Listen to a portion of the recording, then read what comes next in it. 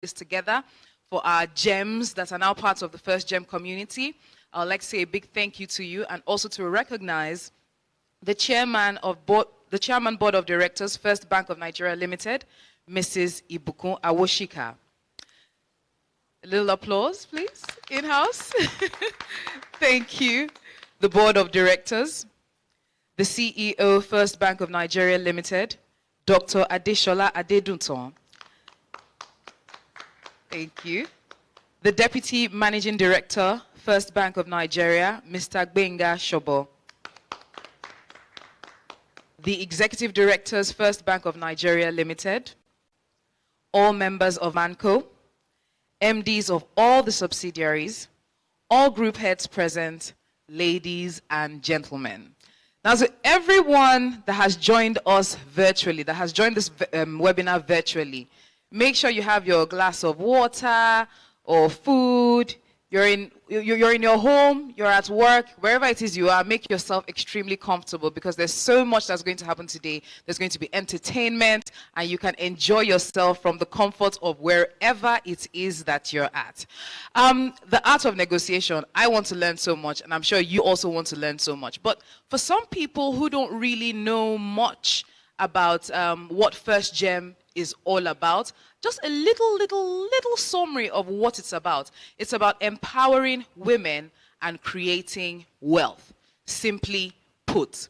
And I know that as at the last time I checked, we've had over 5,000 people that had registered to be part of this webinar. And they got access to the live Zoom right now. But so many people are saying, oh goodness, why did I procrastinate? Why did I waste so much time? I should have registered when others were doing this. Not too late for you. What you can do is to go to YouTube and type in First Bank Nigeria. You will see a live feed up, so you can participate on YouTube. But for our Zoom community, those who registered and are live with us on Zoom, you can send in your questions to all of our lecturers that will be here present today. Send in questions. We will try to answer as many as possible. And if we cannot answer all of them, not to worry. Answers will be on the First Bank portal. So make sure you send in those questions for everything it is that you need to know about today's theme, which is the art of negotiation. It promises to be an interesting day. I cannot wait to hear so much from all of our speakers from around the globe. And now I'm going to welcome the MD CEO, First Bank of Nigeria Limited, Ms. Dr. Adeshola Adedunton, to give us our welcome speech. A round of applause for him. Thank you very much. Keep the applause going, please. Thank you. You're welcome, sir.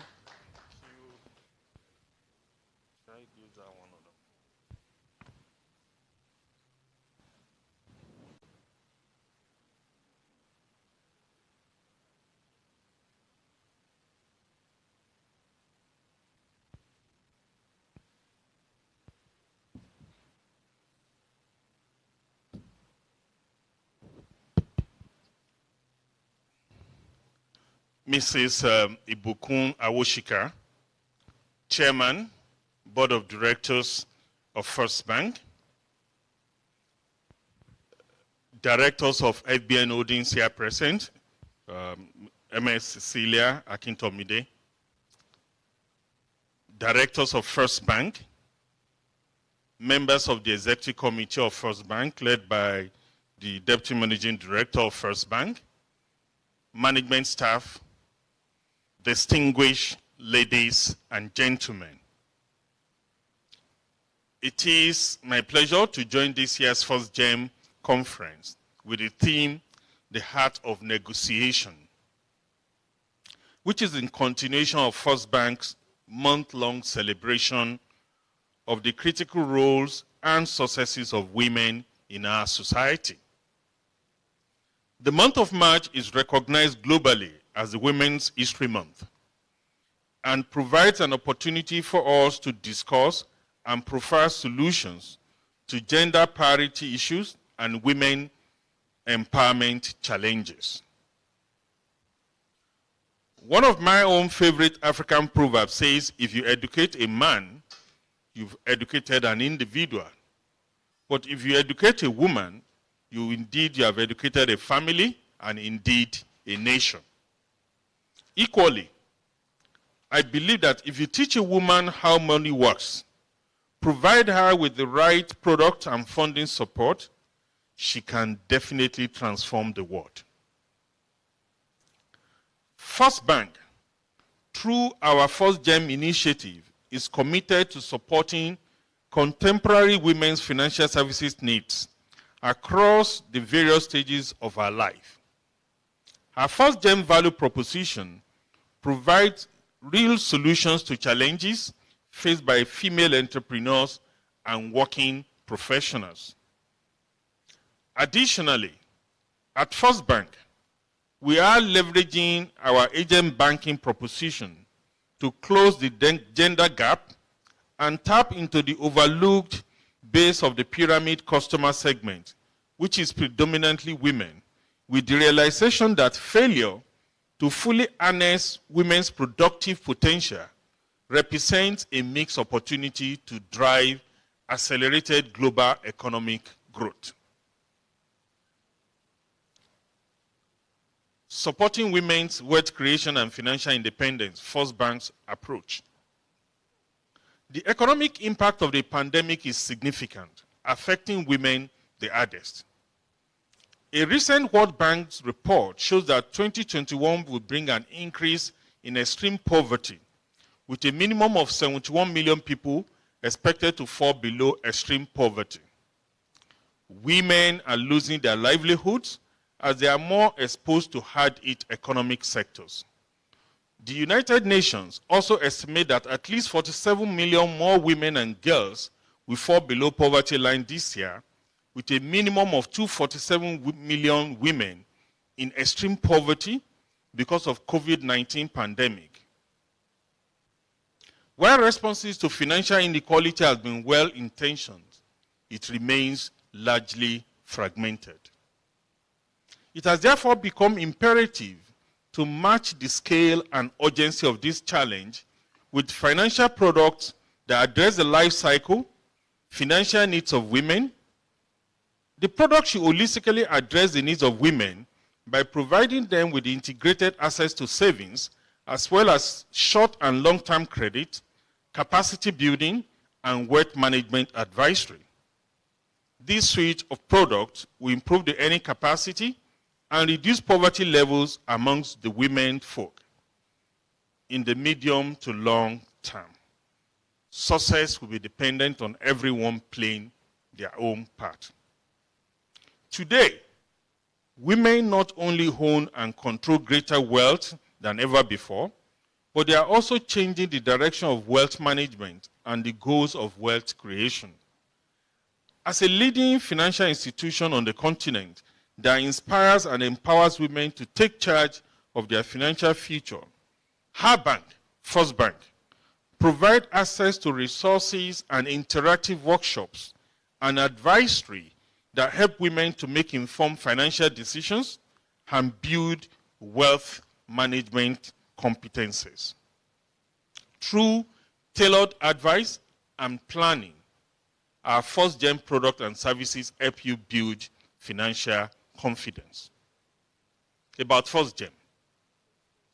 In the last 5 years, our FirstGem initiative has served to foster the empowerment of women across the socioeconomic strata with implementation across 3 pillars: the FirstGem platform for women, value proposition including capacity building, affordable finance, access to infrastructure, market visibility for women, medium and small-scale enterprises.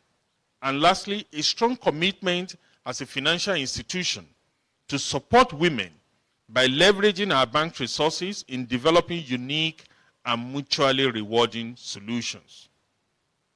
Today, our work is more important and impactful than ever. A review of the performance of the FirstGem initiative shows the effectiveness of our efforts to elevate and empower the Nigerian women. In 2020 alone, we gave out loans of about 58 billion to over 81,000 female entrepreneurs and professionals. Empowering women via our agent banking proposition is one of the outcomes of the FirstGem initiatives. Across our agent banking network, which is the largest verified banking network in Nigeria, we have about 24,500 female agents, representing about 28% of the agents in our network. And it gives us much joy to see that more women are embracing this proposition and getting empowered. The FirstGem Initiative takes an inclusive approach to empowering women to make confident and sound decisions with respect to their businesses, family, and future. Whether you are the primary financial decision maker, a partner, or financially independent, the time is now for you to power your own financial sources by being part of the FirstGem Initiative. Open a FirstGem account and join the FirstGem community. Finally, as we close out on the activity that celebrates the women folks this March, I would like to restate that at our bank, First Bank, we remain resolutely committed to providing products and services that will allow our female customers and employees to thrive and attain their maximum potentials in business and in their career. Let us work together to make 2021 count for women everywhere. I thank you all for your attention, and we all look forward to a very productive session today. Thank you. Thank you very much, Dr. Adishola. That was very lovely, hearing all the good things that First Bank has been doing for so many women across Nigeria. If you're just joining us virtually, especially my virtual family, if you're just joining us, it's not too late. You're still welcome to the party. Share your links with your friends. If they did not register for the webinar, tell them that they can just click the link on YouTube, First Bank Nigeria, and then they can get to watch everything that it is we have. They can get to watch everything it is that we have in store for them today. So please do that now. Be prepared. There's so much that we have in store for you. Some weeks ago, there was a call to action made for the seed fund. Somebody today is going to be going home with 1 million naira to help boost her business. It could be you. So don't miss out on this. We will have some people that were nominated to come in to pitch. We have judges that will be here today that would say, this person pitched well. Let's give her this 1 million naira. And it's from across Nigeria, not just Lagos alone. So I want you to stay tuned. Don't go anywhere. We have so much in store for you.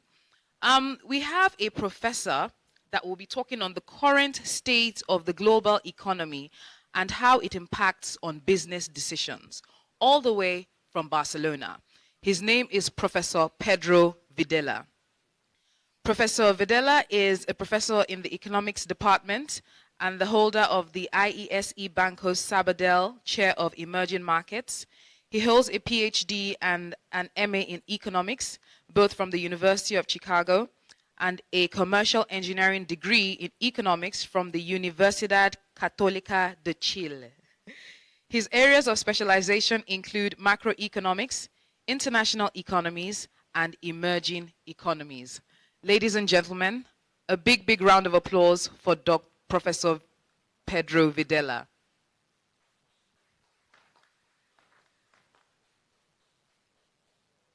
Hello, Professor.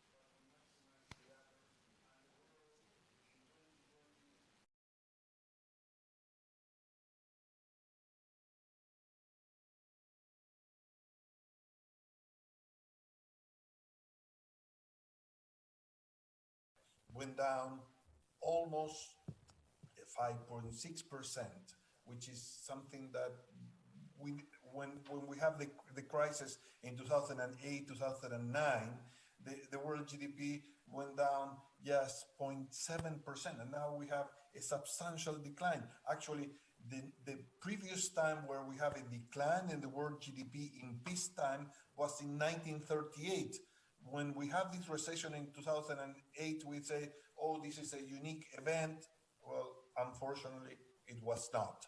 We have this substantial decline that affect most of the countries of the world. Here, in the right-hand side, in the red line, the IMF told us that in 2020, roughly 90% of the countries of the world went into recession. 90% of the countries. And this, again, was something that we never expected. Something like, it's like when we have an insurance company and then all the cars get an accident the same. That's the vision of the IMF. I have to help countries, and then all countries go into this recession. So this is the map of 2020 of growth. This is the map how the world grows. And you can see all the countries that have declined in the year GDP growth. As you can see, China grew 2.3%. Therefore, the IMF say China didn't have a recession. Well, you have to be careful with this, because the definition of recession is having 2 quarters on negative growth. But that definition, it's a textbook definition. What the more relevant definition is how far is the country for the potential growth. And maybe if China can grow at 6.5, 7%, maybe if growing at 2.3%, that gap, that spread between the actual growth and the potential growth, it's putting China also in a recession, growing at 2.3%. So this is something that we have to be very careful. But you can see how awful it's a world in 2020.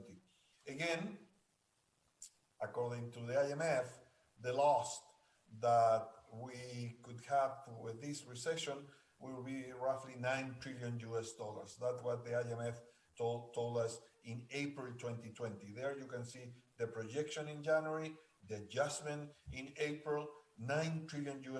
That is roughly 8% to 9% of the world GDP. But then in October, the IMF told us that the loss in growth will be up to the end of 2021. Maybe if we don't recover, this loss will continue, of $13 trillion.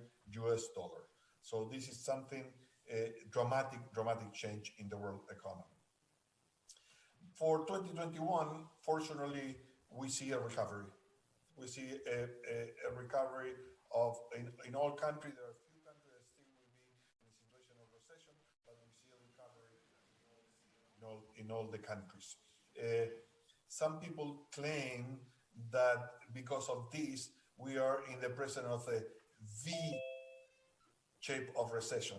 They use letters, the letter V shape recession. Well, all recession is a V shape, because when you go down, you have to go up. So they come up with this V shape of recession, looking at what the growth of this quarter compared to the last quarter.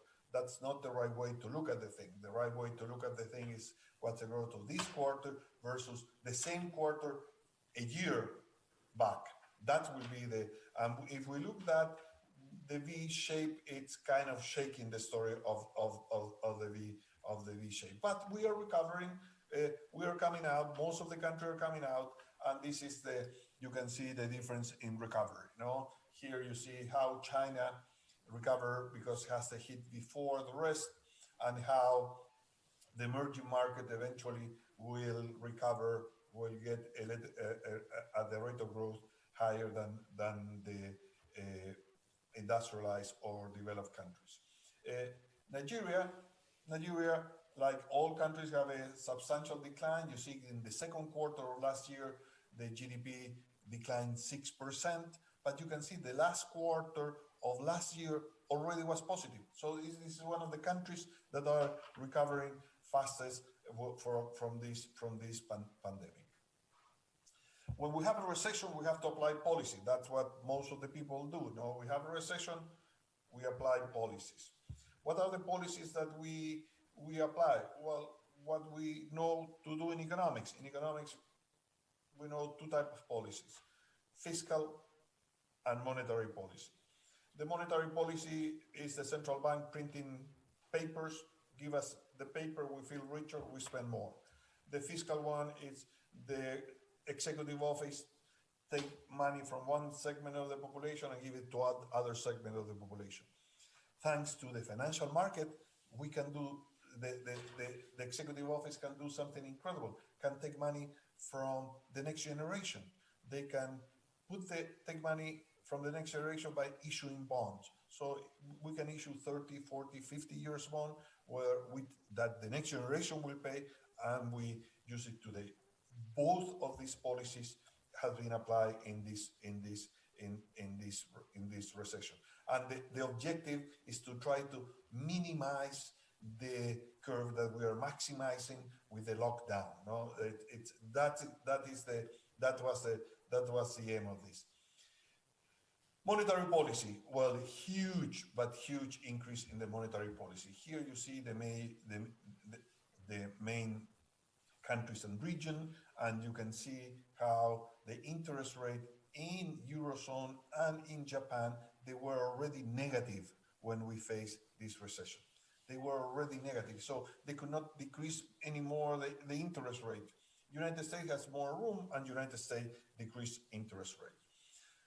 Because of the central bank already were in negative levels or very close to zero, the policy that was followed, it's already known to us. It was not known before the Great Recession of 2008. Quantitative easing. That's the name of the policy. And an orthodox policy that implies that the central bank, given that cannot push the interest rate down, will start buying bonds from the private sector and the public sector. And this what, the same way that we did it in the financial recession, we did it this time. So let me show you how we did it. Here is the money supply of United States. This is a trick of economics. It's called monetary base, meaning this is what the central bank prints. Then the banking system, by lending and borrowing, creates more money. But this is what the central bank does. As you can see here, until 2008, the money supply was roughly 800 billion in United States. That was the money supply. Then 15 September 2008, Lehman's brother went belly up, and Mr. Bernanke, that was in charge of the central bank, started buying all the bonds of the banks. This is what was called quantitative easing 1. Then, in order to save the problems of the real estate sector, he started buying mortgage-backed securities, and this is quantitative easing 2. And then Mr. Obama started having a substantial deficit in the fiscal deficit, and the central bank, the Fed, started buying treasury bills, bonds from the government, and this is quantitative easing 3. And then we thought that by 2019, the recession was already gone. We have to take this money out. And Mrs. Yellen, that at that time was head of the Fed and today is Treasury Secretary, Mrs. Yellen, started to take money out. But then came the recession and we start pumping money again. So this is, look at the thing, we started with 800 billions, we end up for more than 7 trillions. So this is an incredible tsunami of liquidity, money pumping by the Fed. What the ECB did, something similar. You can see here, again, in 2007, the money supply of the monetary base of the ECB was 1.5 trillion. Today, it's 7 trillion. Here in 2012, at that time, in the central bank.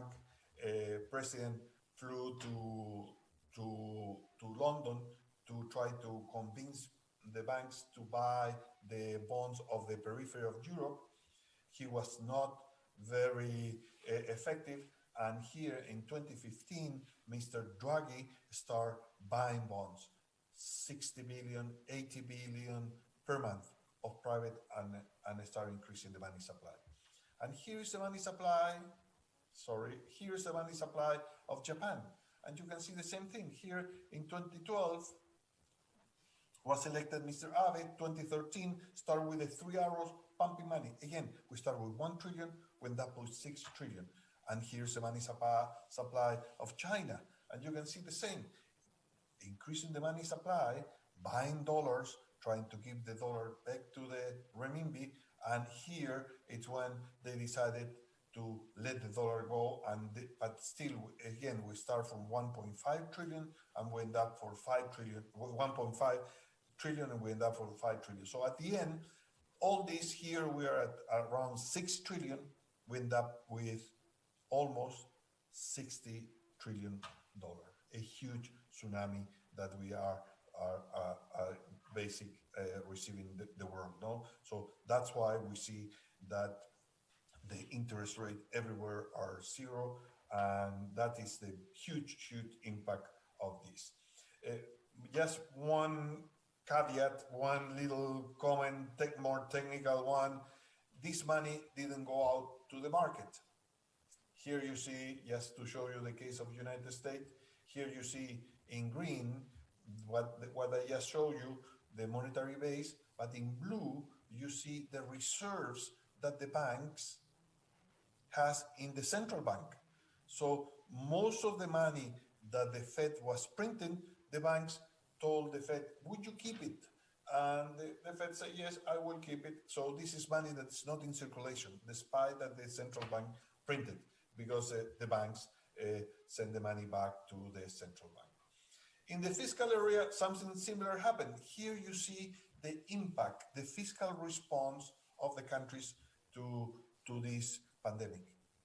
So this is not only the direct fiscal government expenditure or declining taxes, there were not too many declining taxes, but all the loans and equities and guarantees to keep the world moving around. No? So this in countries like Germany is 40% of GDP, Italy 38% of GDP. You see the substantial increase on this, creating huge fiscal deficit. The discretionary fiscal stimulus, just the fiscal stimulus, it's here. You see, it's mind-boggling. We have never seen something like this in terms of increase in GDP. All this imply that all these countries are having a substantial increase in government debt. And then come the issue, how we will pay this debt, but that is a substantial increase. We are in a great recession, we have to do something, that's what we do. The next question that we're looking at this say, why don't we see the interest rate going up? If the governments are borrowing and borrowing and borrowing because they are issuing bonds, why don't we see interest rate going up? Well, because now this policy managed with the previous that we just saw is the central banks that are buying the bonds. So it's just printing money to buy the bonds that the fiscal deficit is created. That's how these countries are surviving. And this is a substantial increase that indicate the substantial increase in the money supply. So this is the policy that we apply for the future. What are the worries? No? And here I have a wall of uncertainties. No? The first one is when we will see the light at the end of the tunnel, when we will get that herd immunity, when we will get that vaccination. Here you see, so at the end of the tunnel, especially for countries like Spain, where am I now, it's the vaccination is the key to go back to tourism, to restaurant, to bars, to all these activities that are roughly 15% of the Spanish GDP. Everything is closed. The whole economy goes down in that thing. Well, here you see Israel already has given more vaccination than the population, 1.1 per 100 person in the population. But here you see the other country. We're still very behind in this process. Although countries are improving, we are extremely behind in this process. And this is especially true in the European Union. United States speeding up, United Kingdom, it's already in 40% of the population, but it's very slow in the European Union. It's not here, but in the case of Germany, in the case of Spain, out of 100, how many people have been vaccinated? Between 2 and 3. That's the number. So it will take a long time to try to go to this immunity, this immunity. And here you see that is what is good, that the fatality rate is declining, and it's been declining and keeping low. Although the cases are increasing, the fatality rate have been declining. But still, we need that vaccination to solve this problem. The second element in this wall of uncertainty, what will be the impact of this monetary tsunami? This is a very relevant question, because maybe people say, why we don't have inflation? Well, maybe we have inflation. Maybe we have inflation not in goods and services, but we have inflation in assets. What asset? For example, government bonds. Let me show you some data on the European Monetary Union. If I want to buy a 30 years government bond in Germany, today the interest rate of that bond is negative. So I have to pay Germany to lend money to Germany. I have to pay Finland to lend money to Finland. I have to pay Netherlands at 30 years to lend money to these countries. Why is this? Because the price of the bond is on the roof. Why the price of the bond on the roof? Because the central bank is buying. It's there. Mr. Draghi bought directly and indirectly through collaterals more than 50% of German bonds. So the price is in it. And you can see countries like Spain, that its debt is growing at a fast rate. Still, if I want to lend money to Spain at 7 years, I have to pay Spain. So this is an incredible bubble that we are seeing in these bonds. And what's the implication of this bubble? That we transfer to other bonds. Here you see that at the end of 2019, beginning of 2020, already we had that roughly 25% of the bonds sold were at negative interest rate, and 50% of them were low, that one interest rate, but it's nominal. In real terms, was negative. So all the bonds, that 50% of the bonds were paying negative real yields, and this is through these incredible policies that the countries are following. Now, we saw before that the banks are not lending all the money. And so the question is, why the banks don't lend the money? Well, the banks don't lend the money because the interest rate is going to zero. If you have zero interest rate, you don't have the spread. The spread indicates the possibility of the banks of making money. They borrow at one rate, they lend to another rate. If the interest rate goes to zero, the spread disappears. So you can see here in Europe, if you take the prices of the banks in the market, meaning capitalization, and then you take the prices of the bank in their accounting, the book price, capitalization, our book price in Europe is 50%. So the banks in the market are worth half of what are worth in their accounting. Why? Because they cannot make, their business has disappeared. Many Spaniard banks, the main ones, although now we have a new that is bigger, how they have survived? They have survived mostly in emerging markets, in Latin America, most of them. That's the benefit that they had moving to Latin America. And finally, I don't want to go all the stock markets you see here in United States, all the stock market, when we have the increase in the money supply in March to react, all the stock market started to boom. And this happened in, in emerging market, advanced economy, everywhere you see the booming of the stock markets. You know?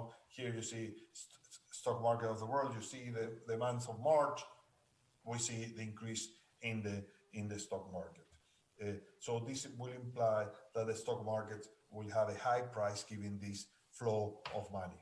Robert Shiller, who is a Nobel Prize of Economics, always is raising the hand and say, be careful with this, be careful with this. So he calculates a price earning ratio. That's the way how people, finance guys, try to see how expensive are the stock market. So they look at the price of the stock versus what the stock will give you, the earnings. If the price is substantially bigger, what will give you the earnings, that means that this is too expensive, no? So this is, Mr. Schiller calculate that stuff, and as you can see here, in the last 100 years, there are 3 periods where this measurement of price earnings have gone to 30.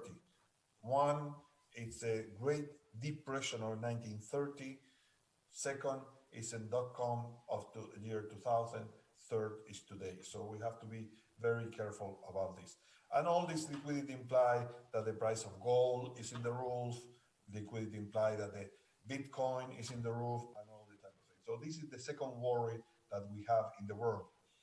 This is very relevant for countries, for emerging markets, because this increase in prices is transferring now to increase in consumer prices. If we have an increase in consumer prices, what will imply that the Fed and other central bank of developed countries will have to react to this increase in consumer prices. How they will react? Increasing the interest rate. What will happen if we have an increase in the interest rate? That money that flew to emerging markets at the increase in interest rate in the United States will flow back, will fly back to United States. And that will imply capital outflows and depreciation of the local currencies and problems on balance of payment stability. No? The other problem is the debt. As I mentioned before, huge accumulation of debt. Here you can see what is the level of the debt of the country. United States arriving to 150%, the Eurozone to 100%, Japan to 150%, China to 60%. So this is an incredible increase in the debt. And this debt is higher in advanced economies than in emerging markets. In advanced economies, the debt it's at the level that it had in World War II. So it's an incredible increase in the debt. You can just check the case of United States. United States, the debt is above 100%. Last year, the fiscal deficit of United States was almost 2 trillion US dollars. So it's larger than the Spanish GDP. And then other countries like Spain, Italy are also increasing their debt. The question is here, will these countries be able to pay this debt? And big question mark on this too, because that will imply instability around the world. Here you see the total debt of the countries, and you can see that the private and public debt in countries like Japan arrive to 400%. Now this is a very high level of debt. So this is something another worry that we have to have. I have 5 minutes, so let me jump ahead. Another worry is what's going on in China. China, it's growing at a rate, as we saw before, it didn't have a recession last year, and this year will go 7.3%. Given the huge fiscal stimulus in the United States, the Americans will take this money and will buy goods. Part of the goods that they are going to buy will be import goods.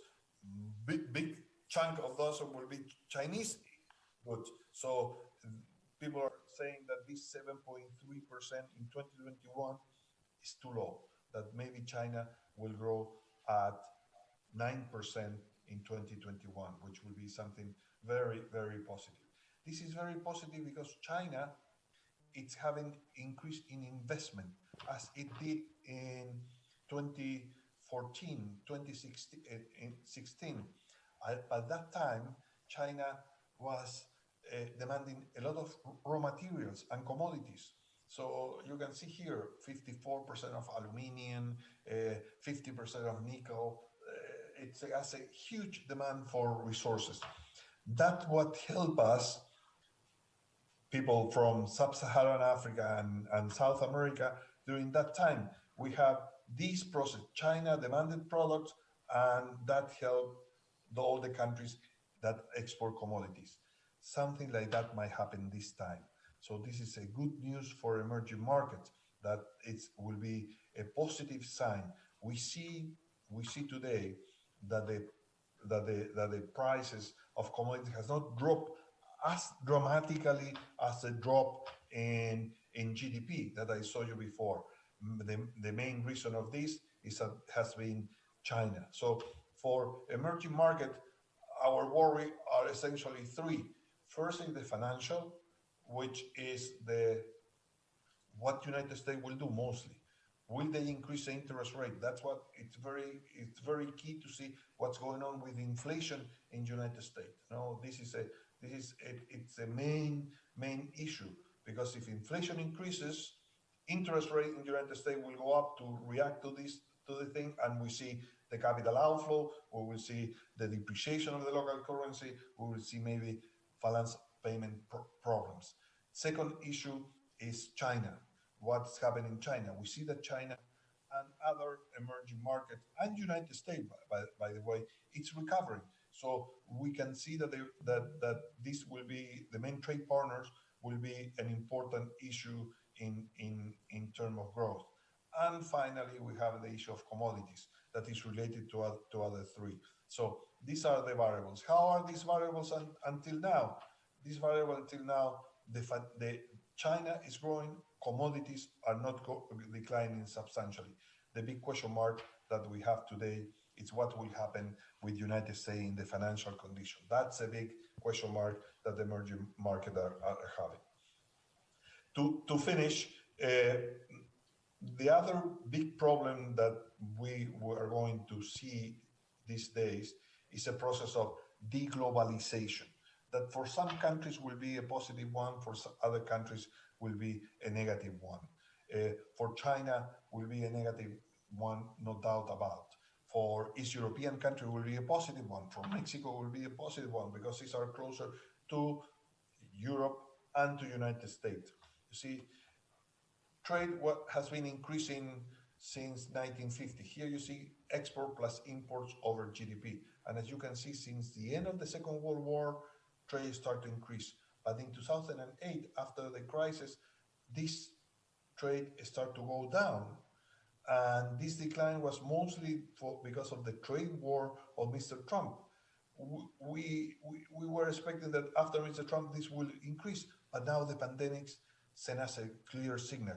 Maybe it's not good to be that much globalized. Maybe it's better to hedge about this globalization. So what we are going to see in the world, it's likely that we are going to see now some supply chains that will be much shorter than we have seen until now. First, there are emerging markets that are growing fast and will grow fast. Many of them in sub-Saharan Africa. Secondly, it's a demographic trend. Today we're 7.5 billion people in this world. The United Nations tell us that by 2100 will be roughly 10 billion people. Of this increase from 7.4 to 10 billion, and then we will see a plateau, not further substantial growth, 75% of that growth will be population in sub-Saharan Africa. A huge possibility of growth in that way. That will imply change in this supply chain. Then we will have environmental trend. Now everybody's worried about the CO2 footprint. You cannot bring things for the other side of the world because they have huge CO2 footprint. If the United States join the Paris Agreement and we have a more cohesion world, that will be an important element. Then we have the pandemics. You see people in many places where say we don't have ventilators, we don't have masks. Who has those? Why don't we have different suppliers? That will change. And the final two is international trade policy. We will see more and more regions imposing constraint to capital flow, to flow of goods, trying to develop domestic industry, and technology will make a big change. Many of the activities that now United States or other developed country can outsource from the emerging market, they will be able to do it through any sort of technological progress, automation, artificial intelligence, whatever, and that will be. So this is the other big change that we see in the world today. Okay, I'll stop here, and so we open to questions. So I already passed my time, so let's stop here. Thank you very much. Thank you very much. Thank you very much, Thank you very much, Professor Videla. We have a question from Penny. Now, Penny asks, how I would like to ask as to what advice would you give to normal people who want to take advantage of the current economic status and benefit from the current status? Okay.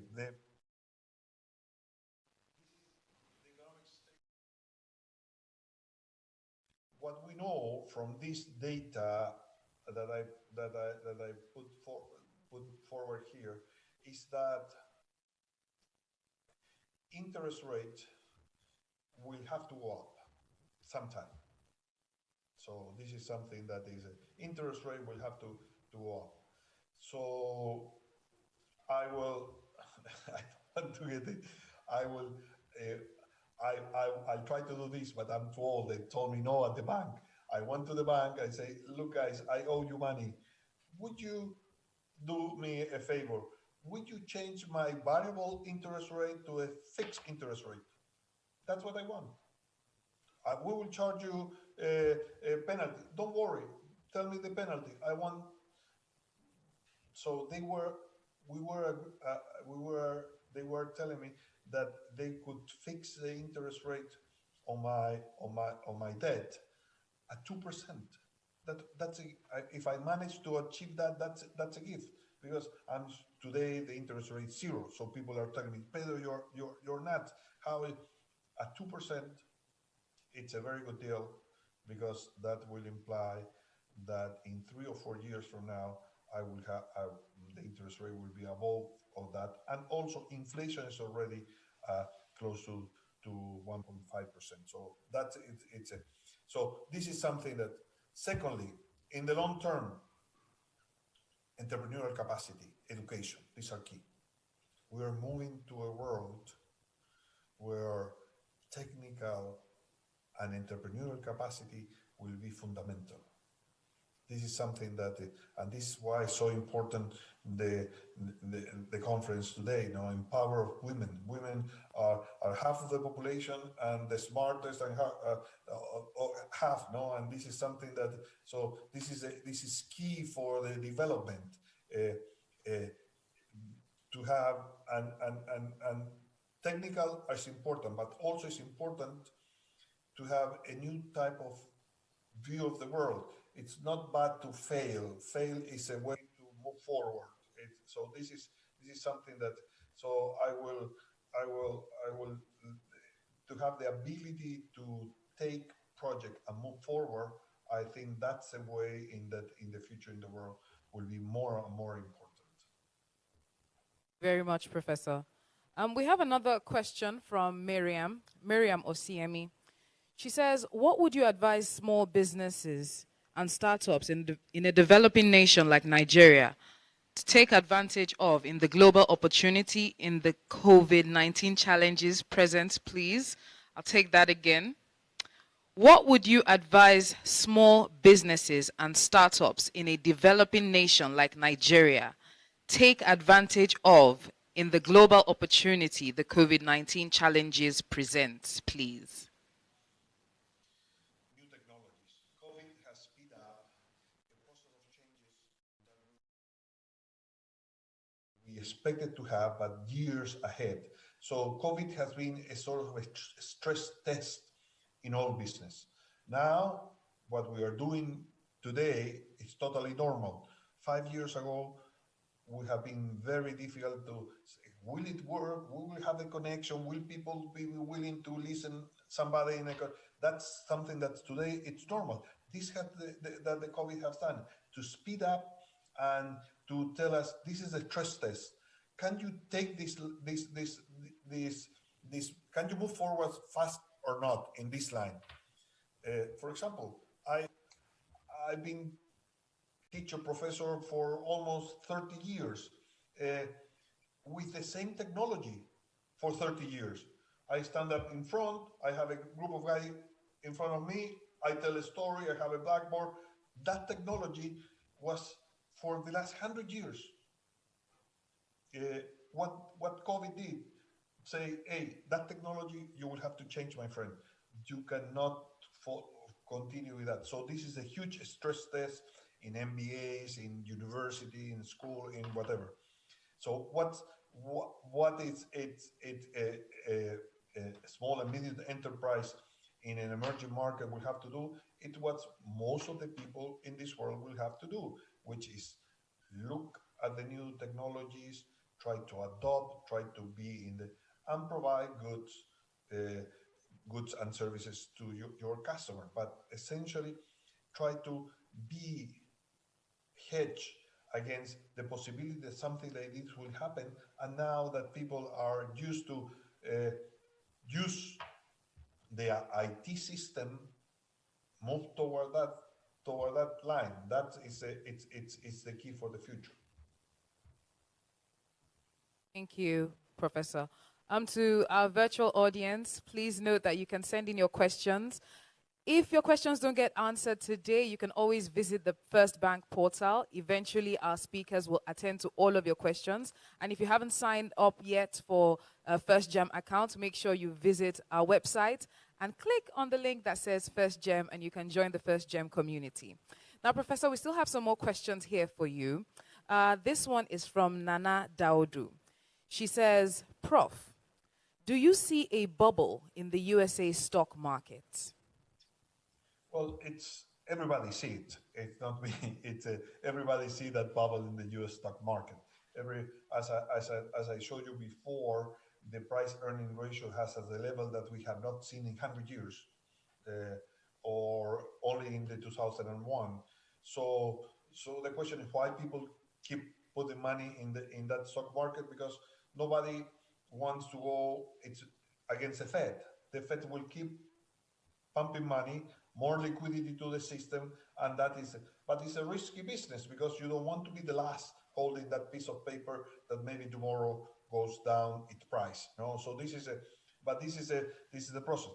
Anyhow, we have seen in the last 2 quarters a sort of adjustment in the stock market in the United States, not the full adjustment, but some adjustment in the stock market, and we are seeing now in the bonds, 30 years bonds, that the yield curve is becoming steeper and steeper and steeper, meaning the interest rate on 30 years is increasing.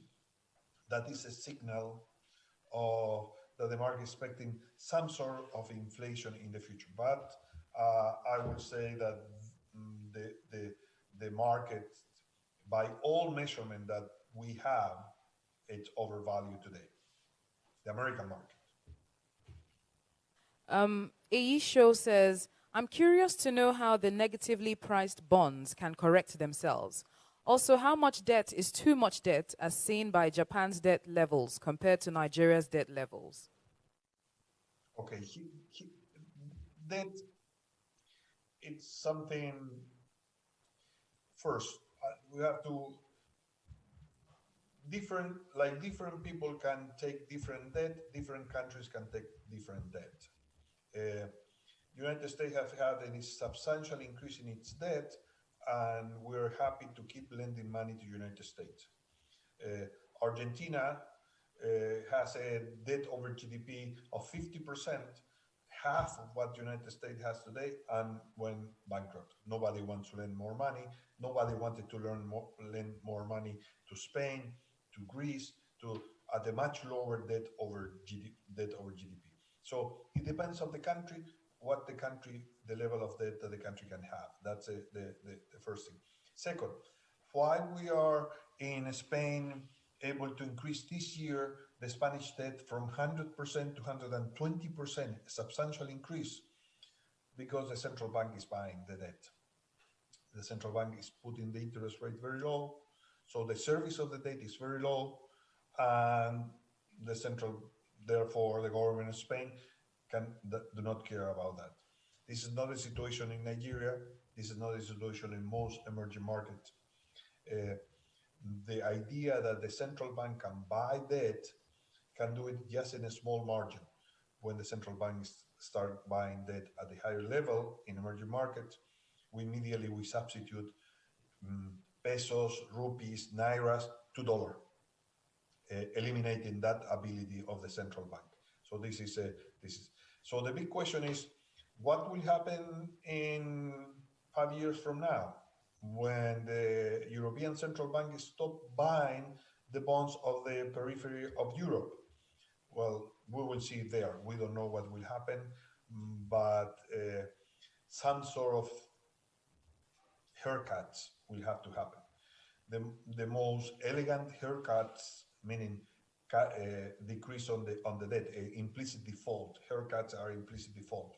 The more elegant haircuts can be twofold. First, that we have a level of inflation equal to 8-9%, which is, I'm from Chile, that is peanuts for us Chileans. No, that is the inflation that we have in a weekend.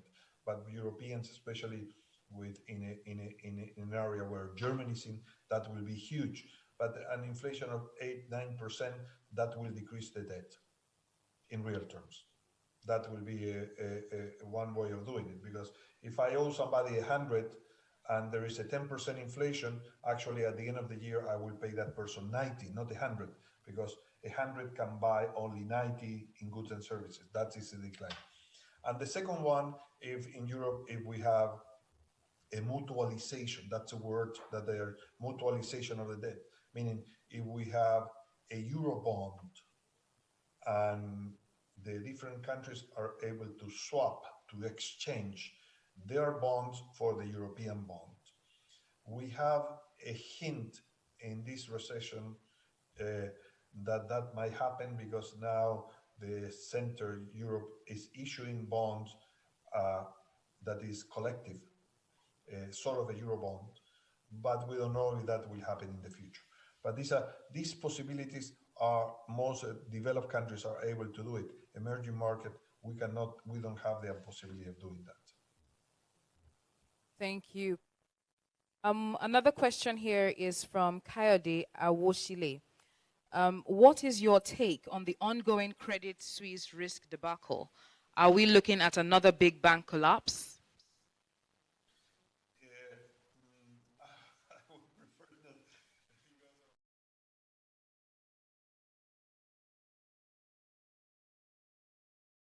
links with that bank, but I would say bank collapse, it's very difficult that will happen.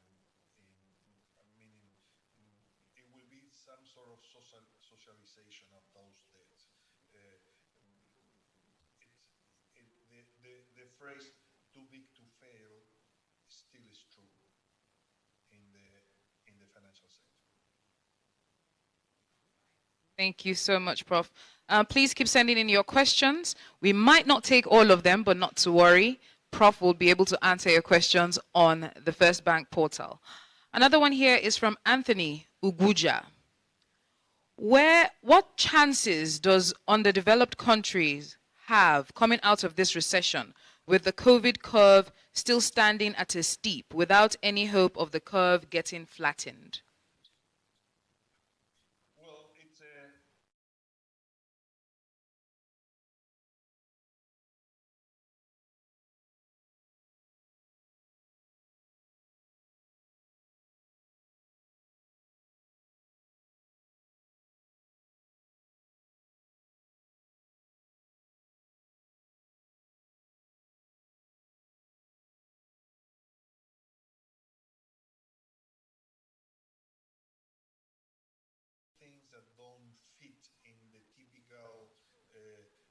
contamination of a virus. No, we'll see that the impact in many sub-Saharan countries has been very low.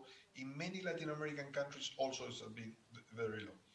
So what are the learnings? The learnings that to use a middle-age technology to attack this germ uh, has been extremely costly, and we have to study if that is the best way to do it.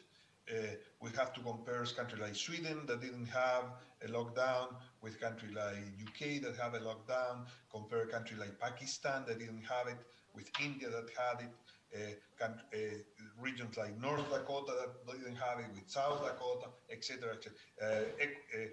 Uruguay that didn't have it, Argentina that had it. So this we have to learn about this very much. But the recovery will be very unequal, and that's a big problem. One of the big hits of this recession, of these pandemics, is that inequality in the world will keep growing and will be dramatic increase in inequality across countries. No, people that have high human capital and can work, they have many computers and their kids can go to school online, they suffer less. People that need to have a work of service, serving in a cafeteria or working in the street or whatever, they have a much deeper shock. So this shock that applies to countries apply inside the country, apply also to countries. And this is the big problem of this pandemic. Inequality will keep growing at a fast rate. Okay, thank you. Hope everyone who has asked questions, hope they've been answered to your satisfaction. Still, if you have some more, always send them in to the FirstGem portal. And now we're taking another question from Oladipupo Omodara. Oladipupo asks or says, it's obvious that majority of emerging economies do not have enough government bonds or debts to enable them make use of debt monetization as a means of recovery like developed nations. Also, hope of increased exports of resources is not immediate. What do you advise as short-term recovery measures for developing countries? Well, we have the hands tied. This is the big problem. And this is why this recession is so dramatic, so profound. No, we cannot use fiscal policy freely like the developed countries are using. We cannot have pumping of money because that will imply inflation, that will imply devaluation, that will imply capital outflows. This devaluation does not imply that we will get better competitiveness because this devaluation brings inflation. So although our products become more competitive, the cost of producing our products also goes up because of inflation. So this is a very complicated situation. So what's the first thing that we have to do? Have clear and transparent political and institutions so we can get part of the huge tsunami of liquidity of the North flying into our countries. Why, why anybody will want to invest in a bonds in Germany that pays zero when there are so many business opportunities in Nigeria, there are so many business opportunities in emerging markets? Why I was willing to buy a bond at zero interest rate or lower? Well, the answer to that is because of risk. Because adjusted by risk, it's not a bad alternative. So emerging market has to decrease that risk, and that implies to improve governance. That is a big step forward. Improve governance to decrease that risk, in order to convince the guys that are buying bonds at negative rate. Hey, come here. We can offer you better deals at a low risk. That is something that has to be done. And this is a long-term situation. So I didn't answer your question because you asked in the short run. That is, in the short run, we are in in tough conditions. The only hopes, again, are commodities, China, and law, and that United States doesn't increase interest rate fast. Thank you. Anonymous says, Professor Pedro Videlo, I thoroughly enjoyed your presentation. Could you please explain the distinction between V-shaped and a U-shaped recession?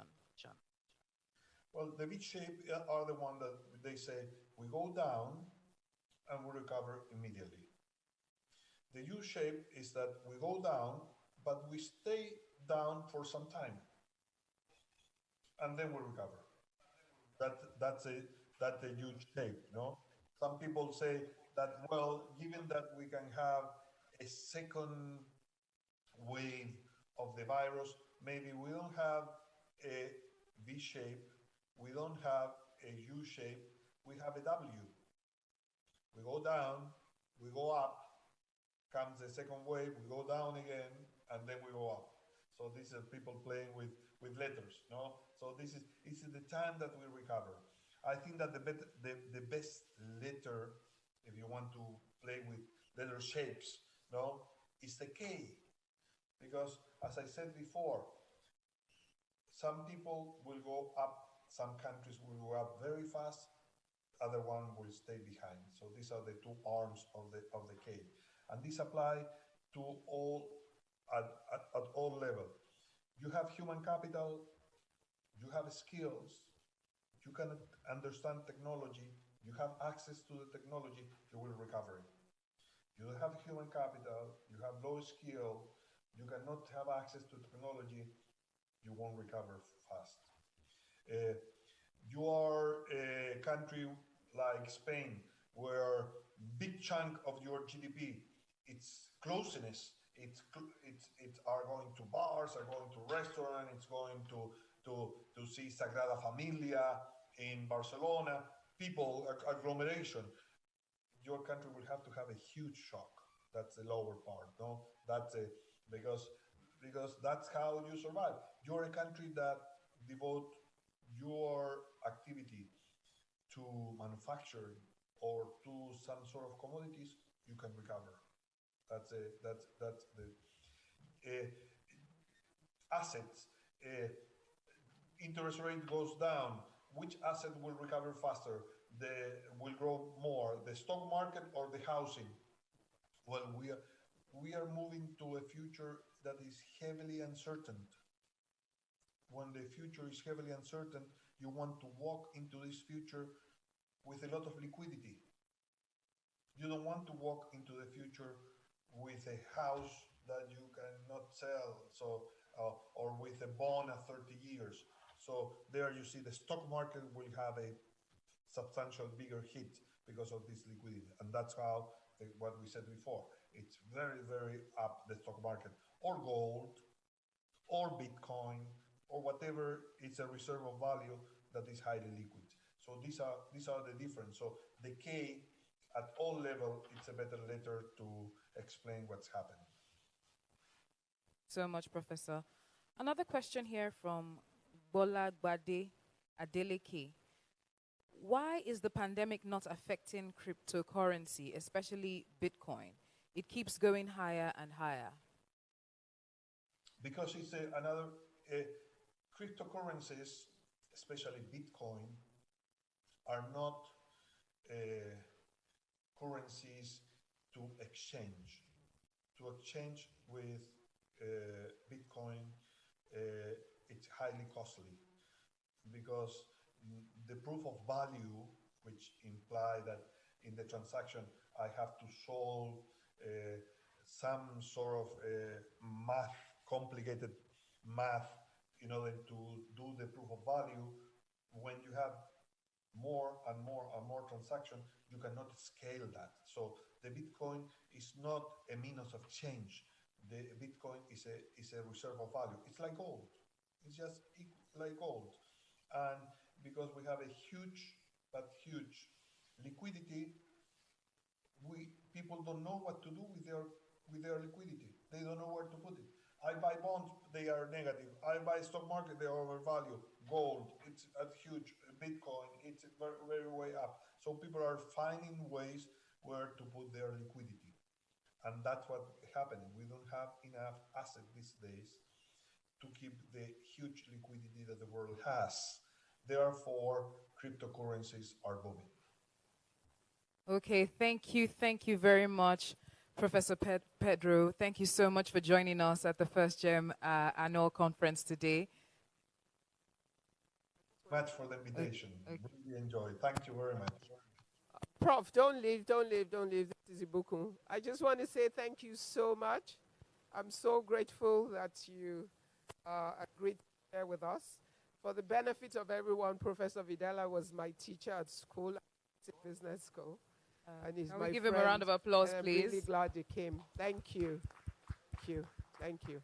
For those who thought this was a bit heavy for them, the reason why we decided to include a global economic session, and I knew that Professor Videla was the right person to do this for us, is because no matter what is happening in Nigeria in terms of your business, if you do not understand what is going on in the rest of the world, you miss it. You have a blind spot. You're unable to understand why certain policies by government or certain actions by financial institutions, why they would make those decisions. But you're also not able to be proactive and to think ahead. And women in particular tend not to be interested in those things. And what we're trying to do is make you understand the things that are critical for you to know so that you can make the most of your entrepreneurial adventure and make the right decisions with your money. So, I mean, listen to part. Cash will be king going into the future. It's telling you, I know we're going to get into the art of negotiation, but Professor Videla already told you about the fact that you'll be key to try to negotiate your interest rates and hold a position because of trends and changes that will happen going into the future. So we can't just act when things happen. It is key we understand the trends, that we can take decisions ahead of international situations, and every international situation ultimately impacts Nigerian situation. And the way we have set the program, we are going to have someone who will take you into the Nigeria situation. So I know a lot of people were saying, no, we need him to bring it home. No, we are going to bring it home. But we wanted to start from the outside and come back in.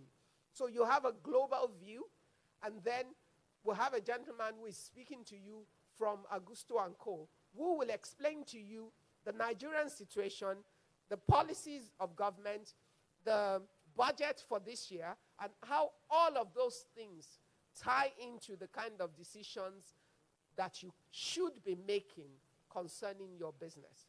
So everything will be linked. And then when you get into the art of negotiation, it's for you to understand how to negotiate yourself in those situations to get the best deal that's in the interest of your business or of yourself. Thank you very much, Mr. Videla, and we're really glad that you came.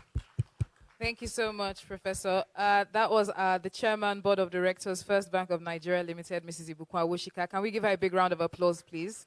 She's here present with us, and she's going to be with us throughout this session.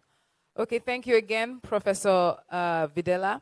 If we have more questions for Professor, all what we have to do is to go to the FirstGem portal and send your questions there, or any questions that you've sent via the Zoom link.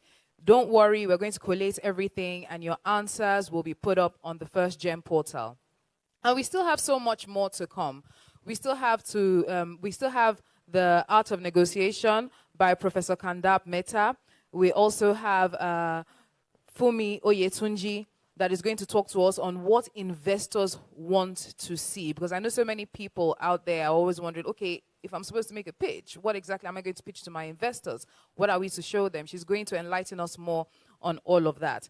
We also have people that sent in entries for the seed fund. Yes, winners are going to be picked today. 3 winners would be picked today.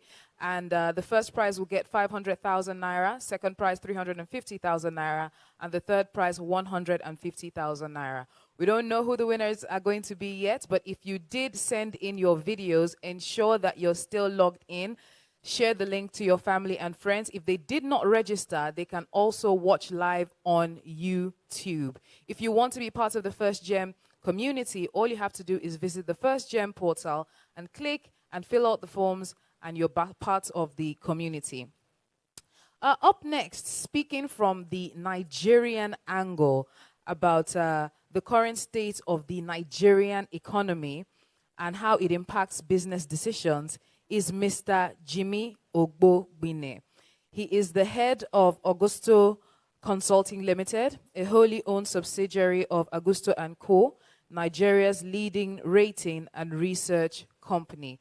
Can we give Mr. Jimmy Ogbobine a big, big round of applause, please?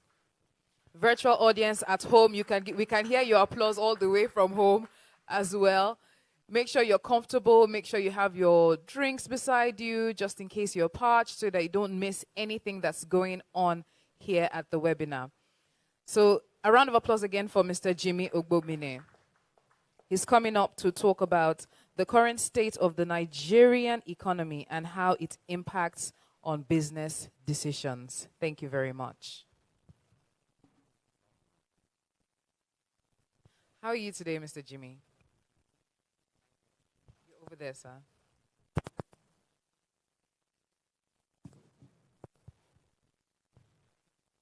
Good morning.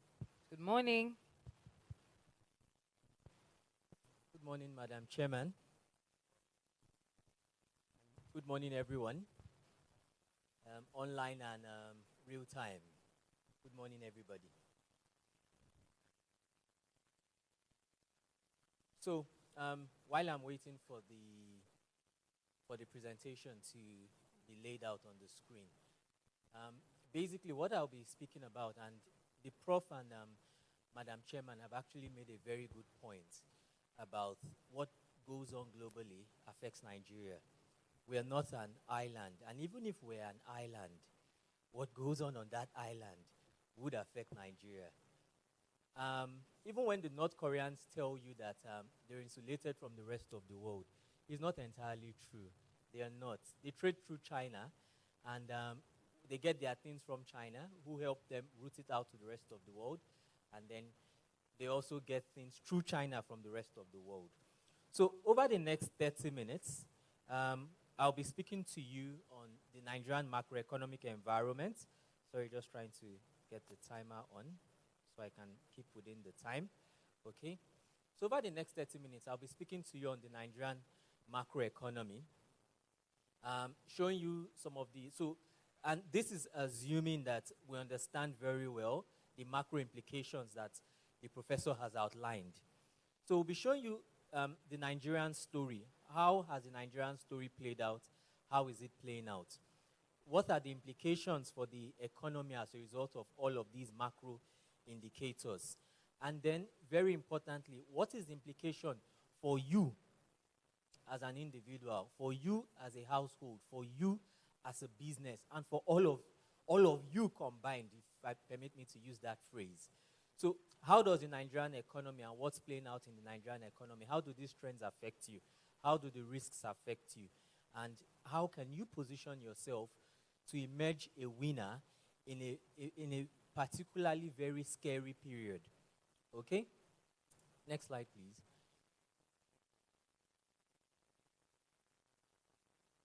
Okay, so we'll be talking about the Nigerian macroeconomic environment. We'll be looking at the external sector. We'll define what that means. We'll look at the finances of the federal government. And we'll also look at the business implications of COVID-19 and how we can build change into our DNAs, our business DNAs, our individual DNAs, basically. We can flip. Okay, flip. Okay, I got this slide quite late last night, or quite late last night. Okay, so I didn't intend to have this, but when I got it last night, I said, okay, it looks very interesting. This time last year, some of us didn't know whether to go see a doctor or go see a psychologist or go see a psychiatrist or go see all of them. Not just because of COVID, but because of the mental siege COVID had created. Particularly for someone like me, what was creating that mental siege wasn't COVID in itself, was the laid-back attitude of society and how people just didn't worry and how people were still debating whether we should lock down or we shouldn't lock down, and people still trying to hug you, people still trying to shake you. And at that time, I'll be wondering, like, don't you know what's going on? Why are you trying to shake me? Okay? And I remember very well coming once to the island for a meeting and meeting people whom I had assumed that, okay, you live in the parts of Lagos that the numbers are quite scary and you're trying to shake me. I really don't know what's going on. Why are you trying to shake me? But how time flies. 139 cases this time last year. 162,000 cases today. But look at the beauty of time.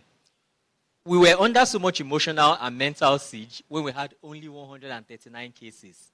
But we're all better off today mentally, not entirely healed, but we're better off mentally today when we have 162,000 cases. Okay? So it just shows you how, with the passage of time, things do happen. We're managing it better. The good Lord has also helped us. Whatever we've done right or wrong, He has helped us and we've managed it. The results are better. It actually feels a bit un-Nigerian, feeling safer in Nigeria today than in the UK. I mean, I never imagined in my life that a time would come when I'll feel safer here in Nigeria than in some of the rich Western nations. And vaccine rollout, the initial call was that Nigeria would not be getting the vaccine until 2022, fourth quarter, or even 2023. But interestingly, vaccines have started. A few of us here in this hall may have even been vaccinated. Even some of the fake news apostles and prophets have started getting the vaccines as well. Also good news for us. It shows that between all of the causes that research has detected on why our COVID case for a country of 200 million people hasn't been so bad, and the vaccine, then I think we'll begin to see less of the COVID effect on the economy. However, as we'll get to see in the later part of the presentation, some trends will remain with us. We're going to remake our lifestyles, or we are remaking our lifestyles without even realizing. A lot of things that have been picked up as a result of COVID will never be going back to the old ways. We'll be sticking with the new ways. So it's still important that while we are getting over the effect of the health issue itself, some of the effects of that health issue or some of the effects of the health issue would remain with us. Okay. Now, what are the effects of some of the effects of COVID that we did see? For the first time in my lifetime, and I may not be too old, I never imagined a commodity like crude oil whereby the seller would pay the buyer. Get that right. The seller is paying the buyer to take crude off him or off the organization. I'm selling my phone to you, and I'm saying, you give me money for taking my phone.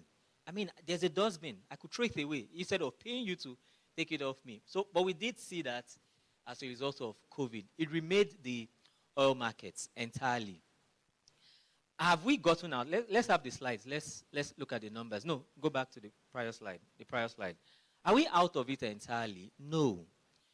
2 weeks ago, a newspaper called me and said, Jimmy, oil prices are going to $70.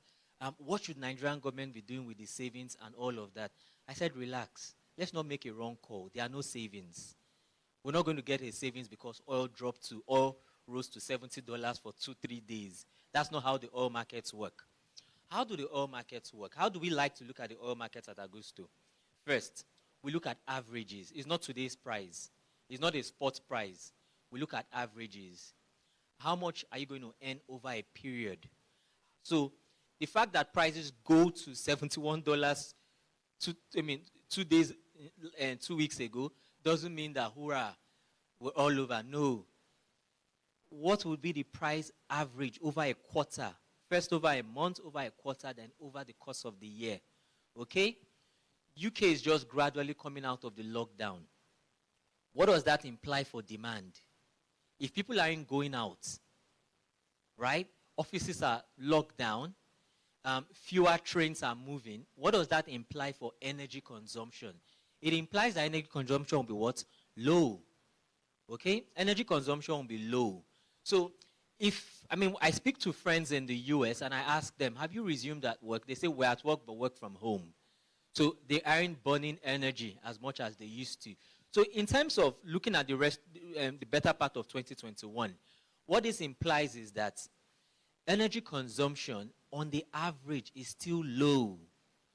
How many people are excited about summer holidays? Fewer than, say, 3 years ago. Which means that if you ask people who are flying down, are the planes full? They will tell you not entirely. So aviation fuel consumption is still what? Low. So there may be trends or spikes that could cause oil to go higher today or tomorrow. The Yemenis could bomb an installation in Saudi Arabia and oil prices tick up. Okay? But on the long term, especially for this year, right? Prices are we're still not so excited about prices. Now, the second factor we also have to consider in the oil markets is this. What OPEC is currently doing is curbing supply to stimulate pricing, because the oil markets are a function of demand and supply. So when demand is low, ordinarily prices should drop. But what OPEC has learned to do is, OPEC, along with the non-OPEC countries, the likes of Russia and Brazil, they formed this loose alliance called OPEC Plus rather. They formed this loose alliance called OPEC Plus. And at every point in time, what they are doing is, let's take out supply from the market, so that however demand may drop, supply also drops with it to create that buffer for us to increase pricing. All right? Now, so for Nigeria, remember that revenue is a function of price times quantity. You look at the price of oil today, and then you look at the quantity of oil Nigeria is exporting to arrive at Nigeria's oil revenues. So even when prices rally for whatever reasons, like I said, Yemen attacking Saudi Arabia, prices rally, Nigeria's oil demand is, our oil supply is what? Low, because OPEC has cut our supplies because they want prices to rally. So they've gone to every single OPEC country, taking off the quota. So we, for instance, 1.8, 1.9 million barrels, 2 million barrels, that's what is like a dream world for us, right? 3 million barrels is too good a dream for us to even imagine at night. So let's stick at 1.8 to 2 million barrels, okay? And now we're down to what? Around 1.5 million barrels. So irrespective of a rally in prices, the cut in supply means that we're not where we want to be in terms of oil revenues. So when you see oil prices rally a bit, don't get excited. Don't think you will call your BDC and you're going to get dollars at 360. No. Okay? Because it's a function of price and quantity. And the quantity right now means that we're cutting quantity as a result of OPEC quota. But let's look at the numbers to see what it will come to. Let's speak more with numbers now. So eventually, we're saying that in 2021, oil and gas export revenues will be around $35 billion, 25 at a worst case, and $35 billion, depending on prices at any point in time. What this means is that Nigeria has entered a period of low oil and gas export revenues. And let me tell us what this means. At about 2014, we're doing close to $90 billion in oil revenues. So let's even go for the best case scenario this year, $35 billion. We're doing more than double of that. That's one way to look at it. Another way to look at it is this. Our diaspora remittances annually, best times, roughly around $25 billion. Okay?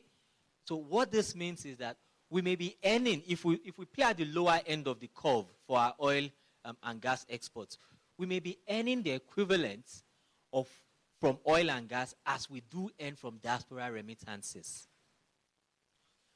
When you see the naira being troubled, especially against major currencies like the dollar, this is the reason why. There's nothing but this. So it's a function of you've got lower oil and gas exports, which means that as a country, you have less dollars to defend the naira. Your oil and gas inflows are lower for you to get the kinds of currency exchanges that you want. Okay? We'll talk about what we can do as an economy as well to fix that. Part of the things is that we have to take the hard reality of the situation. When your oil and gas exports are low, and your exports generally are lower, then you should not imagine that your naira will exchange at a higher value to your dollar, to the dollar. Okay? We have to accept some home realities that this is the reality of the situation. So, secondly, we do not think foreign investment. We think foreign investment will be negative in 2021 due to the current exchange rate strategy. This would also lead to continuous pressure on the naira, and then businesses will continue to be short of FX in 2021. So it's one of the key risks that if you're a delegate here on FirstGem, it's one of the key risks you need to understand going into playing in 2021, that we will continue to suffer these shortages because the fundamentals do not support, a strong rally of the naira against the dollar. Okay? So 2 things here, 3 takeaways we must leave here with. First, we're going to suffer a period of low oil and gas export revenues. Secondly, diaspora remittances will be all the more important for us this year. And you can see the central bank coming in with some very innovative policies. As a bank, we need to say to ourselves, how do we key into this? You can see the central bank. The central bank knows that diaspora remittances will be as important as oil and gas remittances this year. Because like I said, at the lower end of the forecast, we may be equaling diaspora remittances for oil and gas, 25 billion apiece. And then thirdly, the result of these 2 effects is that businesses will continue to suffer shortage of FX in 2021. Next slide. Okay, having said that though, there's still, Nigeria, we're never short of good news, however gloomy situations may be. So there's still some glimmer of hope. And what's the glimmer of hope here? As a country, we're not in the kinds of FTY troubles that we just had a global macro class. So permit me to step in a bit into the global macro field. We're not having the kind of troubles that the likes of Argentina did have some decades ago when they had to nationalize foreign currency assets in the country and all of that, and there was shortage of foreign currency. For now, our FCY debt is fully covered by our current account receipts. Okay? So, as a country, we may not have enough dollars to give each and every one of us in this room for our luxuries, either children's education abroad or our travels and all of that. But as a country, we can pay our foreign currency debts comfortably. So we do not have those kinds of alarm bells ringing on us. These are the numbers to show for it. So, here, for instance, our foreign currency debt was only roughly around half, 56% of our current account receipts. For Kenya, of 2019, 189. For Ghana, it was around 77%. Okay? So, which means that in foreign currency terms, Nigeria is not over-leveraged. Okay? As a country, we are not over-leveraged, which means that ordinarily, at this point in time, as a country, we could have been able to comfortably lend FCY to do 2 things. 1, to help shore up our foreign currency position. And 2, to help stabilize the currency market. However, like we'll say in my hometown, there's nothing free, even in Freetown. Okay? So, when you then approach the foreign currency lenders, you would have to part with some form of conditions. If you were to go to the foreign currency market, Eurobond, they won't give you conditions, but they will price perceived and imagined and real risks into your pricing. In other words, we'll be collecting these foreign currency bonds at a higher than usual price because of 2 factors again. First, we're in global macro risk all over the world. This is not about Nigeria. All over the world, COVID has created, special and unseen macro risks. Then 2, Nigeria has also created its own Nigerian macro risk with its own hands. All right?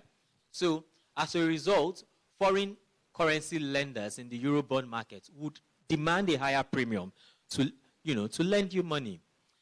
Secondly, we could go to multilateral lenders, the IMF, the World Bank, and all of these other kinds of agencies, they would charge lower.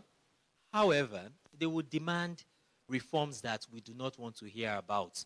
Not necessarily tough reforms, but reforms we just do not want to hear about. What are some of these kinds of reforms they would demand from us? One, and probably the only one, unification of multiple exchange rates. Unification of multiple exchange rates. Okay? So you've got, I mean, sometimes we like to, I like to track the market, not with the name of the market, but with the rate of the market. So I'll say to some people, oh, the 390 market, the 480 market, and I'm sure you know which of these markets that already. So that's how I track the markets. I'll say the 480 market, the 390 market, and any other market in between. Okay? So the multilaterals will demand a unification. We do not want a unification, not because of economic reasons, but because of political reasons. Then it throws risks to businesses. We have to manage these risks. As businesses, we're not political activists, so it's not our battle to fight it. We just have to learn to manage it. Whether we like it or we hate it, we have to learn to manage these risks. Okay? Next slide, please. Now, so that's it on the foreign exchange market. Let's then go into the finances of the central government. We'll also tell you how this affects you. So, yes, we've seen the budget of the government. They want to spend X trillion, and they want to earn X trillion, Y trillion. But we do what we call analyst adjustments on this, on these. So the first we've done is we've said to ourselves that, look, we think the federal government can only spend about roughly around 10 trillion in 2021, earning roughly around 3.5 trillion, which means that we're looking at a deficit. So when you look at your revenue and you look at your spending, if your spending is greater than your revenue, then you end up with a deficit. We've run a chronic deficit for over a decade today, right? So it's Nigerians barely know what a budget surplus is. But for academic purposes, it's the reverse, which means that your revenue is greater than your spending. In our lifetimes, by God's grace, we'll see a surplus again. But for now, this is what the Lord has blessed us with. So let's deal with it. So you're looking at 6.5 trillion in deficits, which means that the government needs to borrow 6.5 trillion to fund the budget. Two things happen when the Nigerian government needs to borrow so much. One, ordinarily, interest rates should go higher because they're borrowing more. And remember, we spoke a bit about the laws of demand and supply. So because they're borrowing more, interest rates should go higher. But interest rates are low now. We'll talk about that. And then secondly, CAPEX would suffer because they'll find out that they can't borrow this much. And then some things are sacrosanct. Have you ever heard of federal government workers being owed salaries? Not necessarily, right? Except maybe there are some functional issues or structural issues, but not because of operational issues, rather. Not because government doesn't have money, because government will borrow to pay. Okay? And then when government borrows to pay, meet its overhead, salaries, and all of that, it then defaults, or let me not default, let me not use that word, slows down on CAPEX, which is why you see that the most aggressively built CAPEX in Nigeria today, infrastructure projects, are Chinese funded. You can argue all you want about why we're going to China. This is why we're going to China. It's the numbers that have sent us to China, okay? 6.5 trillion in deficit. If you want infrastructure, then we have no choice today but to go to China. If we do not want to go to China, then we sit in a country without infrastructure. Finish. So we have to pick our portions between these two. Okay? Next slide. So this is looking at the FGen expenses. Just to throw up a number here, remember we showed you revenue of about 3.5 trillion, all right? There's what we call obligatory spending in Augusto. And what's obligatory spending? It's interest payment by the government, interest on debt it has already incurred. Two is transfers. Transfers are the allocations to agencies like the National Assembly, National Human Rights Commission, Judiciary. These agencies are supposed to be independent of the executive, so you make transfers to them.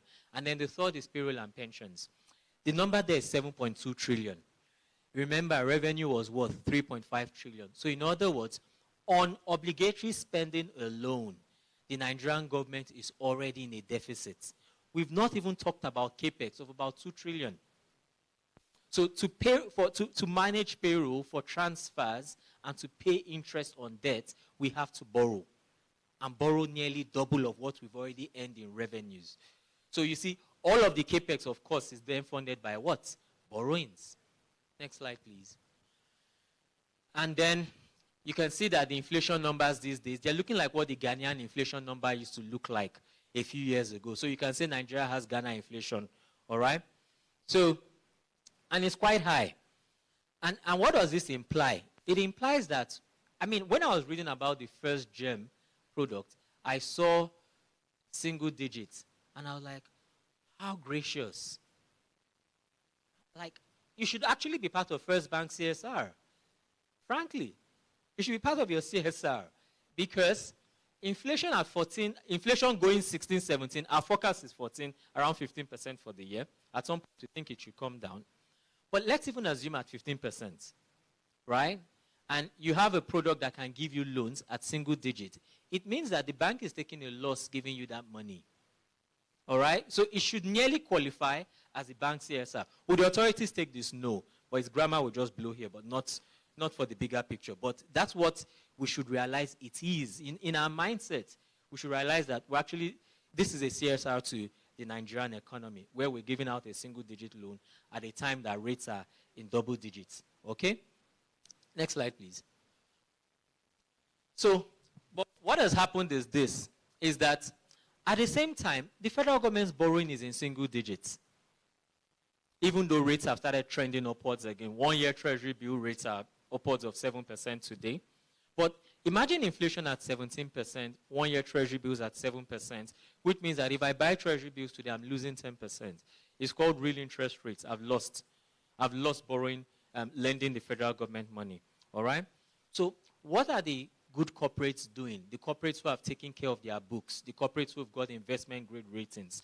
And that's why you see that the debt issuance in the Nigerian market is rallying. It has crossed a ₦1 trillion mark. Okay? It has crossed a ₦1 trillion mark. So as a business on the FirstGem conference, I'll be saying to myself, how do I improve my bankability, right? At this point in time, that when ordinarily interest rates should be much higher than they should because of high risks, because there's so much money looking for investable outlets. Remember, the Prof said so as well in his own speech, that there's so much money looking for where to sleep overnight. Where do I invest money? Is why the assets, is why the stock market rally, is why gold is rallying, is why Bitcoin is rallying, because money is chasing outlets, investable outlets. So this is a time as a business, I will speak about that in the second half, to say, how do I improve my bankability to even look good, to attract this good money that is looking for where to invest. Next slide. Okay, and then GDP growth rate in 2021. We think that we should be able to do 2% growth rate. Okay?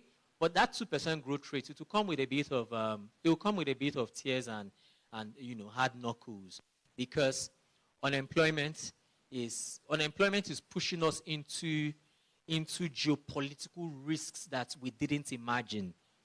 Okay? Bill Clinton once said, I fought unemployment with jobs. Okay? And what is at the heart of all of the political, socio-economic crisis we are seeing today is not religion. The moment I hear someone starts playing up the religious card for all of the socio-political crisis we're seeing, kidnappings and all of that, I say, there goes an ignorant man. That one is ignorant. Stay far from him. It is economic. When a man wakes up or a woman wakes up, day in, day out, nowhere to go, nothing to do, it's so easy becoming a fisher of trouble for such a person. Okay? Next slide. So, bringing it home now, what then do we think? How then do we think this will play out for the macroeconomy? First, there's an inertia towards macroeconomic reforms. What we need to do is to carry out reforms. Now, let me give you an example. I was quite excited about the new pricing of fuel strategy by the government. But I'll share this with you. You know, there's a difference between deregulation and price reforms. What Nigeria has done is that we've tweaked to the pricing templates. You can call it a price reform for the sake of using that word reform. Have we deregulated? No. And the government tested us last month, 220 something, 220. And when WhatsApp blew up, the government said, they're already shouting on WhatsApp, oh, let's not get them on the streets. Just return the price to what it was. That returning the price to what it was, you know what that was? The return of what? The S word. The S word we all hate to use, subsidy. Another trillion. So if we even run it, right, we could be looking at another 800 billion, which we didn't even factor into that 6.5 trillion deficit we showed you. All right? Which means that we could even be cutting further down on internally funded capex if we go ahead with subsidizing petrol all over again in 2021. Okay? We need to deregulate once and for all. Would it bring short-term pain? Yes, it would. But hey, those whom we think it will bring short-term pain to the most, they mainly use diesel-powered vehicles. Have you seen a BRT bus using petrol? No. So the subsidy actually goes to the rich, not to the poor. So when the poor join the rich in fighting against this subsidy, it's just one of the several injustices of the rich against the poor in this country. That is money for education, money for healthcare, over $1 trillion annually that could have gone into education and healthcare, being used to power the jeeps and the heavy fuel consumption vehicles of the rich, not the poor. Another $1 trillion that could have gone into rail lines and all of those kinds of projects. Okay? And then, so we're going to face a very weak post-recession recovery. Let me define the word recession for us. What's recession? Recession is not when times are hard. It's not when things are difficult. Recession is 2 consecutive quarters of an economic contraction. A contraction in GDP, 2 consecutive quarters. So if at the end of March there's a contraction, you're not into a recession yet as a country. If at the end of June there's small growth, you're not, but there's another contraction, you're not in a recession. There has to be a contraction in December. So it's 2 consecutive quarters of a contraction. That's what leads you into a recession, okay? However, we're going to face very weak post-recession recovery. GDP growth of 2%, population growth of 2.5%, roughly around 3%, which means that the population growth of this country outstrips the GDP growth of this country. That's why GDP per capita is what? Shrinking. So as a business, please note that your consumers are poorer than they were. Your consumers this year will end up being poorer than they were last year, end up being poorer than they were 2 years ago, and we'll show you the effects. Let's go straight into the effects. And then, of course, one key takeaway here again, we need 2 key takeaways that we need to leave here with. We would face FX crisis again this year. In fact, we're currently in one. But because the Nigerian people are inured to tough times, we just, remember when we passed through this period in 2016, it seemed as if this country was going to fall into the Atlantic Ocean. But it has even persisted beyond the 2016 era. It's grown longer than it was then. And we're living into it day in, day out. Okay? And then 2, higher unemployment. NSAS was a function of higher unemployment, which breeds anger in the people. We're going to face more of those kinds of crises. You know, I don't know. I hope we don't. But we're more vulnerable. Let me put it that way as a, as someone of faith. We're more vulnerable to those kinds of like we were. Okay? But having spoken with faith, let me speak in substance now. You need to get your businesses insured. All right? So don't follow faith alone, okay? You need to get your businesses insured. Because this time around, I mean, you could just send your trailer to Lagos to Ibadan. Go and help me deliver XYZ goods. And they just tell you, oh, it was an arson attack on the trailer. All right? So you need to get all the insurance that hedge you against all of these kinds of risks. Please get them and read your insurance fine prints. Don't just go to town saying I have an insurance, and when it happens, you didn't have an insurance for that scenario. Okay? Now let's go to how we can build change into our business DNA. I want to imagine that as businesses on FirstGem, we did see different kinds of changes last year. And I'll tell 2 stories to demonstrate these kinds of changes. So during the lockdown, my wife tells me that the fish woman is contacting her via phone and making offerings. And when I say the fish woman, I'm not saying the fish woman in the supermarket with AC. No, the typical fish woman that, hawks. They're all on WhatsApp, sending their consumers their products. I have this, I have that, I have catfish, that's the only name I know, tilapia and all of that, okay? This price, and negotiations are going on WhatsApp. The typical fish woman. And you first wonder, does she use WhatsApp? Well, it's her son helping her operate it, but her business is using WhatsApp. Whoever is using it in the business, whether her son or herself. Finally, the son is not playing games and running down batteries. He's using the phone for purpose. Okay? Now, secondly, we conducted a survey last year on diaspora remittances at Augusto. And then we had some focus group discussions with some of our young Nigerians in the diaspora. And some very interesting insights that was outside of the core issue came up. They said two things. Remember the Black Lives Matter movement? All of the riots we saw in the US. Do you know it did have a positive trend on businesses in Nigeria? And I'll tell you how. They said, Jimmy, there's a black consciousness in the Western world, in the Western hemisphere. We want to patronize our own. We want to patronize our own because we realize that it's an economic game going on. All right? It's not white versus black. It's poor versus, it's haves versus have-nots. So we need to empower the blacks economically by patronizing them so that we can increase our voices. Why is China having a louder voice in the world today? Is it because, exactly, man, they have money. It's not because they have a large population. India has a larger population, and Nigeria will soon meet them, okay? So it's not just about the number of children you've given birth to as a nation. It's about how wealthy these kids are. So they said, we want to and trust Nigerians. We always come back home. So if everybody's empowering Black Americans, African Americans, we come back home. We bring in the local variants. So, Jimmy, we're buying more from Nigeria. I said, buying what? We said, we're buying anything and everything. Buying clothes, buying anybody who goes to Instagram to put up anything. I said, tell me more. He said, Jimmy, it's cheaper for us. I'm in UK. I'll spend £1, which is 650 to 700. But here in Nigeria, I'll buy that same thing for 300 or 400. I said, wow. I said, how does it get across to you? They said, the Instagram people know how to get it across. Do you pay in Naira or do you pay in pounds? They said, Jimmy, come on now. We pay in Naira. So in other words, some form of export is going on. We may not define it as export because we're earning Naira, but I'll explain how it helps you as a business on FirstGem. Some form of export is going on. So social media has become a more effective tool of commerce. And not just social media like the marketplaces we typically know, but even the social media where we're supposed to be throwing up our vain pictures and all of that.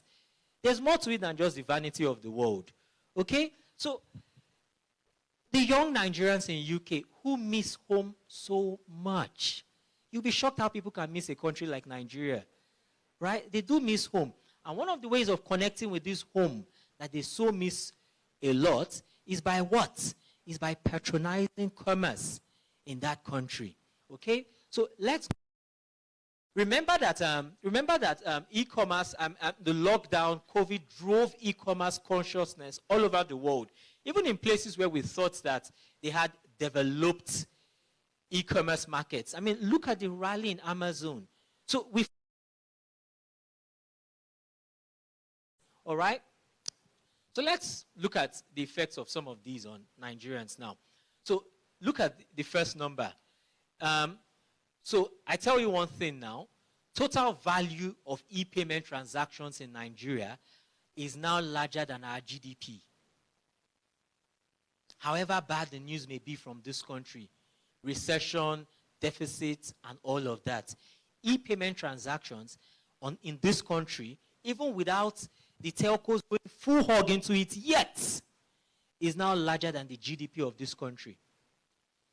So as a business, if you do not have e-payment play, you're missing out on a major growth area in the country. And these are the numbers to support it. By 2022, 2023, it could grow as high as 2 times GDP. nearing the 250 trillion naira mark. Okay, next slide. So, while consumers are worse off financially, what we've also seen is that we've seen increased cautionary approach to spending. Even people who are not worse off financially, people are more cautious in spending. People, oh, lovely, we're here to learn negotiations, right? And people have become more brutal in negotiations today. Don't you know there's COVID? So between COVID and FX, I have 2 negotiation bits. All right? And then we're saying that overall consumer confidence will be weaker because the average Nigerian consumer is poorer. And when consumer confidence is weaker, what do people do? They bargain hunting. So this wasn't even prepared because of the topic of this class, but is what we are seeing in the macro space, that bargain hunting is increasing. People are deferring what people are, prioritizing on what we call priority spending and deferring on luxury spending, holidays and all those other kinds of luxury items. So if you're in a business looking at the focus on the luxury space, you need to change your game.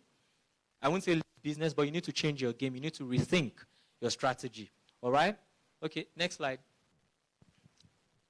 And then there's increasing acceptance of online and e-commerce solutions by customers. Assume I'm a gentleman, right?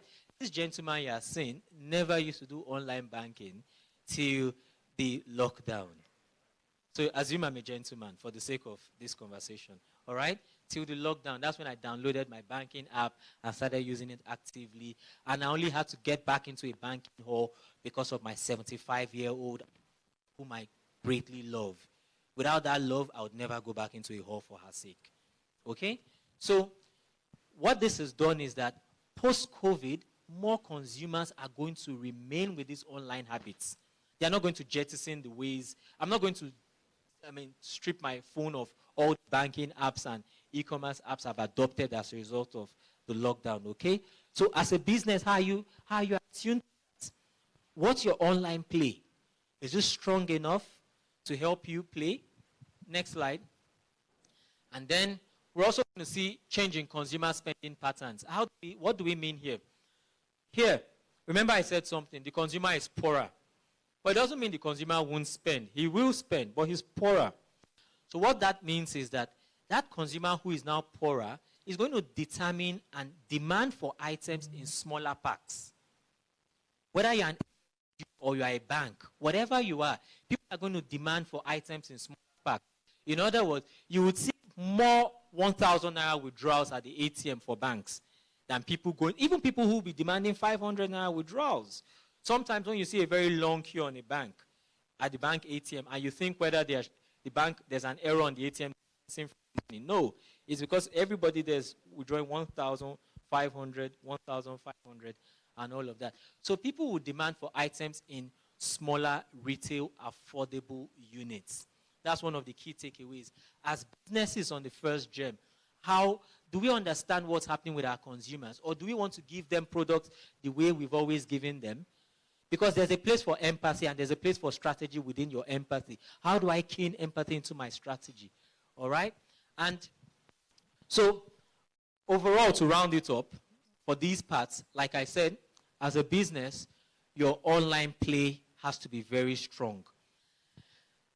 You have to expand your markets because the average Nigerian consumer is poorer. And how do you expand your market? Online play, meaning that there's a diaspora who is interested in your product. That diaspora, whatever may have happened to them, they are not poorer in Naira terms. In fact, they are richer in Naira terms. You may necessarily not earn FX from them, but you earn more Naira from them. And that also leads to an expansion of your market. So while the Nigerian buyer who's been affected by all the kinds of macro factors is more ruthless in his negotiation, the man who is sending £1 to buy a product is less ruthless because he's gaining an upside off you by buying from you in Naira. So you must expand your market, and you must realize that the diaspora is an integral part of that market, either as a bank or as a player on the FirstGem market.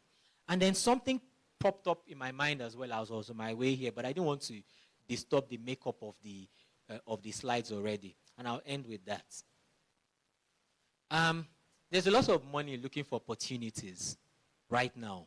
You know the good old saying, opportunity meets preparedness. There are lots of cliches that draw a nexus between risks and opportunities. That's happening as well.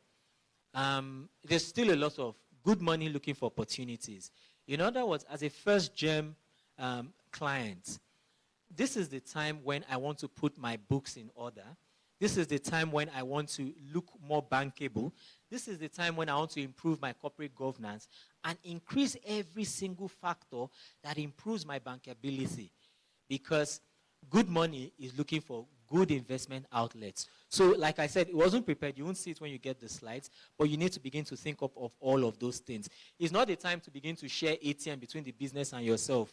Pay yourself a salary, right? And improve the bankability of your business. Thank you very much, First Bank. Thank you very much, Mr. Jimmy. To everyone who is in here watching, listening, I want to say something. I want to say I have been very, very guilty and very bad at not paying attention to the economy of Nigeria. I know I'm not the only one in this. It just feels, many times it feels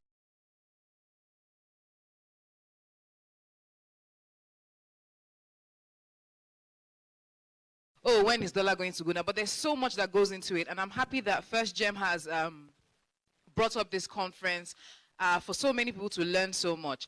When you said the consumer is poorer, I felt that. Because things that I think I could afford before the pandemic, and I'm looking at myself now and I'm thinking, do I really need this? I've had to prioritize so many things in my life. And I'm sure you who's listening, you who is watching, you can feel this pain. You can feel this pain. But it's also very important that we know that at FirstGem, we have financial advisors that will put you through your business, how you can go about it, how you can be better and create wealth for yourself and for your family. And also to, keep up with your lifestyle changes and things that go on within your life. Thank you so much, Mr. Jimmy. The questions are coming in. But before I go into the main questions, you said something about re-strategizing, connecting to people in diaspora and all of that. What if I am someone who has to manage my data? How do I go about it? Because you find that people many times, you talked about the fish seller that has access to her WhatsApp. My fish seller too does that. But I find that maybe when I go to her store, good afternoon, man, I'm greeting and all of that. I say, she turned off her data.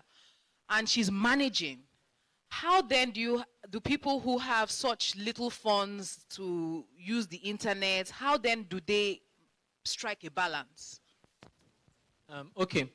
I'll start off on a very hard note. The world has never been kind.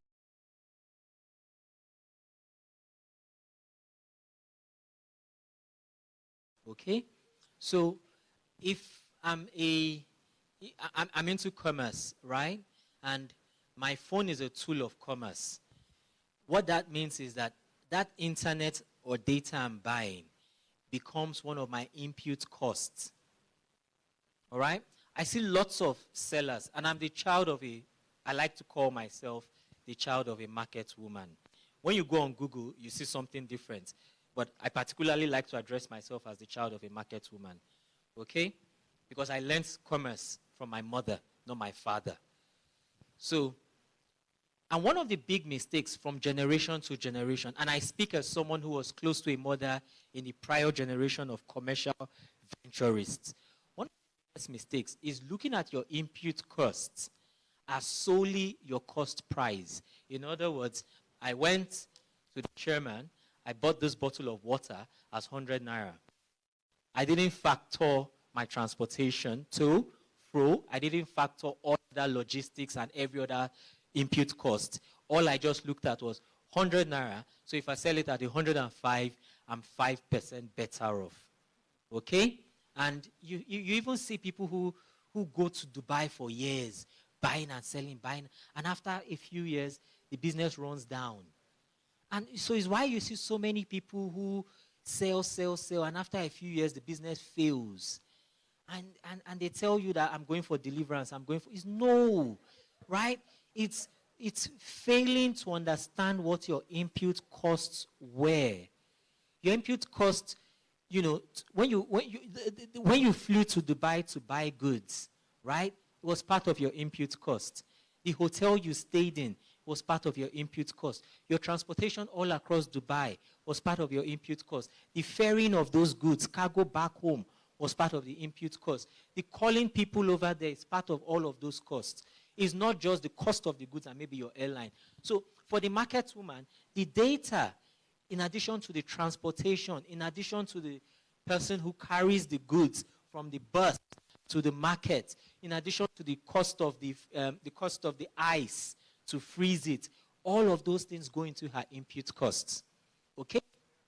And then, because the laborer deserves his wages, she should get all of those input costs, mark it up, and sell it to you. Fully recovering her input costs, being able to pay back FirstGem for their already subsidized loans, and getting something for herself. If she can't recover cost of data, is it the subsidized loans she wants to recover? When you can't even recover cost of data, is it? So people have to understand how to use Excel, calculators, to thrive in business. These are basic skills. Arithmetic, not mathematics, arithmetic, additions, subtractions. Okay? And then as the business scales up, you get professionals to work with you. All right? Accountants, auditors who work with you and check that you're doing the right thing, you're doing the wrong thing, so that they can correct you quickly before you become inured in the wrong ways. Okay? So when I hear and see people who say, my data, I'm switching off my data, then it's because the arithmetic is wrong. Okay? So that would be my own solution based on my upbringing and my understanding of commerce. Fantastic. Thank you very much, sir. Round of applause. Thank you. Like that breakdown, I think anybody can understand it. As simple as it is. You broke it down fully, very well to everybody. Now, I'm going to go to the questions here. If you have any questions for Mr. Jimmy, please send them in. If you're watching on YouTube, you would have to send your questions in on the FirstGem portal. But for everyone who signed up for the webinar, please send in your questions. We'll be taking them one after the other. If we can't take them all at once right now, you would eventually get your answers on the portal. So Ayodele Shitu here says, given that central banks are printing more money to buy bonds and people are looking for ways to keep their liquidity, what is the role of the financial intermediation amidst the growing uncertainty? It's very simple. It's to continue to provide us with opportunities for investable outlets. Okay? The work of a financial intermediator like First Bank is to mobilize funds from the surplus and give it to the deficit. Okay? So I'm saying to myself as an investor that what kinds of assets or what kinds of products does the bank have for me to invest, get good returns on them? And then the bank mobilizes these funds and then provides loans to people on them. So it's intermediation 101. Okay? So the question now is, people will be looking out for that bank, that partner, that asset manager that has got the most interesting value proposition for him or for her. So I hope that's clear to Ayodele. Yes, Ayodele, I hope you're happy with this. This is from Onye. Onye says, kindly throw more light into the multinationals' unification of income.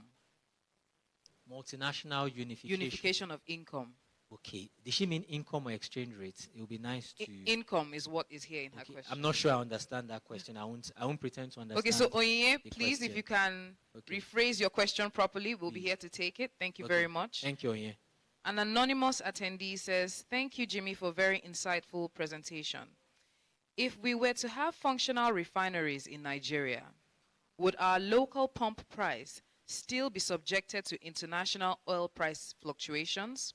In other words, is our local consumption still within the bracket of OPEC quota for member countries, or it's just about what we supply to the rest of the world? I'm sorry to disappoint him. refineries will make a difference. And I'll tell you why. Oil is an international commodity. There's no way Nigeria would have to be under the kind of cost we've never been under to sell our oil in Naira. Oil is an international commodity.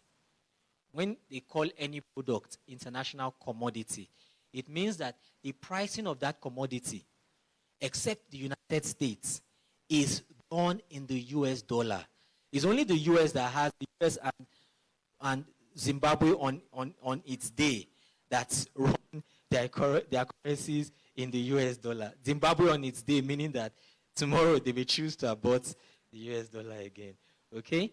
But for every other country, the oil is priced in dollars. So we'll be shortchanging ourselves, all because of our quest for cheap fossil fuel, which I said earlier, doesn't go to the poor, goes to the rich and the upper middle class. We'll be shortchanging ourselves when we take subsidized fuel. Rather, so here I'm a policymaker and I offer you, choose you this day, what do you want? Good education for your kids, good health care, or cheap fuel, cheap petrol. And time again, Nigerians speak cheap petrol. We don't understand. Madam Chairman, you're correct. We don't understand. And that's why the economist once said that typically politicians do not understand economics. They only react to what the populace say. Okay? So if you want politicians to take a particular economic direction, do not speak to the politicians, speak to the people. Okay? The Nigerian populace want cheap fuel, which is why we're screaming about refineries. It's not that we're interested in refineries. All we're interested in is cheap fuel. That's our ultimate goal. Cheap fuel. But what are nations of the world doing? They're dumping that fuel, whether it's cheap or expensive, they're dumping it all together. All right? Dumping fossil fuel and going into electric cars, going into green energy, going into biofuel. We haven't even started talking about these 21st century trends. When do we want, we're 21 years into a new millennium, a new century, and we haven't even started talking, not even practicing, even talking. As a nation, we haven't even started talking about green energy, biofuels, electric cars. We're talking about fossil fuel refineries. And our government is spending $1.5 billion for that. Because the populace wants cheap fuel, not because the government wants to give us refineries. Sorry to cut you, but how do we then educate the populace? Because many times, we just have a lot of people come out and shout, hey, it's too expensive. Nobody understands it. How do we teach people? Good. Sometimes the markets teach you. Okay? Why did the big automakers in the US fail to the point of requiring government bailouts? It was market lessons. So if you check the antecedents of the American auto markets, they've always loved big fuel guzzling machines. All right? Big fuel guzzling machines. And then at some point in the world's history, there was an international fuel crisis whereby the rich Middle East countries placed an embargo on sale of fuel. And go and research this. It's on YouTube. You see documentaries, not just books. You would see where fuel scarcity in the US was mirroring that of Nigeria. Americans couldn't buy fuel. They were queuing up for fuel. You go to gas stations and they'll put no gas, like X, no gas. And the people suddenly realize that my car is consuming too much fuel because fuel prices have gone up. And then Japanese automakers, Toyota, get into a Toyota today and get into any of the American cars. See how basic the interior of it, and I'm not trying to downplay the superiority, the beauty of a Toyota. Because their value proposition was worth energy efficiency. And that's how Toyota became one of the world's largest automakers.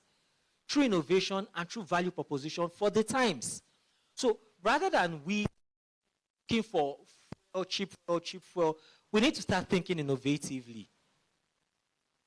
And I'm not even talking of complex innovation, basic innovation. We claim we have so much gas.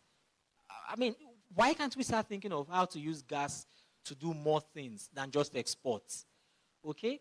So our quest and our stay on cheap fuel has created all sorts of insecurities as well. And let me explain that.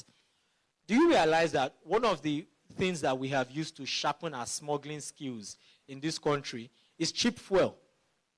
Because if you look at Nigeria's fuel pricing vis-a-vis all the neighboring countries around us, we've got the cheapest fuel.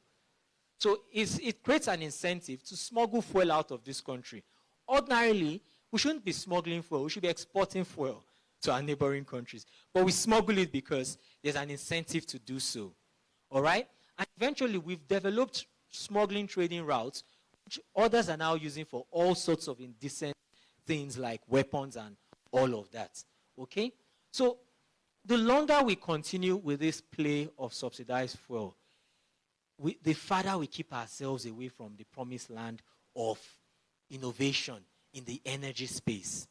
Look at what we're doing today with telecoms. I mean, we're all alive. I'm sure everybody in this room was already well enough to understand how, when the phones first came into the Nigerian market. We have WhatsApp today. Initially, when WhatsApp came, it was only people abroad that used to use it to call people in Nigeria. Today, you and I are calling each other on WhatsApp. All right? It's innovation. So that's what innovation does when you allow markets to thrive. But we need to believe in the free markets and say to ourselves, how do we control the free markets such that they do not become, they do not grow unholy on their own? All right? Thank you very much. We have a question from Temitokbe Omotosho about revenue and expenditures. How can we strengthen our internal generated revenue in the sector of the Nigerian economy market rather than continuous borrowing to sustain our economy? And what is your own opinion in putting checks and balances to it in order not to run into economy deficits? Thank you. Okay. I'm sorry, Temitokwe, I don't have good news for you. The last anonymous questioner, I also didn't have good news for him. Okay? So how do we strengthen internally generated revenue? It's a 3-letter word. We all know what that is. 3-letter word. It starts with T, ends with X. Who can tell me what's in between? Tax. Okay? There's no other way. That's how to strengthen your internally generated revenue. TAX. God has already blessed you with oil. What else do you want? We should bless you with what again? All right? Tax. Okay? But I like the second half of Temitokwe's question. It says that, how do you increase checks and balances? Because if I'm here saying that the only way we can fund internally generated revenues of the government outside of oil is by taxes, the first thing that comes to the mind of every Nigerian is, they'll come and steal my money. Which means that it's only a fair deal to ask for checks and balances on taxes. All right, I'll tell you what it is. I'm a student of The Economist magazine, and I got this off the magazine. The magazine says that for countries to hold their governments accountable, you need a large base of tax-paying middle-class citizens. Did you get that right? Tax-paying, not middle-class citizens. Tax-paying middle-class citizens. And I'll tell you why. The rich are too insecure in any society to want to change the order of things. All right? Don't give me too much bread so I don't curse my creator. The poor are too subdued with their everyday challenges of life, okay, to demand accountability from the government. Don't make me too poor so I don't steal bread. So it's the buffer that can demand accountability. And what would make that buffer being the middle class, demand accountability from the government? It's the fact that they pay taxes. Okay? Because I believe that I have a stake in the government to demand accountability. And what's my stake in the government? The taxes I pay. I'm not too rich to be unbothered about such things. Neither am I too poor to be saddled with everyday challenges of life, economic challenges of life, to demand accountability. So you've got to have a very strong tax-paying middle-class citizenry. And to round it up for Temitope, I'll give him an assignment or give her an assignment to do some more reading. When we speak about, when we speak with nostalgia about the Ikene philosophers' reforms as far back as 1953, okay? That's Sir Obafemi Awolowo. Go and ask yourself, go and read a bit more about how Awolowo funded reforms or funded initiatives like free education. It was taxes. So my family is filled with folklore of people who used to dodge here and there when it was time to, to face the tax man. Okay? So at the discovery of oil, we did what? We thought it wasn't necessary any longer to tax citizens because we had free money. And it's why oil is called the, all sorts of names like the Dutch disease, the oil costs and all of that. Okay? Thank you very much, Mr. Jimmy. Can we give him a round of applause, please? To everyone watching now, I hope you are applauding at home where you are, because if you were to pay for this, you would pay through your nose. But we've learned so much from you, Mr. Jimmy.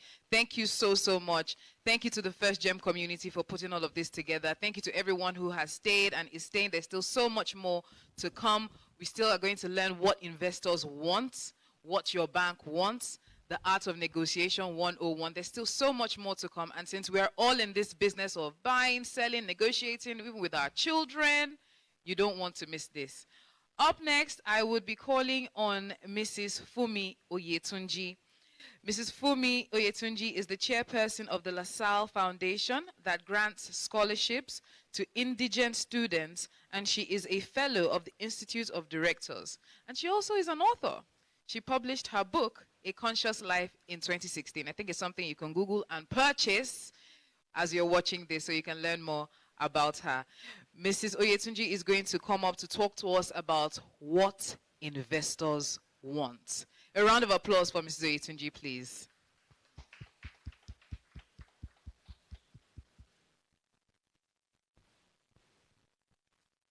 You're welcome, ma'am.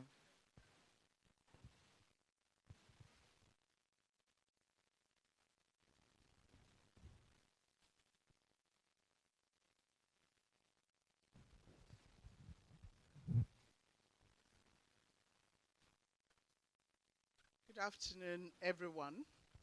The first thing I like to do is to thank First Bank, because somebody did mention about if you had to pay for some of these sessions. And I keep coming back, despite very short notice sometimes, but that's because I believe that the work that is being done by the GEM project is work that is necessary. If you recall, the last speaker did say about the fact that the problem is that people didn't know. Just the lack of knowledge is one of the problems of the Nigerian population.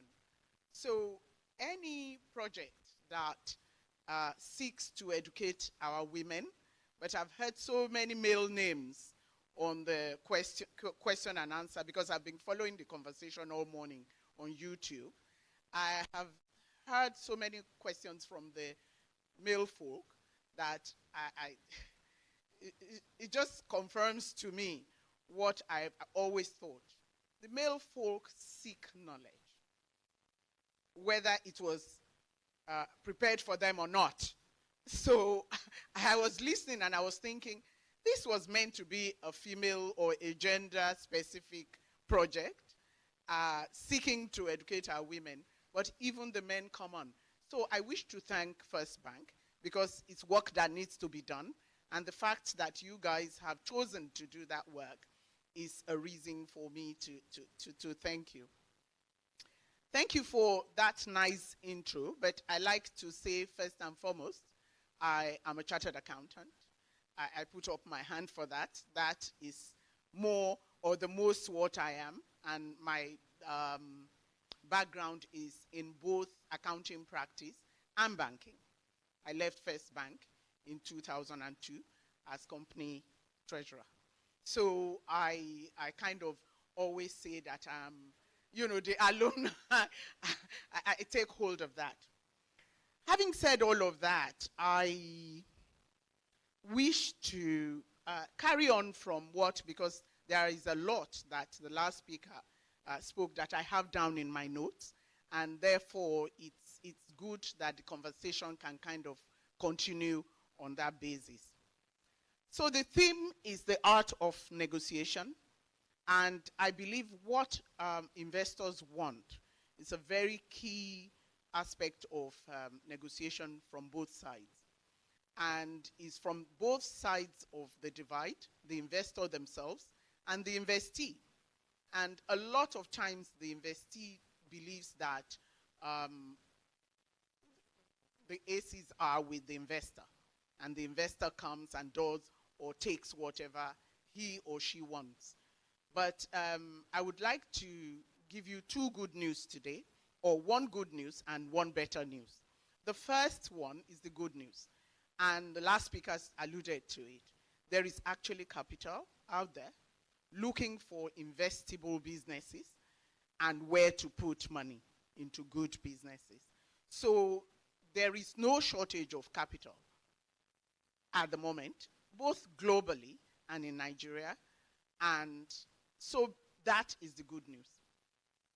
The better news for the gender-specific listeners is that more and more we have capital seeking women-led businesses. And so there is gender-specific capital and fund looking for women-run businesses. And I will talk about it when I get to my slide that talks about angel investing. So I have tweaked the topic a bit. So first slide, please. I have tweaked it a bit. So instead of just saying what investors want, I have put a rider, what do you want? So it should not, when it comes to seeking and financing your startup or scale up, it should not be just what the investor wants. We will talk, my first 3 or 4 slides will be mostly tutorial about what the investor wants. But I have one last slide that I've put in black and white saying, what do you want? Because it's not what the investor wants, but it is an area that I think is increasingly getting important. Again, the last speaker spoke about all the things that are happening post-COVID and how products and businesses are changing tack. So it's almost a business market at the moment when it comes to finding capital, because what you want is becoming much more important. 3 years ago or 2 years ago, I was here telling you about the fact that you could make certain asks and certain people make certain asks and they were being invested in. But guess what? The market of 2 or 3 years ago in investing has suddenly become, we look back and we think, oh, I'm talking about as an investor, we think those were the good old days. The valuations of today have actually increased because investors are beginning to actually include scalability, post-COVID possibilities in the valuation of businesses, such that startup and scale-up valuations are increasing every day. So the first slide again, sorry. As a business, your financing life or structure starts with what you put into it. So as a founder, what, your savings that you put into it. I'll go through the first 4 slides very quickly so that we can spend time on that last slide. So where are you in this cycle? Founder, is it still just your money that you're spending? Family, friends, and I always include fools, because anybody that funds a startup is coming from the position of, I'll be foolish with this capital. We'll see whether it works. So fools, not from a very derogatory fool thing, but those who, you can also call those fools believers. The people who believed right at the beginning. Somebody believed in Facebook, you know, right at the beginning. Somebody believed in any big business. Somebody believed in MTN. MTN on the ground floor was, you know, people were begged to invest in MTN at par, $1 per piece. Okay? So those were the fools slash believers. But the reason there will be a fool is that most startups fail anyway. So if you put money in the startup and it failed, you would look the fool. Then once you go beyond that kind of funding, you come to the cycle where everybody now knows that your business is working.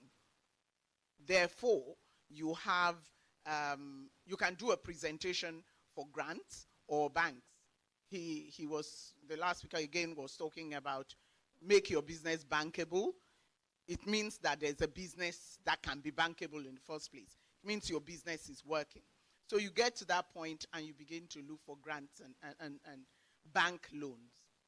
I come to angel investors because in the last 4 or 5 years, I've become very active in it. I'm a member of the Lagos Angel Investors Network, and there is a female syndicate called the Rising Tide, Nigeria.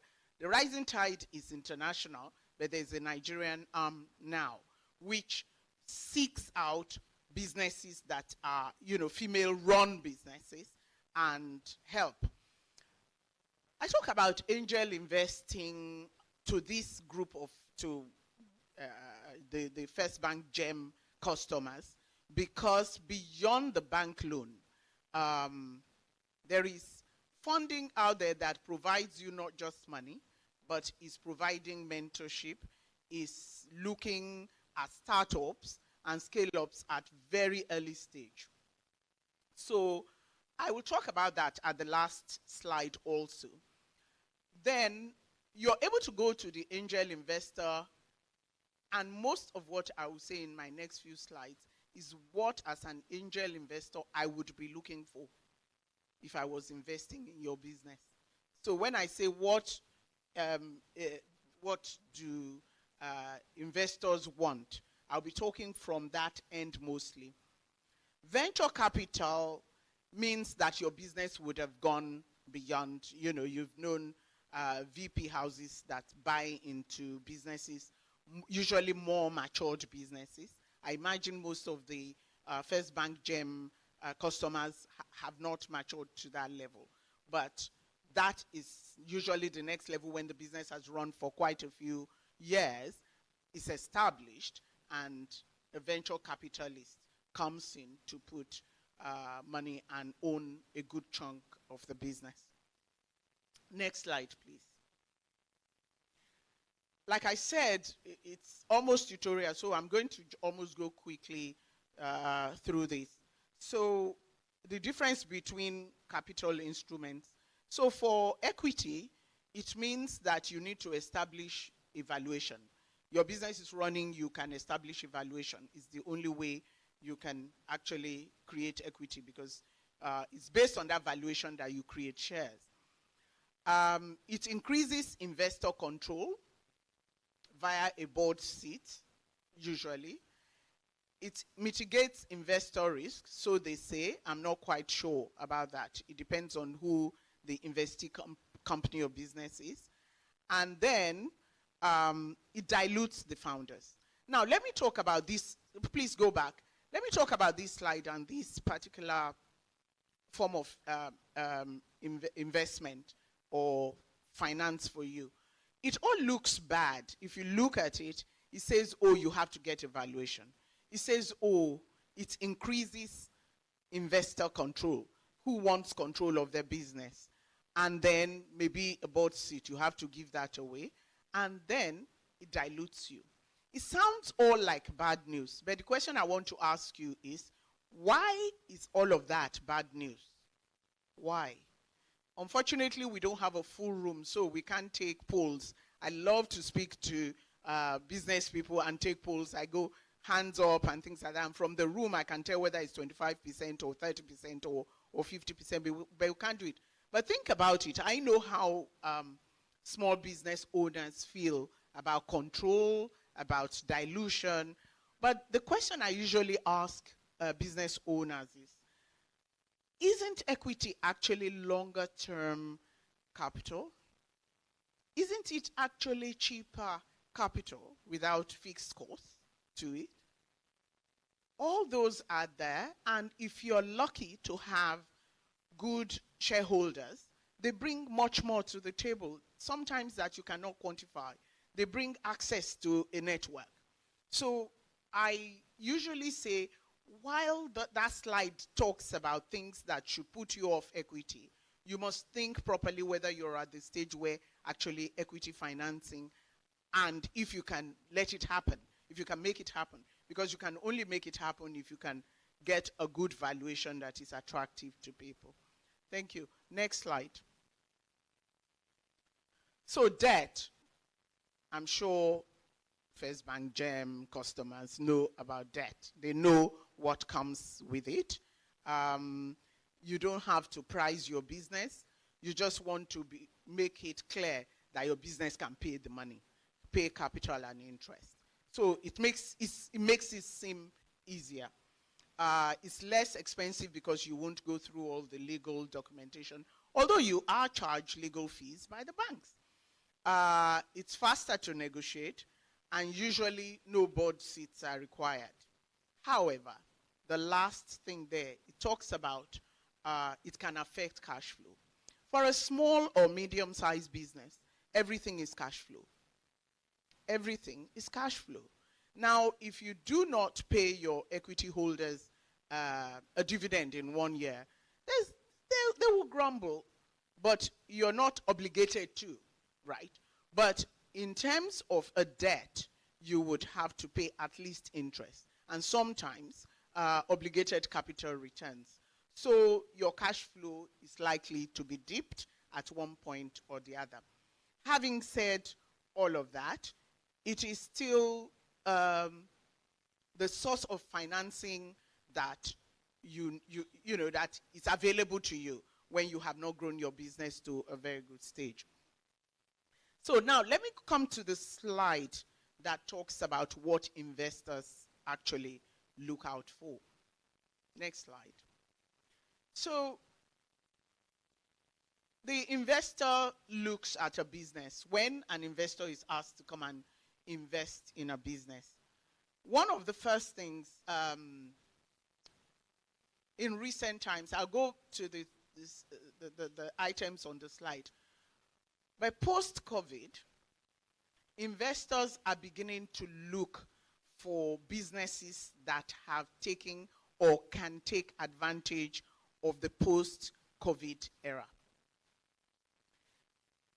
The investor knows which kind of businesses are attractive now, because it's even for the business I run a portfolio company.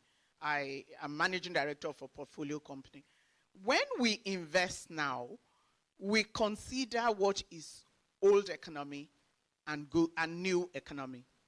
So what is old economy? Old economy was everything we did, not only pre-COVID, but just like you had industrial revolution, and then now we have the fintech or the technology economy. More and more, investors are beginning to look for investments that take advantage of technology one way or the other. And now, don't let this sound like a high-falutin business. Food business can take advantage of technology. During COVID, I had to do a bit of a workshop for the ladies in church, because I noticed that quite a lot of them were selling food during that period. And we tried as much as possible to organize them such that they can become businesses that, can grow based on technology. Everybody must eat. Pre-COVID, post-COVID, we all are eating. the point is, we found out that it was so fragmented, and we were trying to remove that fragmentation by, including technology and to embed technology in the business. So when you think about what investors need or want now, investors in Nigeria, Nigeria amazes me. The investor group or the investor society in Nigeria 5 years ago has totally changed to today. Probably because they have invested, they have failed in some, they have gained in some, they have seen the ones that work. More and more, investors are now seeking the kind of investments that would give them the kind of exits that they require, and that will be more paying. So one of the things that an investor will look for is a team. It can be a team of two. It doesn't have to be a large team, but it's a team. Investors have found out that if there is no team, if one person walks, gets tired, is ill, there's no business. So investors would question you about your team. And I have heard people, especially female-led businesses, talk about their passion so much and the fact that it's all about them. This passion all about me is a good thing, because we need passion to lead that business. That business is not going to go anywhere if there's no single person with the big passion.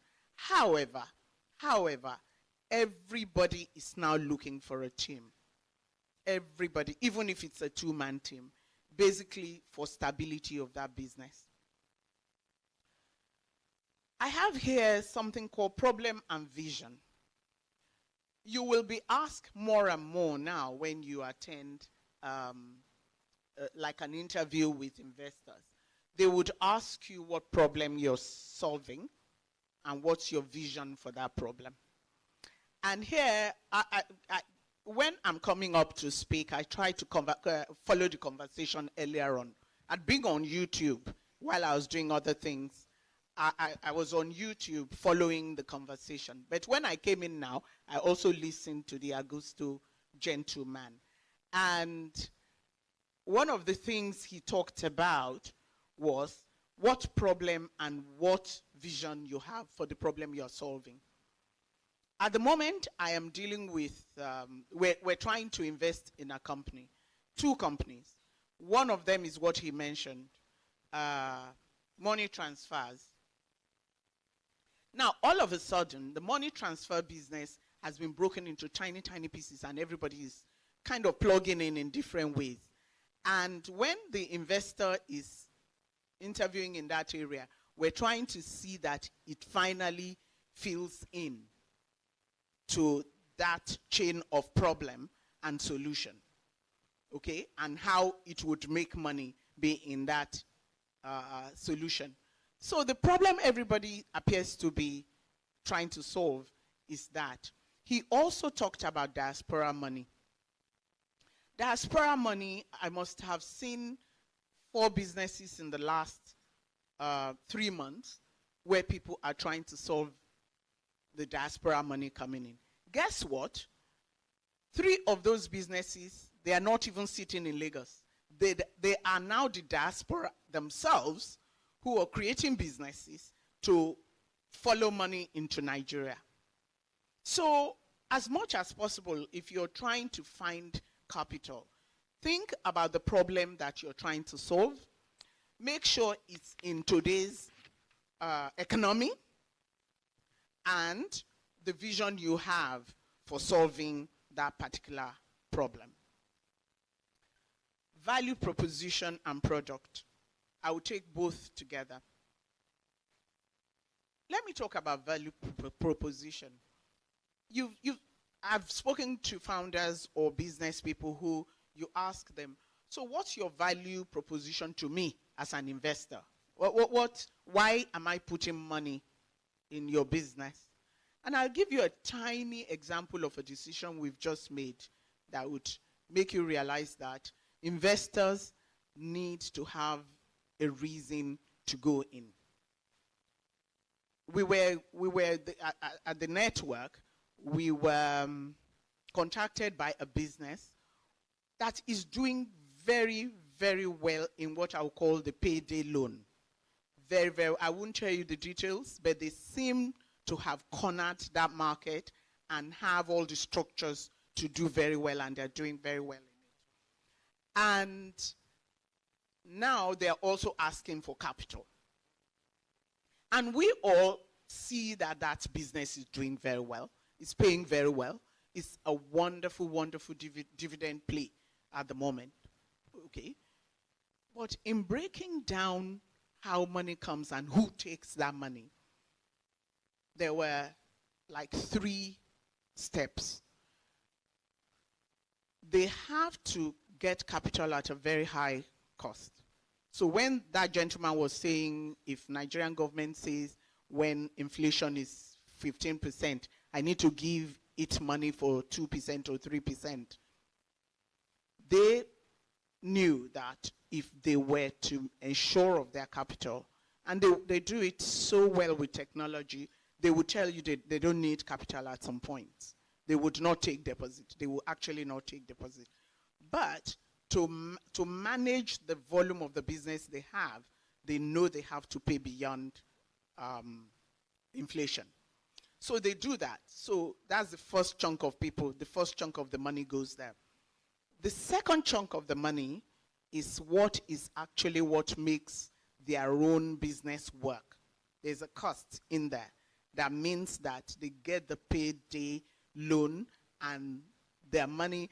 They don't have what you call money, what do we call it in risk management? Money at risk. They almost don't have that because of their structure of work. The money comes back automatically. So there's a cost to that. So the next chunk of money, and I would say 25%, 25%. And most of the time, the rest of it had come back as dividend play. Serious dividend play. So we saw that, we knew it worked, and then they were asking for equity. And the investors were saying, so tell me what is going to happen with this business. How many X? What X do you think I would get at exit in 5 years? They didn't find their way to that. And I don't blame them. It's just, and I'll come back to the kind of financing you need when I'm talking about it.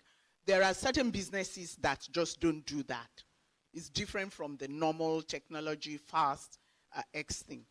So everybody understood that. Okay, fine. So, but this dividend trail that you have said is good, and we know is good. As a new investor, how am I going to get into it? The only reason we couldn't carry on with it, do you know why? They overvalued their business such that if you bought today, that dividend trail will not happen for you. So we had to say, you know what? We love you. We know you're doing well. We're happy for the original investors. But that chunk of money that was on the table, guess what? We'll put it in deposit. And that's what we did. And we get our yield back, knowing that we're not looking for a great exit in 5 years. But our money wasn't going to be the cheap money to, become fixed costs that would not yield. So I'm saying when you have an investor talking to you, think about what is the value proposition for them. Because it is important. They're not Father Christmas. They're not CSR, like he called First Bank. But by the way, it's not CSR. He wasn't just looking at the cost of liability and cost of asset. So, thank you. So, now, product. Your product more and more should be a product that is solving, like I said, solving a problem again. If your product is not solving a problem and your product is not competitive in the market, and everybody is selling food all of a sudden. For how many people, I know all these people in front, they've gotten Easter menu. You've all received Easter menu, right? Have you compared to see which one you actually think? All these people in front are not going to choose based on the price of the Easter menu. Not necessarily. Not necessarily. It depends on what is inside that menu. Yes, it's value in the end. So make sure that your product, in comparison to your competition, is attractive to the niche market that you're seeking. I have received Easter menu that has basmati jollof rice, you know, and I'm thinking it's Easter. Okay. While I have seen some very jazzy menus, and I know they're good, and I know I'm paying 1.5x, but it's Easter. We're not going to eat Easter menu every weekend. So let's do Easter, you know? So make sure your product fits the niche or the market that you're seeking it to go to. And investors look for that. I'm just telling you how the investor's mind is thinking, because all they want is to increase their own value by investing in your own business. I have talked about scalability in this forum before, but there are some people who probably didn't listen to, who were not here at the time. Scalability is so important, and that is why there's a bit of a gender issue for me. A lot of female-led businesses don't think too much of scalability. It's working. It's good business. It's making money, but it appears as if scalability is not considered. All because it ties back to that first problem I said, the team. Because it's just the team of one or team of 1.5, that business is not going to scale. And if that business is not going to scale, people are not going to want to invest in it. Now, I want to talk about exit. Most small or medium-sized businesses don't even think about exit. When you start a careerist job, it's fixed. Your exit is fixed. Okay? I am not saying we need for you to retire. I'm not saying that we need for you to retire. I'm just saying that you need to think about the exit for the investors. The exit for the investors doesn't mean they would take their money out. It means in 4 or 5 years' time, your business has to be able to be valued at something X. And in that, their own value goes up. If they want to exit, they exit. They can continue with your business. But if they want to exit, the thought of exit must be in your mind. And if that question is asked of you, you need to be able to talk about it. So let me quickly go to this, my last slide, which I have done in black and white. And it's for you rather than the investor. I call this slide considering the real. Considering your own peculiar circumstances, because they are important. But sometimes in seeking capital, we do not, small businesses or business owners don't think from their own point of view, because they think the person that's going to put capital on the table is more important than they themselves. So they don't think. So at this point, I'll give you a small real story. And the small real story is about myself. When I came out of careerist 19 years ago, it's 20 next year, 2002, what is your own trajectory? In deciding what I would do, I had to think, and I'm saying this for especially the females, because it's a gender thing, and to deny that it's there is not true. Okay? So at that point, I needed to do a business that would meet my own personal peculiar circumstances. So I didn't take another careerist job because I knew that was, my boys were beginning to go to boarding school and all that. And I remembered my days in the meeting rooms of First Bank when I was in meetings until 10 p.m., came out and saw phone calls with my secretary of my son called, and when you called him back, he said, "No problem, Mom." "No problem. How? You called 3 times. It's all right, Mom." It's all right, Mom. So I knew that whatever my business was, whatever my work was, had to take care of that section without bothering me. So I went into business. And for those who know me from that past, I started off by trying to run a franchise company. But even as I left, I knew I was going to do either of 2 things, or 1.5. I knew for sure that real estate was the one, because I had been funding real estate in my job, and I knew the cash flow, and I knew that I had connections to fund it. So I went into that, and the rest is very good history.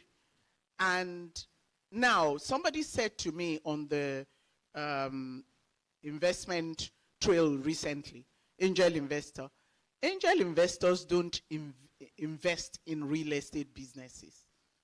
Why?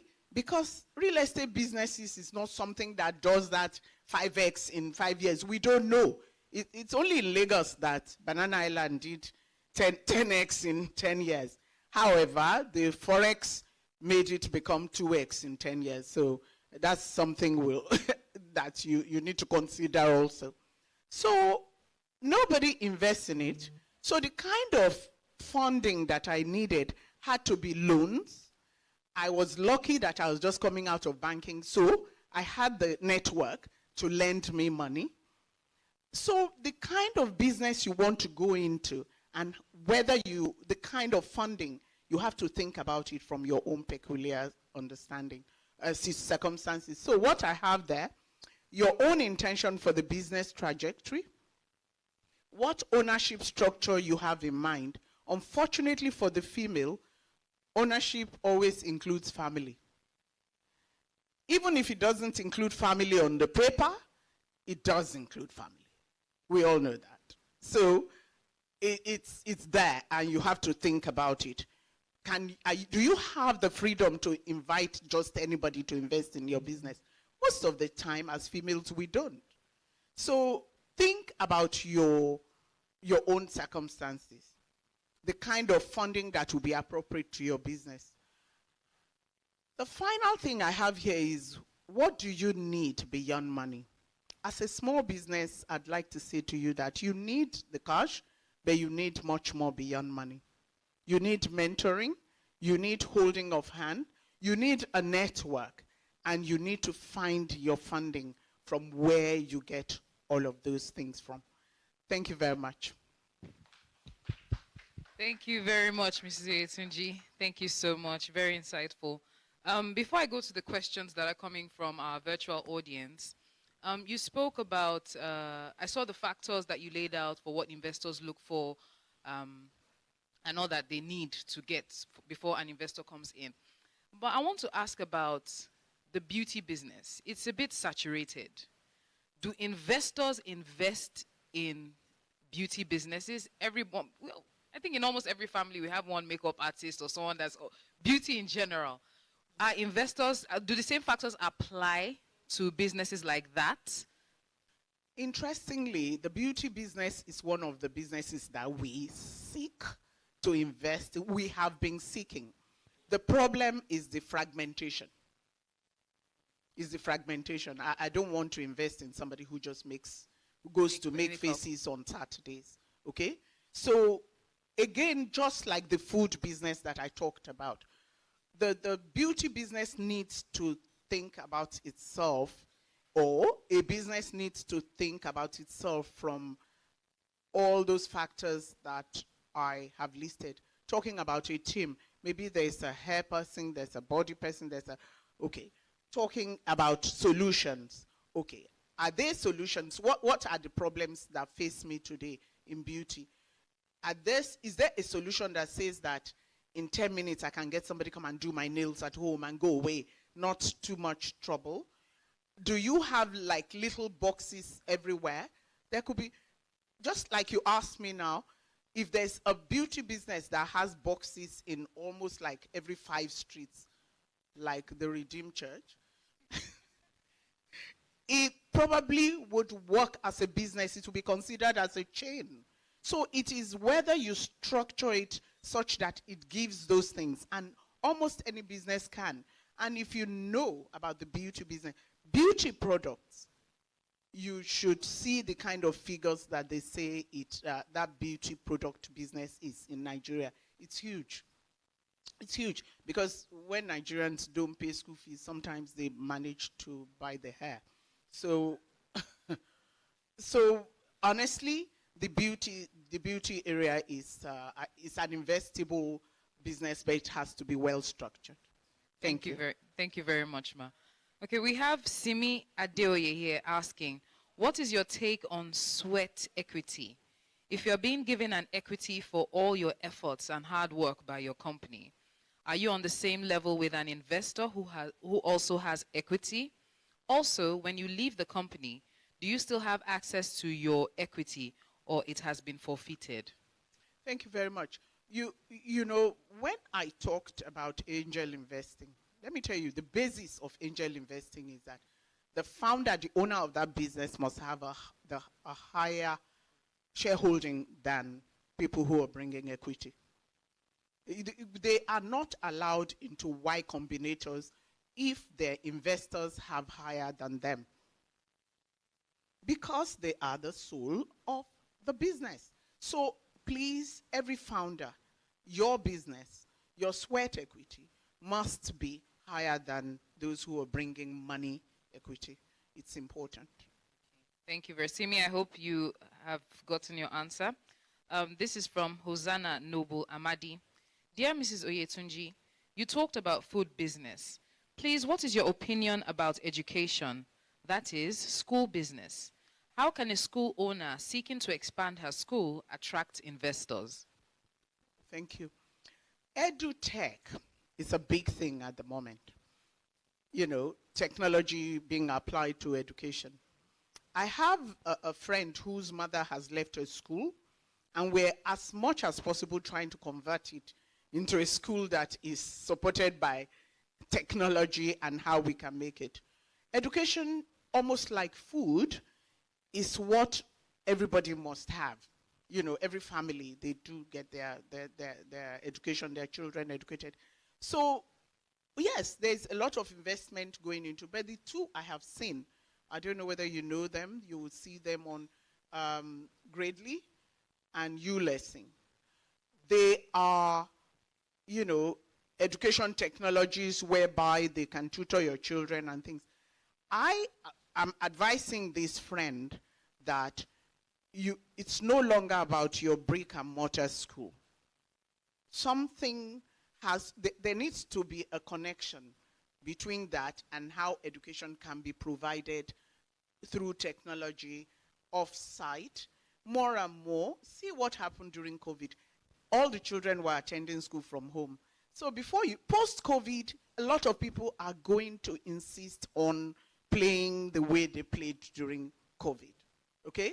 People are calculating office spaces that they need. It might be, they are thinking about letting half of their staff work from home to save power, to save, you know, all kinds of things. So an educationist needs to think about making it scalable beyond that brick and mortar. Thank you. Thank you, Ma. We have another one here from Anonymous saying, you spoke about the teamwork. How do you attract the right people in order to create a formidable team? If you have invested in a school business, what kind of team would you look out for? Okay. Thank you. So when I said team, I didn't, you know, stop. I was trying to stay within the time. When I say team, it depends on the skills people bring. So for each of the business we're considering or your business, what do you think are the skill sets that are important to take your business from one level to the other? And I talk about the team of two a lot, just to encourage small businesses. To be seeking a large team at the beginning of your business is to cause undue stress. So, but you have to find somebody who shares your vision totally, who bring different aspects or skills into the business, because sometimes when two people bring the same skill, there's a lot of stepping on each other's toes. But for the school team, a business person is different from the educationist. Like this school I'm talking about, my friend has taken the business sense into it, but she knows that the headmistress is important from the point of the educationist and dealing with parents. So it's the skill sets that you require. You need to know the skill sets that would make your business successful. So that's what it is. Thank you, Ma. Earlier, you also spoke about the company that you wanted to invest in that overvalued themselves, and if you had gone into that business, you would have been at a loss. Yeah. How? I don't know that I would have been at a loss, but in our mindset, we thought it was overvalued and that we could make money from the business in another way, rather than equity. Okay, so how would you advise a company to value themselves? The short answer to that is take professional help. And because, okay, I'm asking somebody, another one, I'm asking them a question. As I came here, I sent a text. I said, what's your EBITDA at the moment? Your earnings before tax and interest. And Thank you. So I said, what's your EBITDA at the moment? In quantum and in percentage. So I'm looking whether their valuation is working for me. I'm going to look at evaluation and say, EBITDA times what is this person calling their valuation? And there are times like fintech where those multiples can be large these days. But that's because we know that in a fintech, the propensity to scale up is so easy and wide, such that we want. But like I was saying, real estate, EBITDA we cannot take your valuation as huge multiples because it's not going to increase. Your business is not going to have that kind of volatility. So take professional advice beyond the people who are trying to invest, and they would give you advice as to the kind of EBITDA and valuation proposition. Thank you. Thank you very much, Ma. If you have any more questions for Mrs. Oyetunji, please still send them to the FirstGem portal. Send them to the FirstGem portal.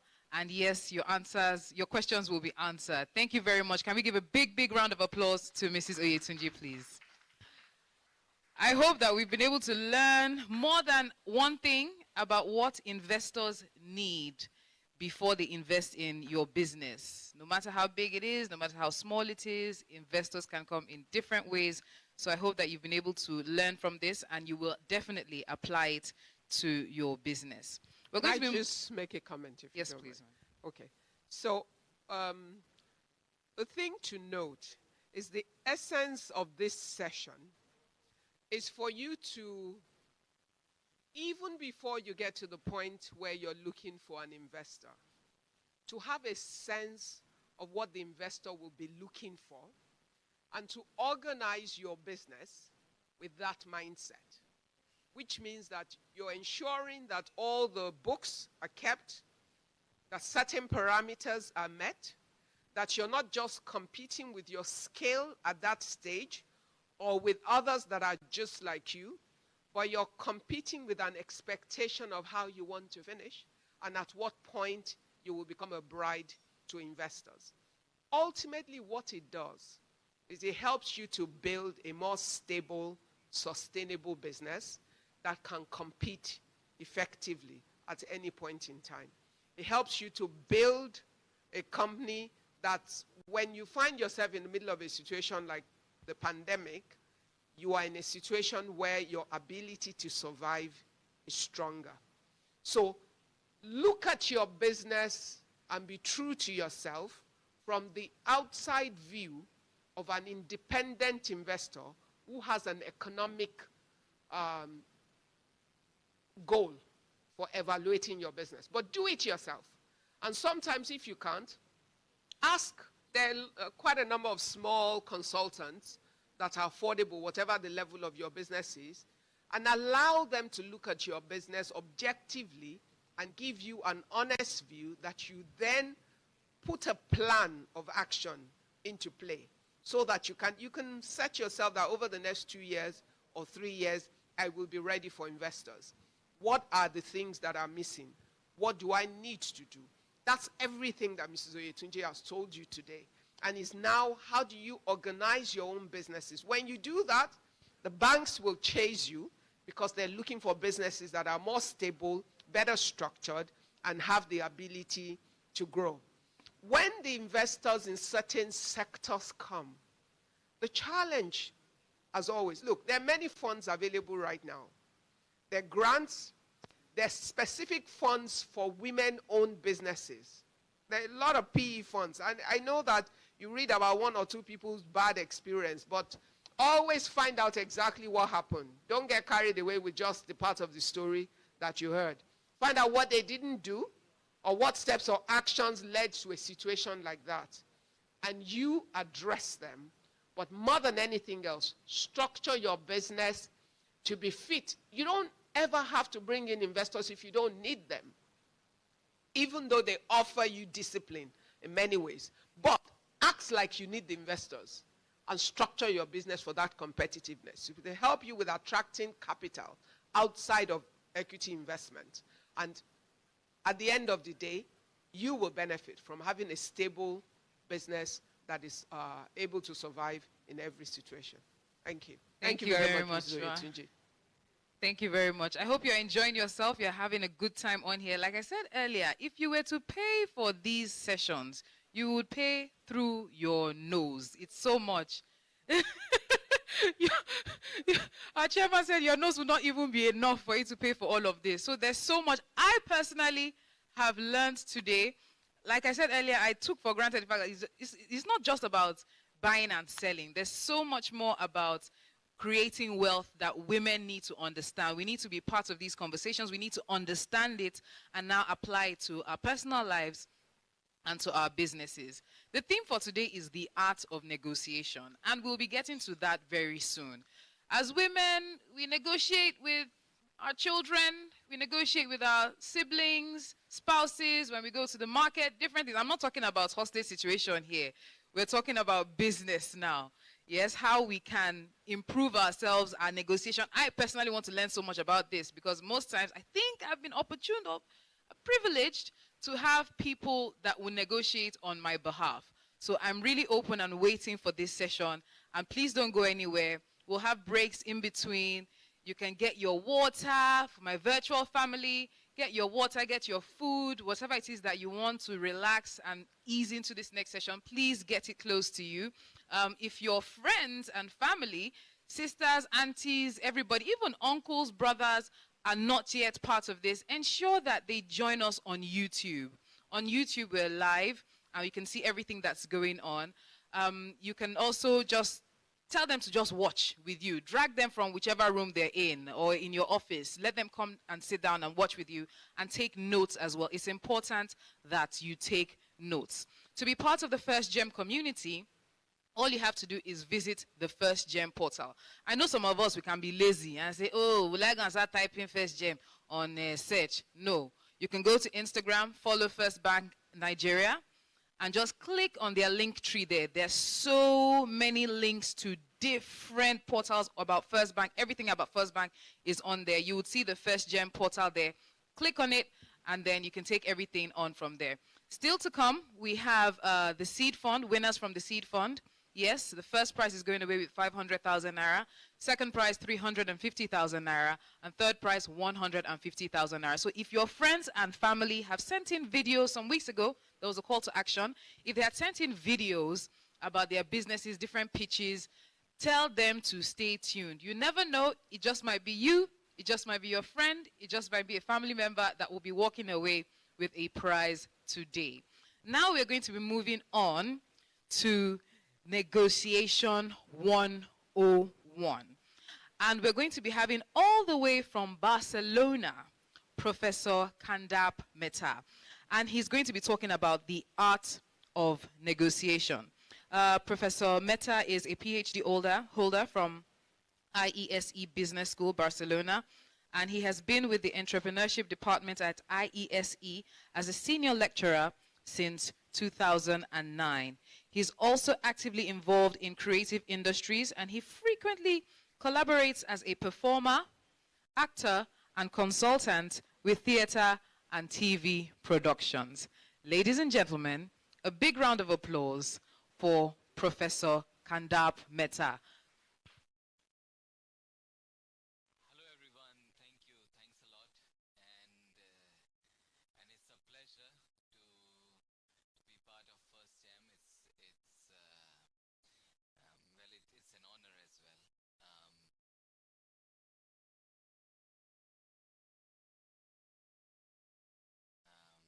Place in everybody at ESA's heart, because she also belongs to our international advisory international advisory board, and well, I'm happy to be here once again to talk about negotiation. We have a lot of issues to cover today. We are going to talk about negotiations. We are going to talk about why we make certain errors in negotiations and we don't realize that we are making those errors. And we are also going to, as per the theme of FirstGem tradition, we are also going to talk about women and negotiation. So we have divided this session. First of all, we will talk about negotiation basics and the biases, and then we will talk about negotiation and women in the second half of this conversation. So well, thanks for the introduction, and I'm excited to be here once again.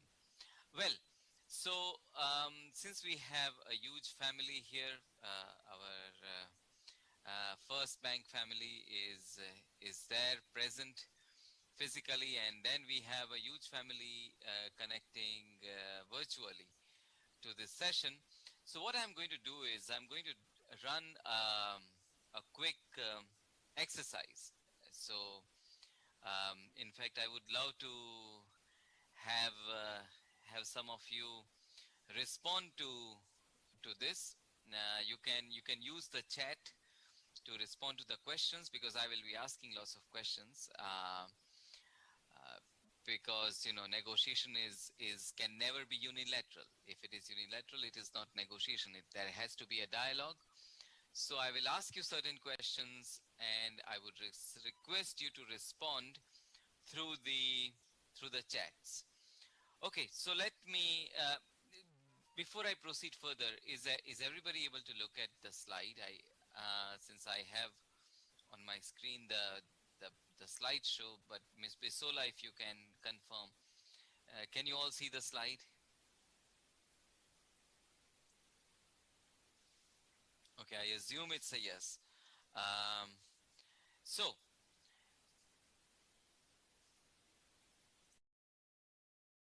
big question, and you can write your answer in the chat. How much of your professional time do you spend in some sort of negotiation? So how much of your time do you spend negotiating? Would you say 80%, between 60 and 80%, 40 and 60%? Okay, so I started receiving responses here. 60 to 80, 40 to 60, 40 to 60, 60 to 80.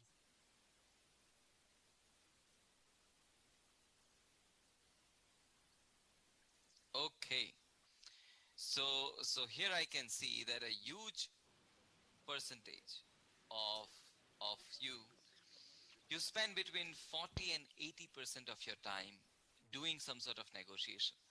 Now, this actually shows the importance of negotiation and the importance of this conference. 40% of your time is a lot of time. Imagine a work day, 8 hours or 10 hours, you know, a relaxed kind of a working day where you work for 8 to 10 hours, and 40% of that time is spent in some sort of negotiation. That means you end up spending close to 3 hours in some sort of negotiation every day. And by all means, this is not an overstatement. In fact, some of you negotiate a lot more than you realize. So imagine practicing any other skill for more than 3 hours a day. Imagine running 3 hours a day.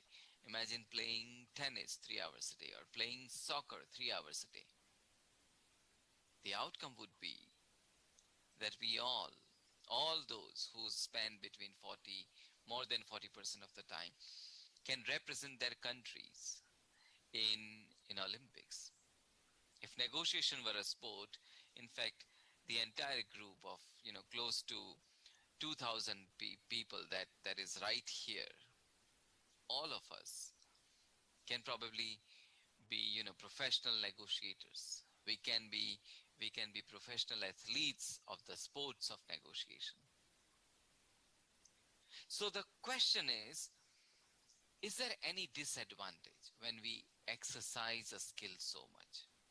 Is there any risk when we exercise a particular skill a lot? A line of research in sports which looks at the way in which athletes perform under uncertainty. It shows that when stakes are high, an athlete tends to do what she or he thinks to be their best skill. So imagine a Serena Williams playing a very important game, you know, a final, Grand Slam, and a critical moment comes and she has to choose between different options. Should she play backhand or forehand, or, you know, what would she do? She would do what she thinks she does best. That's what we all do. That's what all athletes do. When stakes are high, they do what they think they do best. And that's where often we make a mistake. Because often what we think to be the best the best response that we can give may not be the best for that situation. And that's why it is important for us to always know how to read the situation. Let's look at a quick example. In fact, you know, you all can participate. Here is the example. All of you can look at this beautiful car on your screen. Yes, thank you. Thanks for the heads up. So now please tell me,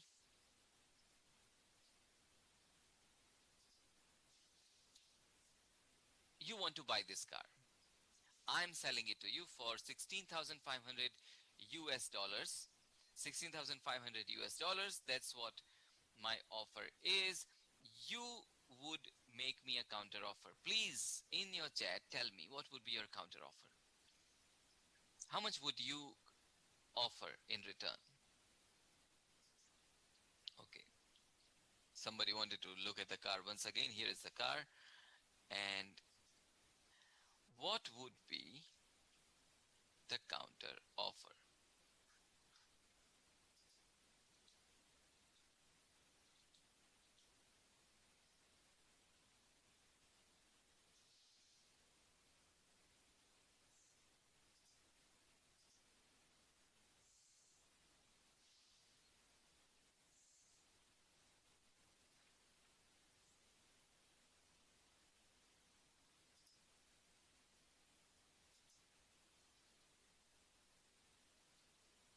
Okay, so I'm receiving lots of answers.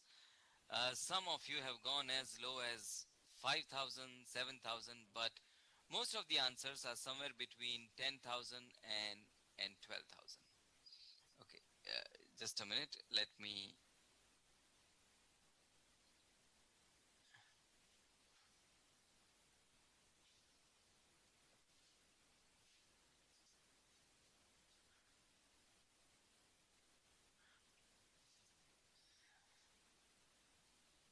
Okay, so most of you have said that you would probably offer somewhere between 10 and 12,000. Now, on what basis have you taken this decision? Let's try to understand some more interesting details about this exercise.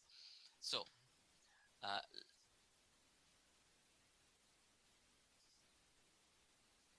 now if I tell you that your budget is 17,500, would that change your answer or not? Let's try to have quickly your responses through chat. If your budget is 17,500, would it change your answer or not? No. So most of you have said no. This is also known as anchor effect. Anchor effect basically means the effect that you have on the initial information that you receive. A friend of ours at MIT used to do this interesting experiment where she would get into an undergraduate class and she would ask everyone to write down last 3 digits of their social security number, and then she would show a random product. And she would say, what would be the cost of this product? And there would always be a very high correlation between the 3 numbers and the estimate of the price that people would come up with. As some of you have figured out here that we don't have the correct valuation of the car. That's a very interesting approach because often in a negotiation, we may not have all the information necessary. So, I have given you one more piece of information that 17,500 is your budget. Will it change your answer? You have said no, it will not change your answer. Now my question is, I had made my offer, which was 16,500. You had made a counter offer that you had mentioned in the chat. Now my question is, what do you think will be the final settlement price?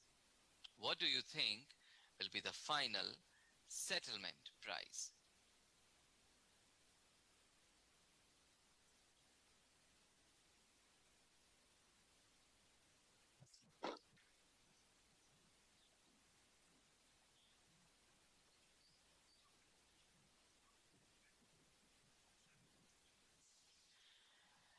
Excellent. So most of you are trying to find a point between what we have offered each other. In fact, somebody says here halfway. And Nenna Ejiogu, I'm sorry if I mispronounce any name, but Nenna Ejiogu here writes that we will meet halfway. There will be a meeting of positions, and that's where we will close the deal. What happens in negotiations often is that we have this perception of moving positions. Negotiation, the offers that are made are subject to change. Now, when we enter with this perception, often we do not take the first offer that is made seriously enough. And that's why we do not understand or we do not realize the psychological impact these first offers have. That's why it is very important to have a clearer picture of the potential range of negotiation before we start the negotiation itself. For example, what I'm talking about right now is very unilateral kind of scenario where I am telling you this is my price, this is your budget, what will be the final offer. But there are many other factors which we don't know about. For example, let's bring a little twist to this story.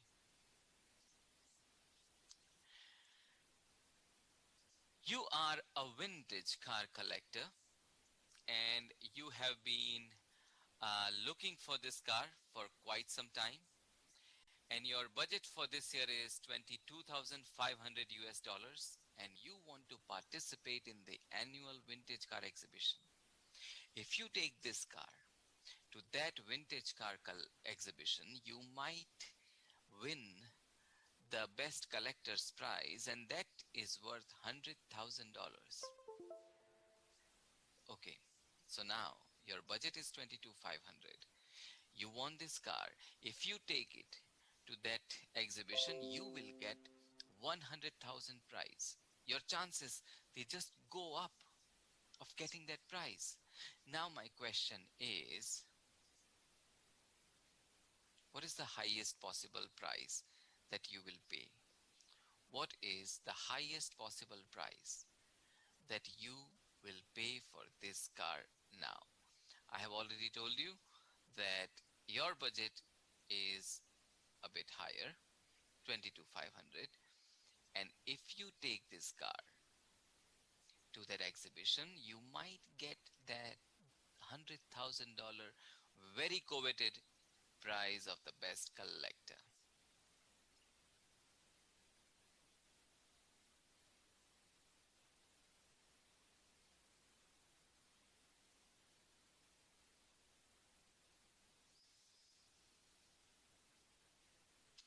And now we are receiving very interesting answers. So 16,000, 17,500, somebody says 22,500.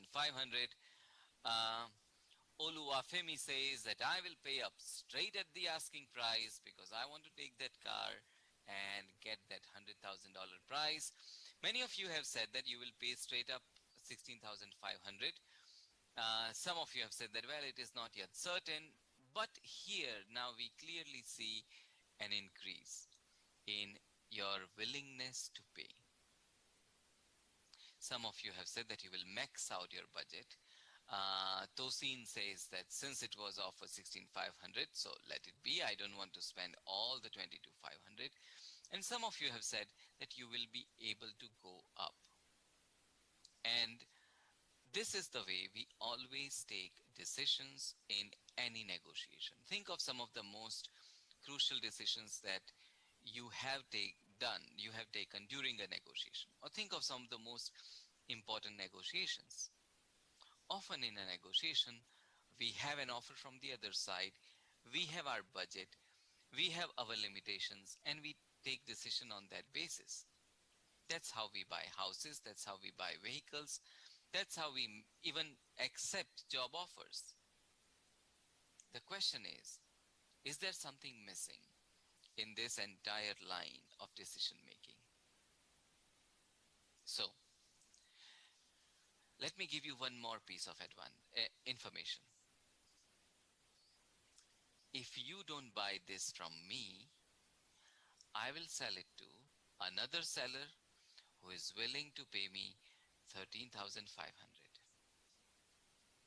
What is the maximum that you are willing to pay me now? If you don't buy this from me, I have somebody else who is willing to pay me 13,500.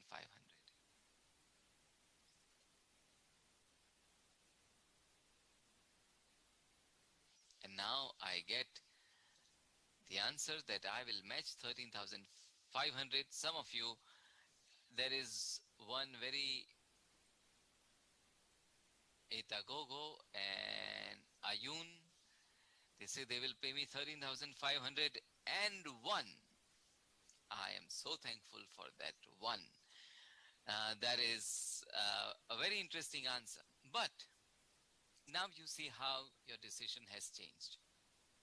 In fact, those of you who were willing to pay me 16,500 because you were looking at the subsequent $100,000 price, now are willing to pay me 13,500 or 13,501. What has changed in these in these 30 seconds? What has made you change your mind? If the car was worth 16,500 to you a few seconds ago, why is it 13,500 worth now? Yes, as some of you are pointing out in the chat, it is information. But what information? What is it that you got to know that made you change your mind so much? You got to know about two important things. One, you got to know about the need that you had in the first place? Think of the entire, thought process that we have had. Generally, so I have used this information in experiments as well. And I always see that the initial reaction is, when I say 16,500, the average I receive is 10,000. And that's why I always find people closing at 13,000.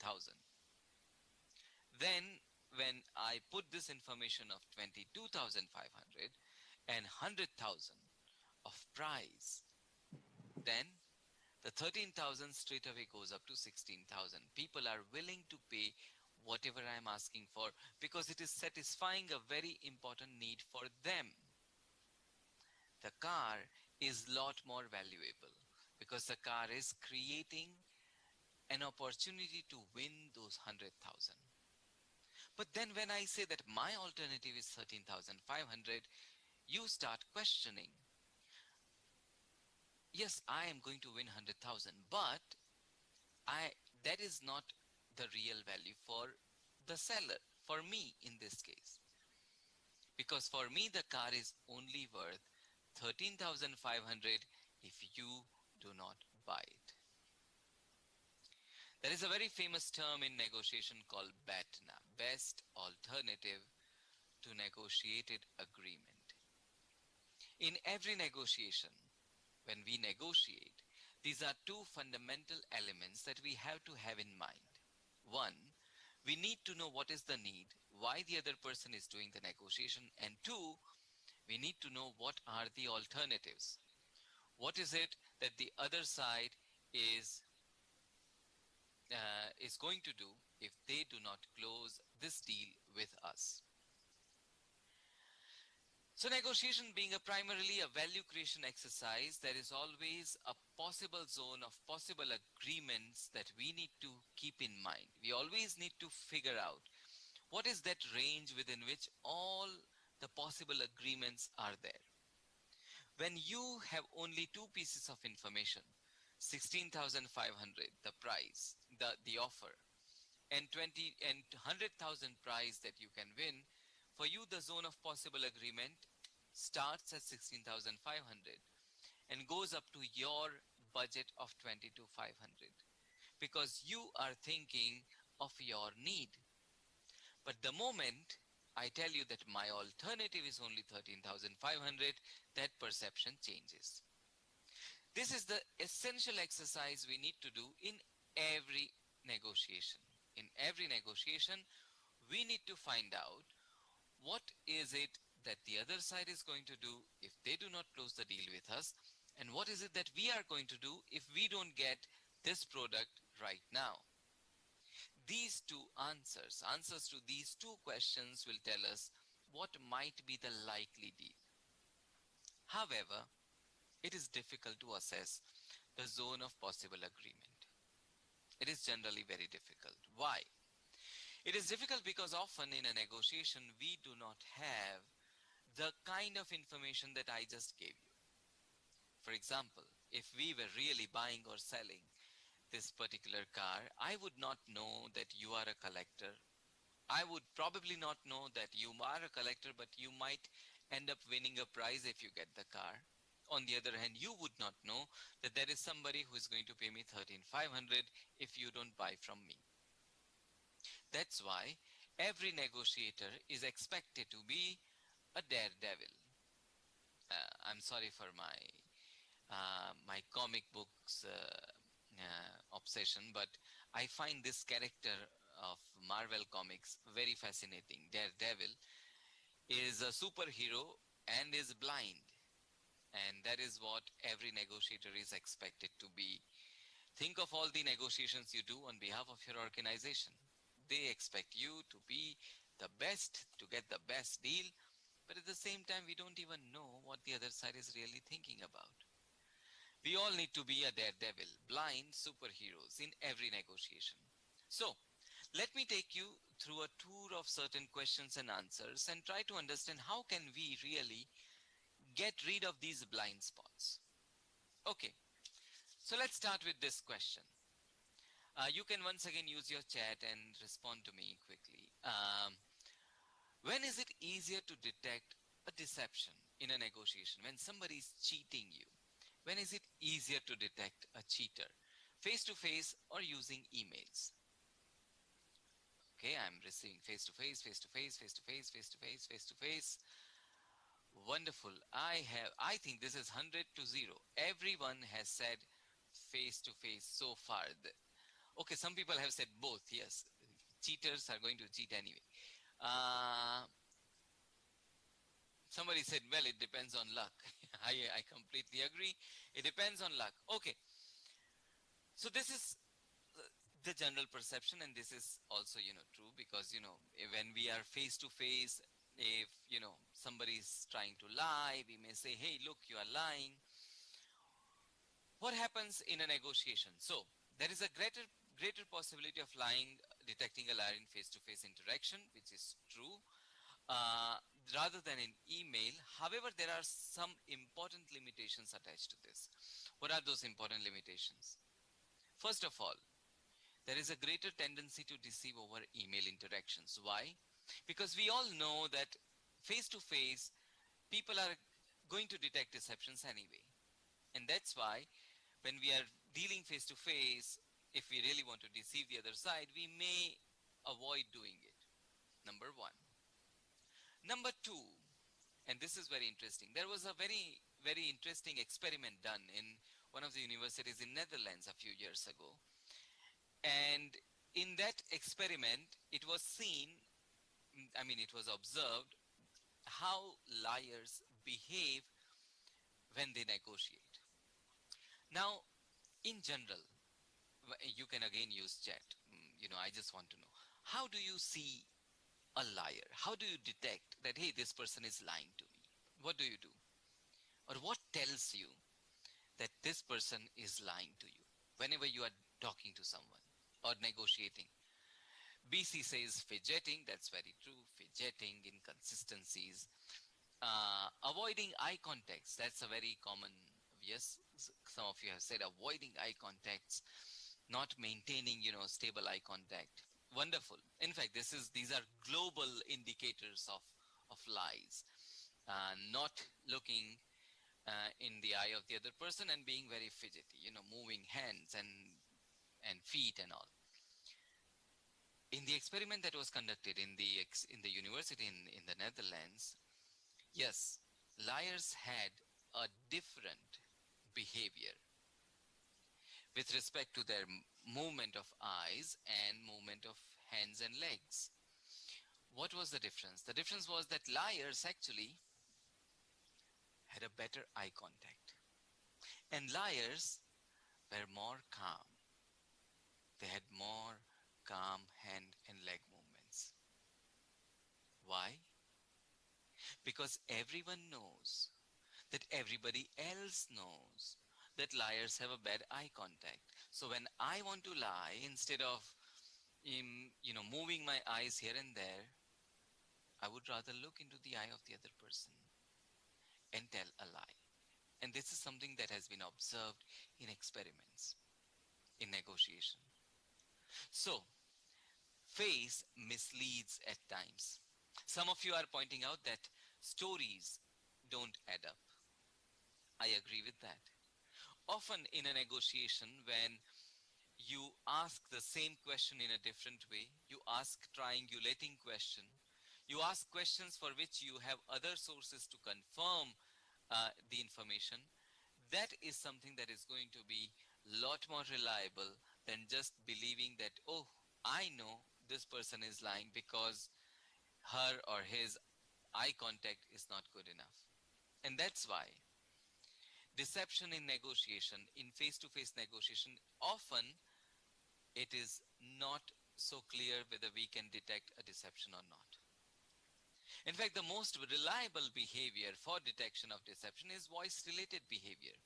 Somehow liars, professional liars, they can control their face, but I think many of them cannot control their voice. Their voice tones are a lot more flatter than the non-liars. So, often in negotiations we give this advice to our participants in programs that, well, when you have a trust issue with the other side, try to use every possible source, every possible channel of communication.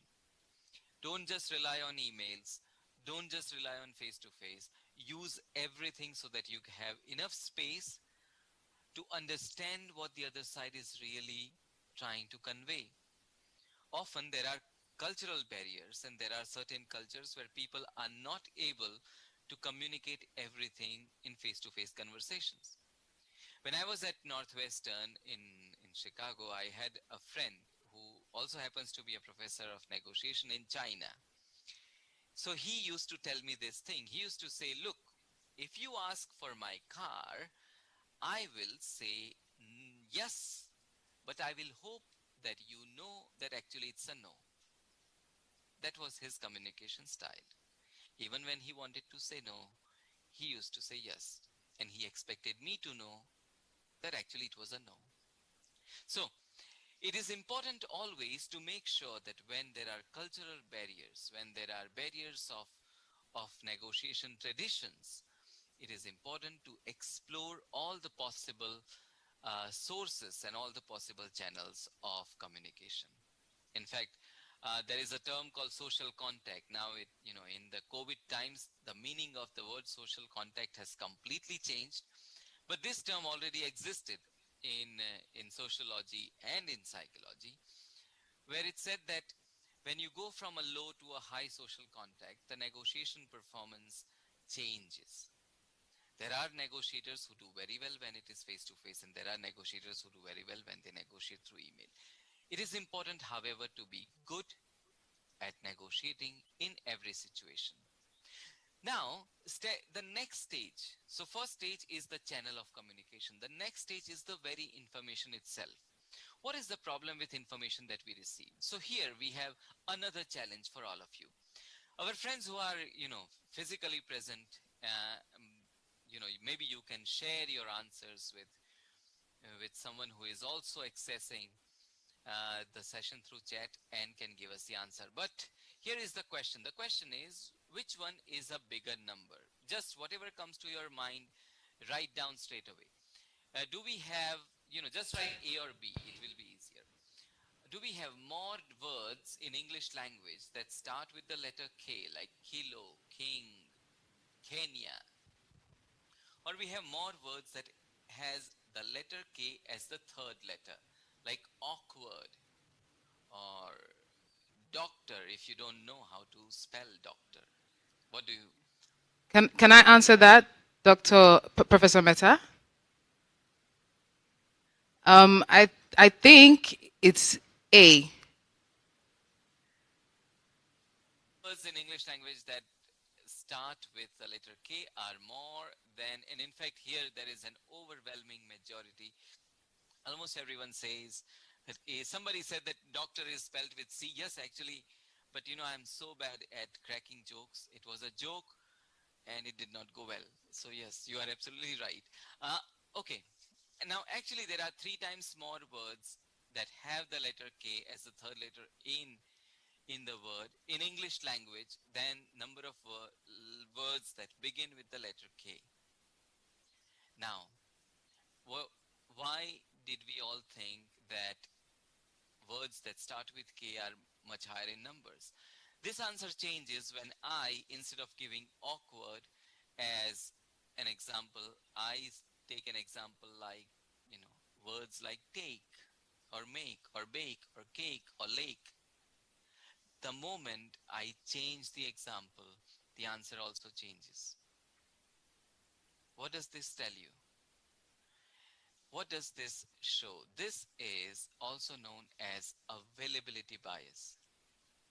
Often in a negotiation, the information that is provided, the information that is presented is the information that we take as the complete information.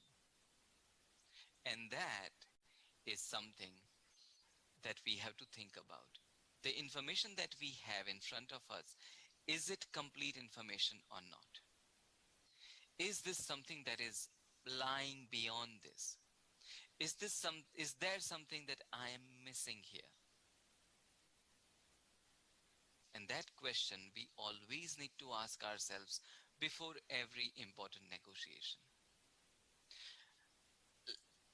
Okay, let's move on to the next important question. Here, you are a healthy eater, and Tega says, my name also starts with K, so that created a bias. Yes, I'm so sorry. Okay, let's look at this question. You are a healthy eater, you want to buy cheese. Which one will you choose? 98% fat free or the one that has 2% fat? Very Prof, I think I'm going to speak for majority, logged in right now, 98% fat free. percent fat free. That's wonderful. However, here's some friends who have figured it out. They are telling us that, well, actually they are the same. Yes, they are actually same, 98% fat free or 2% fat. However, when this question was asked in an experiment in research, most of the participants, they went for 98% fat free. Not only that, let me show you something else. Which one will you go for, 98% fat free or 1% fat? 98% fat free or 1% fat? Which one is your favorite? Of course, now here we have a very brilliant audience, so everyone has figured out the wordplay, and that's why people say, well, 1% fat. But in the experiment, what did researchers find? They found that most participants still wanted to go for 98% fat free, while the other one is actually better. Why? Why this happens? Why participants, when they were shown 98% fat free and 1% fat, or 98% fat free and 2% fat, they consistently went for 98% fat free? Because, as some of you are pointing out, because it was fat free. Because the participant was in the mindset of this healthy buyer, healthy consumer who was looking for the fat free. Fat free speaks the language that I understand. 1% fat is something I don't understand. I don't want fat. I want fat free. 98% fat free. So the way in which the information is not just information that is available, but the way in which it is presented is also creating my response. I will ask you one more important question. And this question will require, a couple of minutes. So I will give you a minute to think. Think properly. A country is preparing for outbreak of an unusual disease. Well, that it expects will kill 600 people. There are two programs, A and B. Which one shall we favor? If we adopt A, now listen very carefully. If we go for A, 200 lives are going to be saved. If we adopt B, there is 1/3 probability that everyone is safe and 2/3 probability that nobody will be saved. A, where 200 lives will be saved for sure, or B, where there is 1/3 probability that, everyone is safe, but there is 2/3 probability that nobody is saved. Which one shall we go for?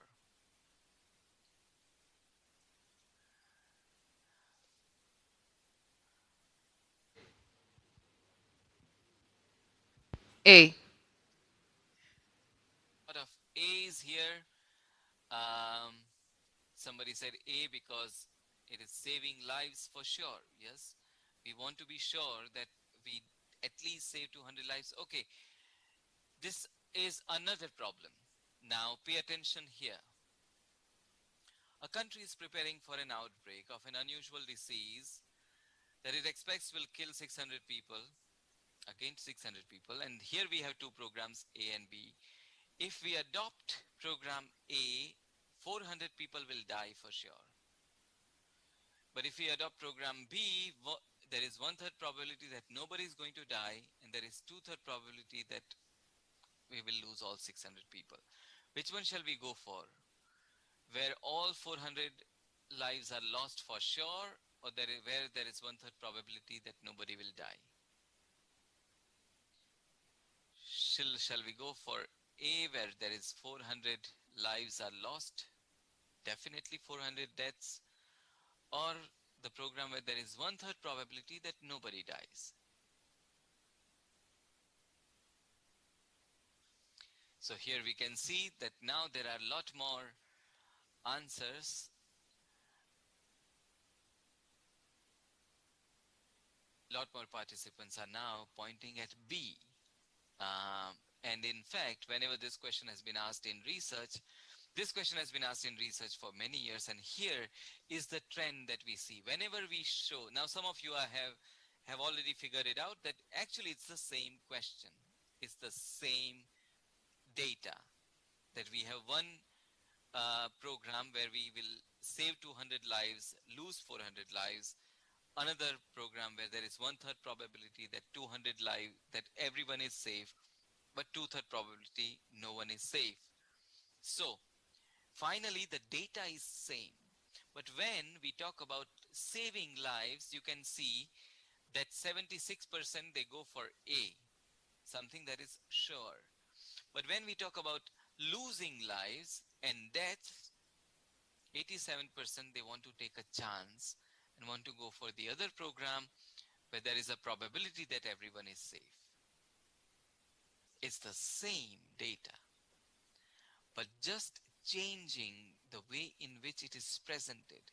When I am asking you to take a decision on number of lives saved, you are going for something that is sure. When I am asking you to take a decision on the basis of number of lives lost, you are going for something that is not sure. You are ready to take risk. People take risk when it comes to losses because we want to get out of them. But people do not want to take risk when there is a sure benefit. This is also known as framing bias. When I'm telling you that here is 98% fat free and here there might be some fat, you want to go for 98% fat free. Why? Because it is a sure benefit. You don't want to take risk because there might be some fat. In order to understand the framing bias, it is important to see how information is presented to us. Often, for example, a couple of days ago, my wife told me that, look, she received this email and she said, look, if you buy this tie now, you will save 300 euros because it is worth 380 euros and today they are selling for 80 euros only. I said, if I don't buy the tie at all, I will save the entire 380 euros. In the end, we bought the tie because that's what you do. You do the right thing. So, framing bias. Whenever the information is presented, using your needs, your advantage, you are more likely to respond to it positively. And that's why in any negotiation, to be more effective, to be a better negotiator, we need to present information using the needs of the other side, using the perspective of the other side, speaking from the point of view of the other side. And in order to do that, what we need is, we need the perspective and the point of view of the other person. We need to know what the other person really needs. What is it that the other person is really looking for? And only that will tell us how to present that information. And only that will get us a positive response from the other side. In fact, let me go a step further. How do we take decisions? Here we have a very simple challenge. It has nothing to do with numbers. This is much easier. A person has been chosen at random from a set of 100 people, consisting of 30 engineers and 70 lawyers. A person named Jack is randomly chosen from the group. He is 45-year-old man. He is married, has 4 children. He is generally, very meticulous, careful, ambitious, has no interest in political or social discussions, and spends time on his many hobbies, which include, sorry for that, which include home carpentry, sailing, mathematical puzzles. Now, my question is Jack an engineer or a lawyer? Is Jack an engineer or a lawyer? Okay. Is Jack an engineer or a lawyer? And here we have a huge majority telling us that Jack is an engineer. I don't know, Ms. Bisola, what is the general's feeling in the room? I think here he's an engineer. Here. Now the thing is, why do we think that Jack is an engineer? In fact, some of you, if you want, you can also write down in the chat, why do you think Jack is an engineer? Deborah says, can't say. Yes, Deborah, I completely agree with you because I don't know Jack either.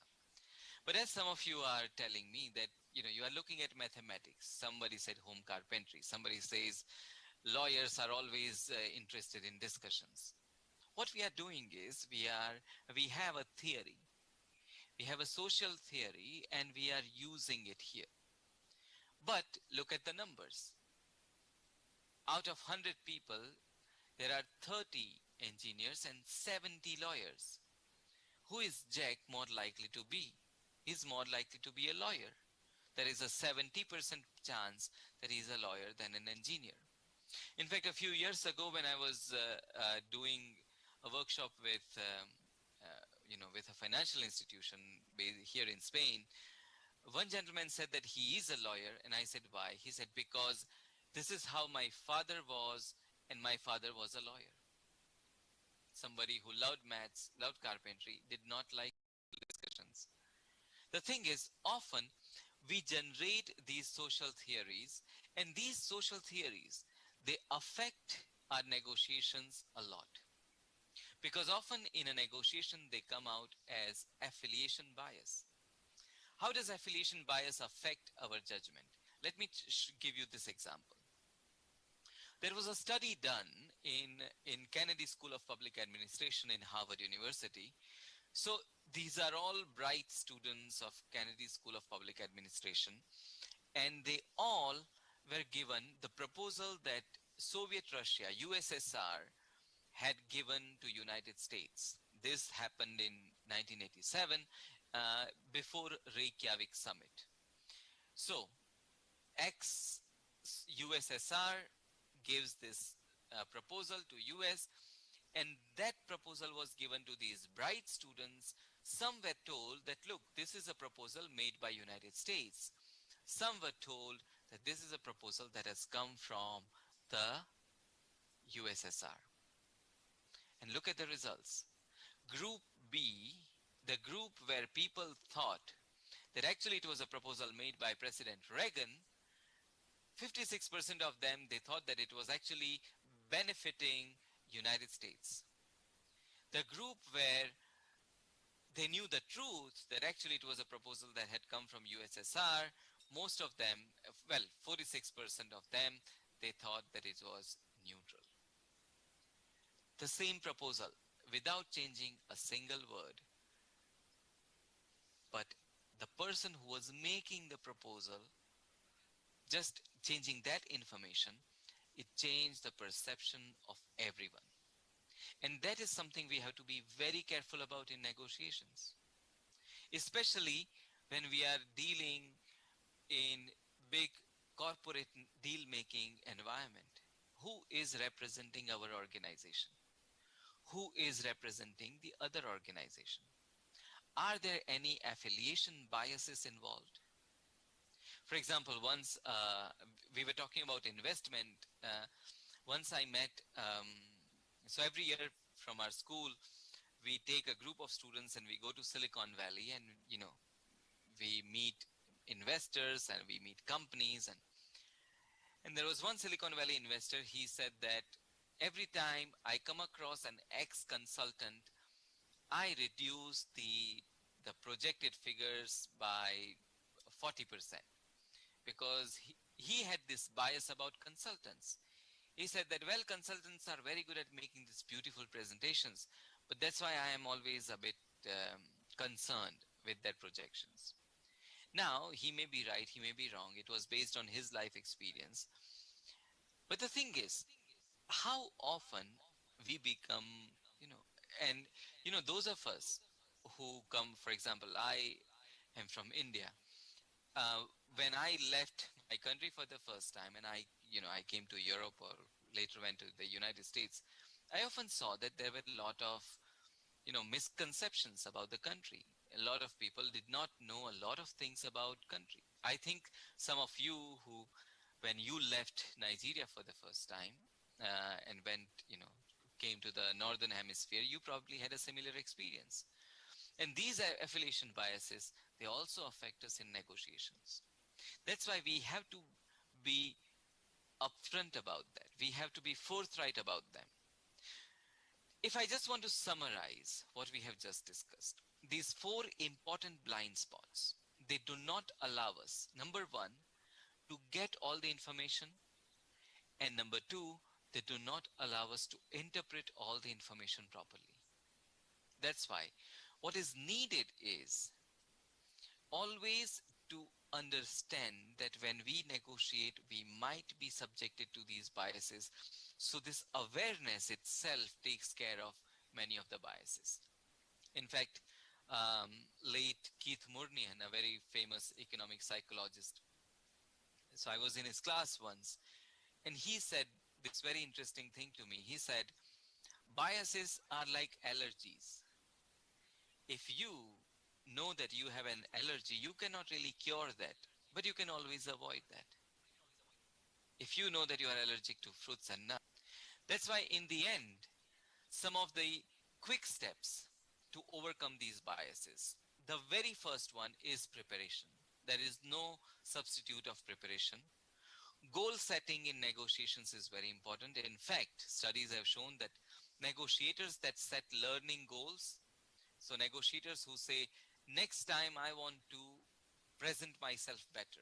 Next time I want to make a better offer. Next time I want to listen to the other side much better. Those who have learning goals, they not only do better deals, they also have more satisfaction in their negotiation.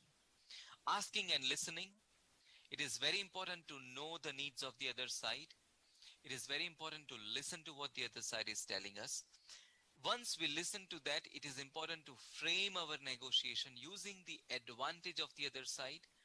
So whenever we make it a point that, yes, I'm going to frame my negotiation using what the other side wants, we will force ourselves to listen and to frame our negotiation properly. And last but not the least, a feedback mechanism. If you are negotiating in a team, always make sure that once you finish the negotiation, you give feedback to each other. If you are negotiating solo most of the times, have a feedback mechanism where you write down what you did, what went well, what did not go well. Because one of the most effective ways in which executives improve their negotiation skill is through analogical feedback. That means today I negotiated with this gentleman, this is what happened, next time I should be careful. Next day I write again, today I negotiated with this lady, this happened, next time I should be careful. When I keep maintaining such records, such diary, I will be able to see a pattern. What is it that I'm doing right and what is it that I'm doing wrong? And that will give me a better insight. And that will make me a daredevil. So, well, I would stop here, and I think there are some questions and answers. So let's take quickly some questions let me know whenever it is the break time, because after the break we will continue this conversation. So let's see if there are certain questions. I will stop. All right, thank you very much, Professor Mehta. I learned a lot about negotiation. Thank you, and I know that there's still more to come when we move to the second half of your session, negotiation and women. I know that we have one question here, anonymous attendee. But first, let me tell you, I really enjoyed your exercises. It just made me think better, and hopefully I will apply all of this or these when negotiating. So thank you very much for those exercises, and I hope there's still more to come in the second half. All right, an anonymous attendee says, how do you handle negotiation successfully when you have a lower negotiation power? That's a very good question. The thing is, power in a negotiation is very dynamic. There is no static power. You have to understand that if there was absolute power, there would be no negotiation. That means, in case of absolute power, one side says, do this, and the other side says, okay. That's why. The strategy number one is always try to find out what are the sources of power. You are negotiating, that means there is something that you have to offer. You are creating value for the other side. Try to see what value are you creating. The fundamental source of power in that sense is the alternative that you have and the other side has. Maybe you have an alternative, but the other side does not. So always think about the alternatives. What will I do if I don't agree with them? And what will they do if they don't agree with me? Number one. Number two, if there is absolute power, for example, let's say you have a conflict with your boss and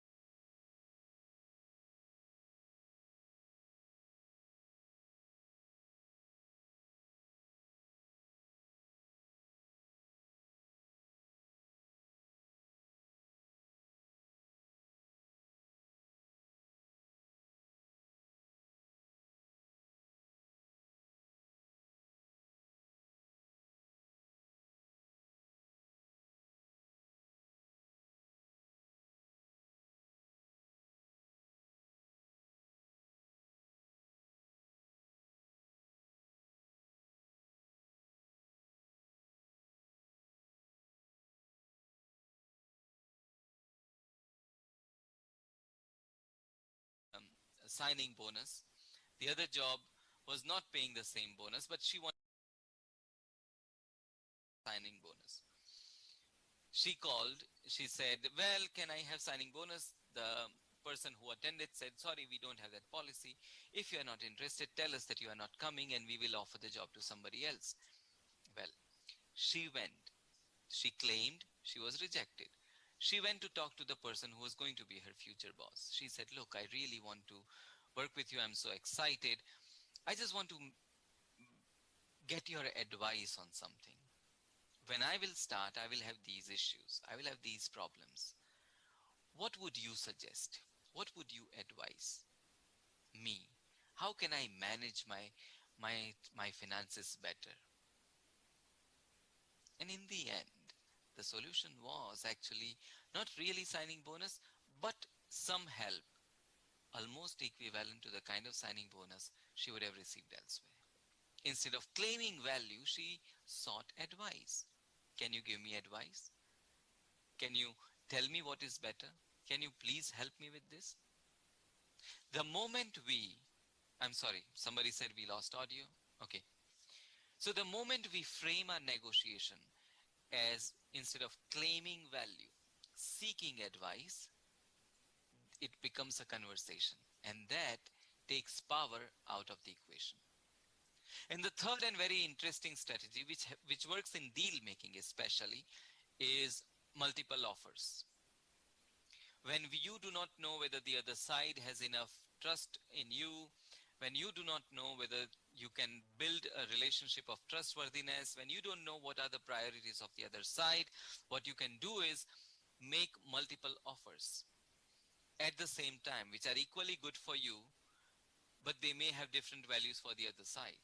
It's like, I have a 3-year-old son, and it's very difficult to make him eat at times. So what my wife does is, instead of saying, hey, would you like to eat? Please eat this or please eat this, she says, what do you want? Noodles or pasta? And he would say, noodles. Job done. Instead of making a single offer, make multiple offers, multiple issues. When multiple issues are there, there is better exchange. You are actually giving more authority to the other side. At the same time, that exercise of authority is not hurting your objectives. So I'm sorry it went into a little bit of detailed explanation, but that was a very important question. So let's see if we have any other question. We have quite a few, Prof. There's one here from Blessing Sonia Boulan. Great presentation, sir. What move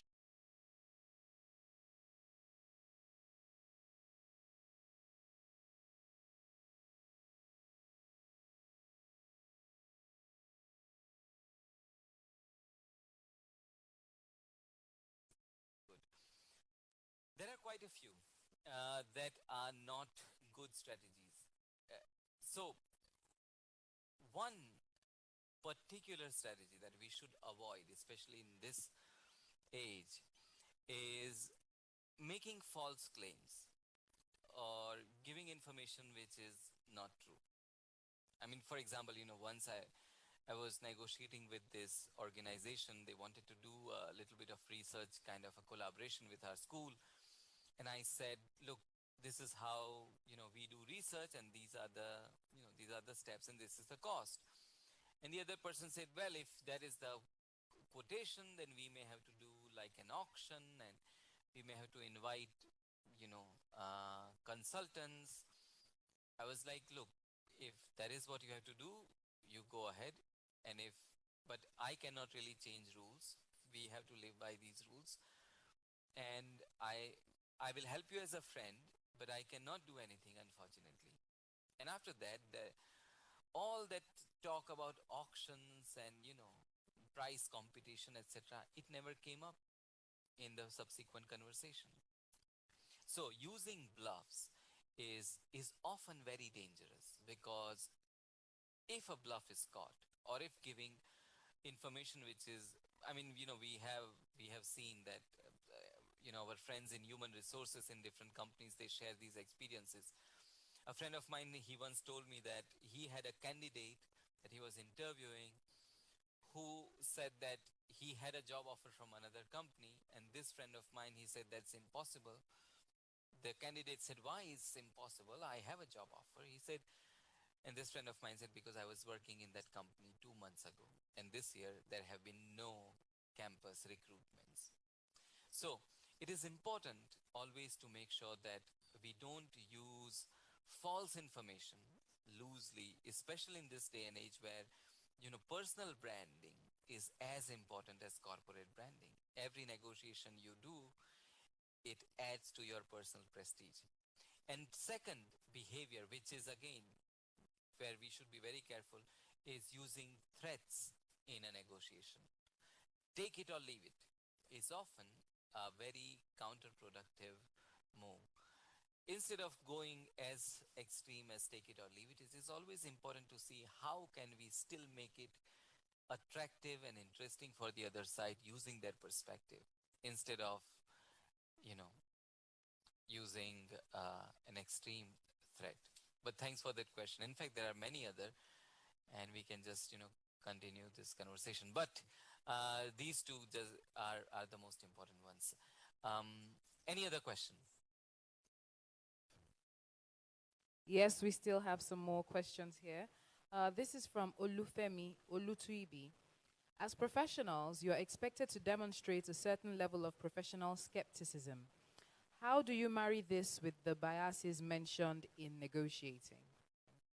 That's a very good question. And in fact, skepticism actually is like an antihistaminic if biases were allergies. Skepticism helps you overcome biases because you are constantly questioning. However, skepticism, when it crosses the limit, it also creates a further bias. For example, often in negotiation, we hear negotiators saying, oh, he's impossible to negotiate with. And we say, what does that mean, that he is impossible to negotiate with? Or often with our kids, we do that. Oh, you are so annoying. My daughter of 5 was telling my son, oh, you are so annoying last night. I was like, no, he's not annoying. There is something that he has done which has annoyed you. So talk about that. So skepticism is very good because it always helps you question whether you have enough information or not. However, that skepticism should never become a dispositional judgment about the individual that you are dealing with. For example, you should because extreme skepticism creates affiliation bias. So it is important always to stay focused on information we have. But when it comes to being skeptic about the other person, it is important always to focus on behavior. What is this person doing? What is the behavior that I'm receiving? And how is that affecting me? The advantage of that is that when we negotiate, instead of focusing on individual and their characteristics, we stay focused on the dynamics of the negotiation only. So skepticism is very good, but make sure that that skepticism doesn't translate into value judgments about the individual. And when it comes to individuals, we stay focused on the behavior. But otherwise, skepticism is very, very good, as long as it is about information. Right, thank you very much, Professor Meta. Thank you for this first session, The Art of Negotiation. I know that there's still so many questions to be answered, but we're going to go on a little break now. And when we return, we'll still have Professor Meta talk about negotiation and women. And this is something you do not want to miss because every woman at some point in time in our lives, we've negotiated. I think this morning I also did a bit of negotiation with my daughter. What are we doing? What are we eating today? How and why do you want to eat this and all of that? So it's important for us to learn more on this, especially for our businesses. So don't go anywhere. We're going to be going on a little break, and we still have so much more to come. Winners of the seed fund will be announced after their pitch, and we'll know who would come first, second, and third. Our judges are also here with us, so I can't wait to introduce them and so that we can pick our winners. We still also have entertainment. Yes, Chike would be here to perform. So the boos, he's the boo of the booless. So if you are booless, please just stay with us. Chike is going to be your boo after this wonderful webinar. So yes, if you need to refresh yourself, take bathroom breaks, come back with some tea, coffee, anything that it is you need to be comfortable for the rest of this conference, please do so now. We'll be going on a little break, and we have DJ Nana here with us at the live audience, and you virtually, you can enjoy yourself listening to some lovely music by DJ Nana. Thank you.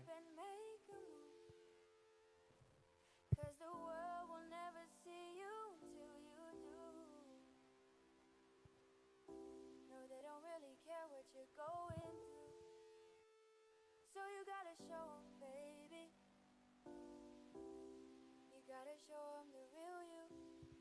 gotta give them what you got. No, don't let them see what you're not, 'cause you are strong.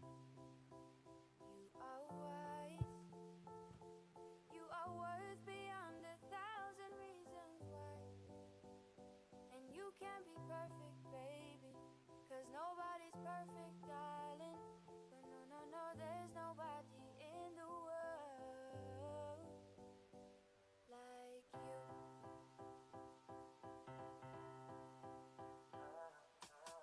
What do you do when you can't let go? What do you say when you just don't know how you feel?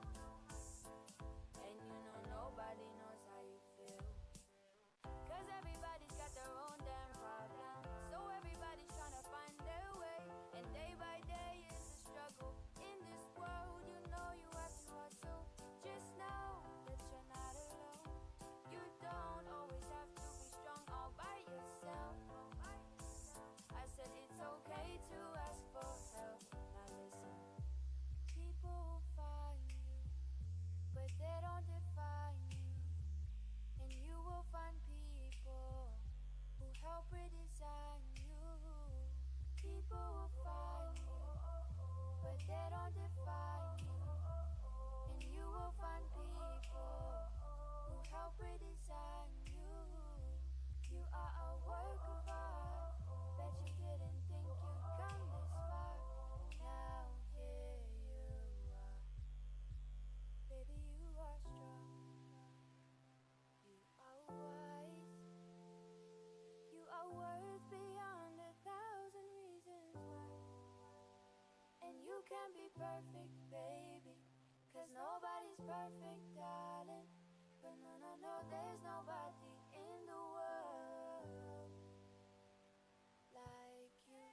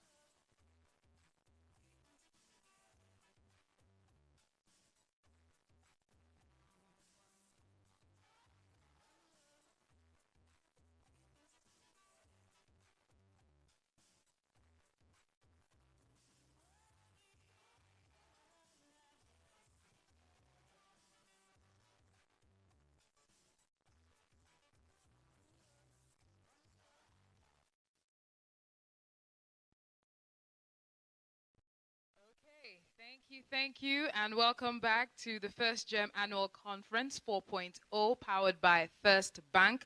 My name is Bisola Ayola, and we've been here since 10 a.m. this morning talking about the art of negotiation. Shortly before we went on break, we had Professor Kandap Mehta talk about the art of negotiation. And in this second half, he's going to be talking about negotiation and women. We have so much more to come.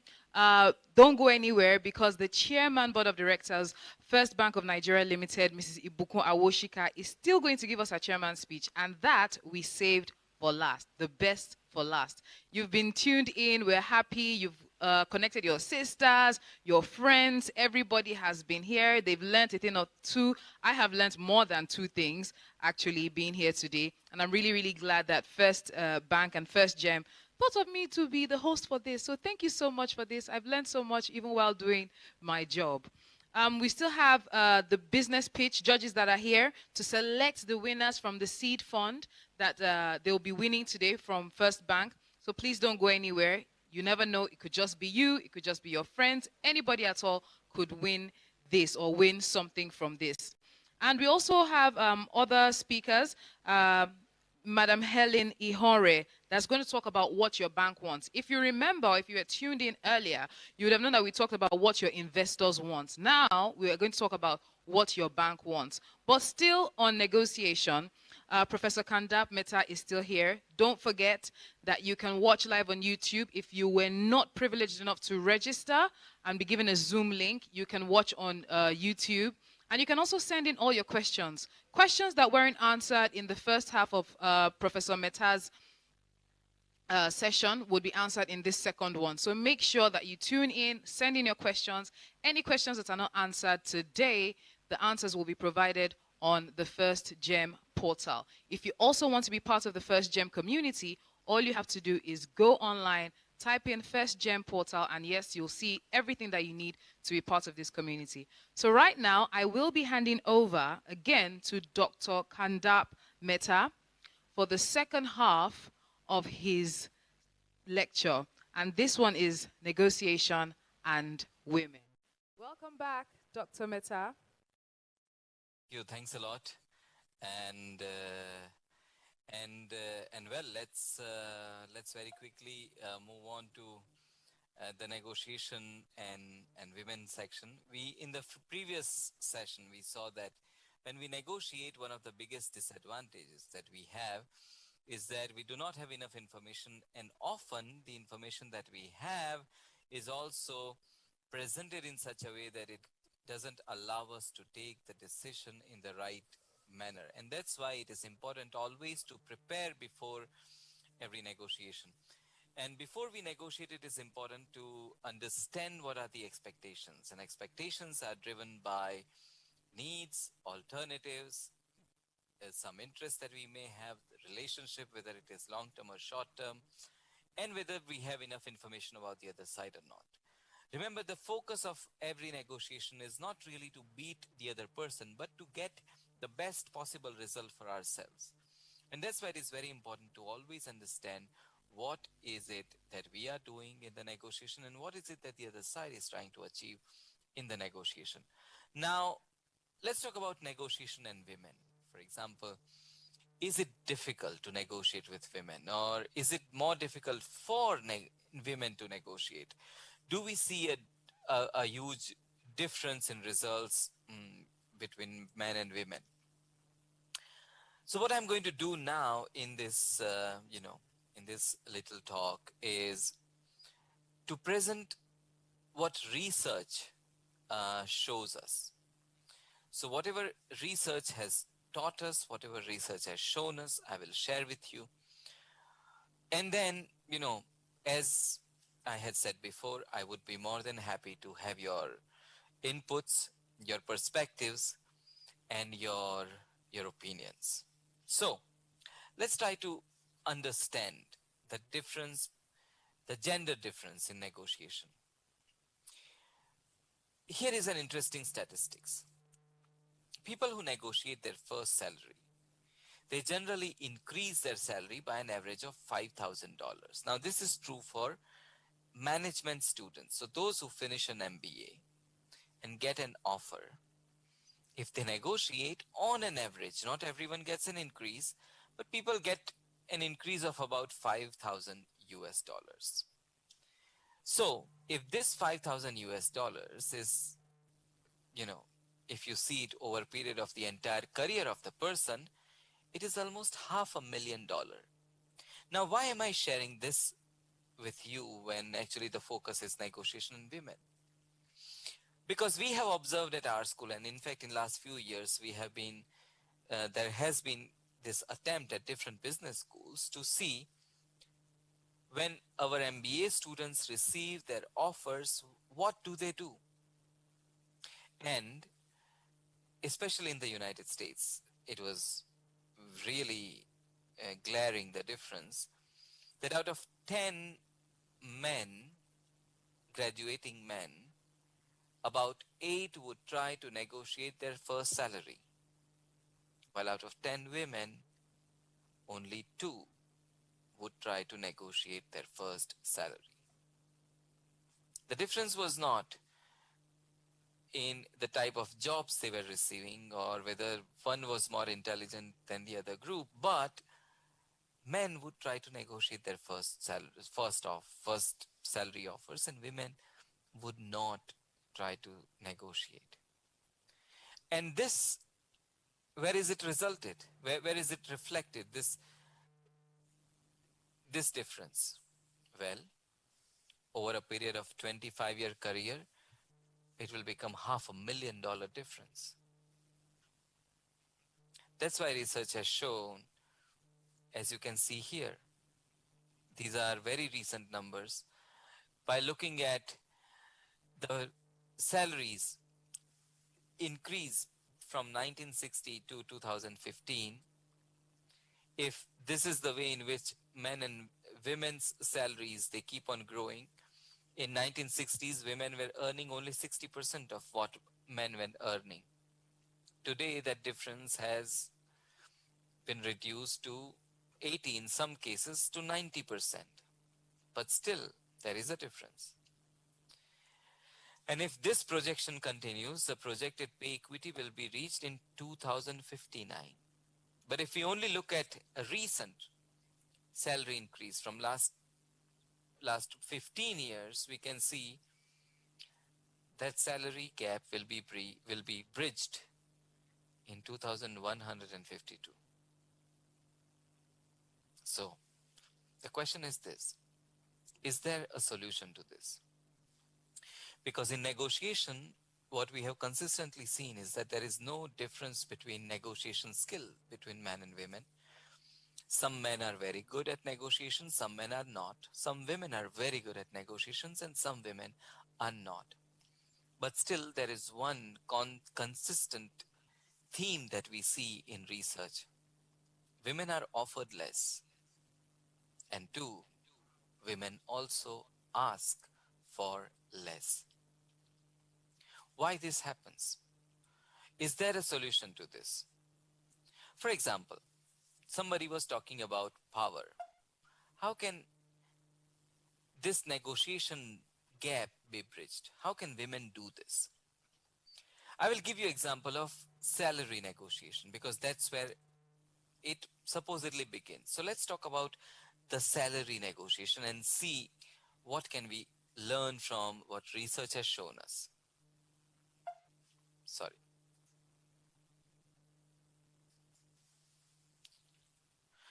Women can bridge this negotiation gap by actually negotiating better salaries. How can women negotiate better salaries? By not negotiating salary. What do I mean? In any salary negotiation, it has been seen that when we focus on a single variable, on a single issue, negotiations become competitive. Competitive negotiation basically are win-lose negotiation. That means one side wants to win and the other wants to win as well, and they both want to make sure that they don't give up. Now, what is the problem with this? The problem is that you lose flexibility. For example, let's say you are trying to recruit me. I say, I want a salary of 100,000. You said you cannot pay more than 90,000. I don't want to give up my 100,000. You don't want to pay me anything more than 90,000. There is a tension. There is a conflict. And often it results in a more combative kind of a bargaining. And that's why in these situations now there is a cultural element here. In many cultures, this is the perception of negotiation. And what is the disadvantage that you have when you perceive negotiation like a combat? That often, subconsciously, we accept negotiation to be a male skill. In many cultures, this is the stereotype that negotiation is this give and take, it is this kind of tug of war, and that's why it is more of a male skill. And that's why studies have shown that when a particular skill, for example, there is a very famous line of research which talks about stereotype effect. When a group is stereotyped, the group itself becomes the victim of the stereotype. It has been seen in difference in performance in mathematical exams or competitive exams of students of different races. And the same thing happens even in case of genders. When, for example, a math test, if it is being taken by boys and girls together, girls would underperform. While if only girls are taking the test, they would not underperform. That is the stereotype effect. And that's why when negotiation is seen as a male skill, it has this disadvantage. So now I don't say this happens always, but often we become victims of such characterization of the negotiation process itself. That could be one of the reasons why women avoid negotiations in some cases as well. That's why it is important always to look for multiple issues when we negotiate. That's how our students who are graduating from MBA, our female students, they negotiate their salaries. They don't focus simply on salary, but they always try to look at the complete package and see how they can create maximum value. So the next question is, how can they negotiate a better job offer? By not negotiating. Now, if we are talking about negotiation and women, then why am I advising not negotiating? Because what I'm trying here is something called stereotype regeneration. What is stereotype regeneration? So many MBA graduates and executives, they carry this confrontational approach. I just talked about it. And when women perceive the task as a male skill, they might underperform. But in some studies, it has been seen that if positive female stereotypes are evoked, women not only perform better, they actually outperform men. What are the positive female stereotypes? What is it that women are very good at and men are not? Stereotypically, women are better at empathizing with the other person. Women are better at communicating. They are better at understanding emotions of the other person. So, for example, in several experiments where researchers tried to evoke these positive stereotypes, that means they told their participants that, look, negotiation is all about empathizing. Negotiation is all about establishing a cordial relationship with the other person. Negotiation is all about communicating very effectively with the other person. Negotiation is all about taking care of this relationship in long term. Results were very different. Women consistently outperformed men. This shows that actually it is not really negotiation. It is the perception of the negotiation that determines our result. And that's why often, for example, with our students, there are some students who say, should I really negotiate my job offer? That's the only job. What if they say no? And often I say, don't negotiate. Forget negotiation. Just go and talk to them. Have a conversation. Don't even mention the word negotiation to them or to yourself, but tell yourself that I'm going to have a conversation with someone who is likely to play an important role in my life. I'm going to have a conversation about my potential compensation with this organization where I would really like to work. So, framing negotiation, telling yourself before the negotiation that this is not a negotiation, but this is a conversation, actually changes the scenario completely. Now, think of yourselves. I mean, FirstGem conferences are always attended by many bright women. All of you who are here right now, you have done some successful negotiations in your life. That's why you are here. You are right now attending this conference, either personally, physically, or virtually. Think of important negotiations that you might have avoided. Think of important negotiations or important moments where you could have negotiated and you did not. Later on, when this session is over, try to write down why you did not negotiate, why you did not think of negotiating. Because that would really give you an insight into the kind of negotiations that you could have done in past. And if it is the fear or if it is the stereotype of this tension and combat which probably has stopped you from negotiating in past, then next time tell yourself it's a conversation. It's not a negotiation. It's not a fight. It's not a combat. Okay, let me go to the next important element. Why women avoid negotiating? Anyway, here I have not done a good job with the animation, but look, this was a conversation that happened between a potential employer and a candidate. Now, what was interesting in this study was that some of the candidates were actually, they were confederates of the researcher. They were helping the researcher, and interviewers did not know that. So the question that interviewers were supposed to ask was this: that do you like performing in high pressure situation?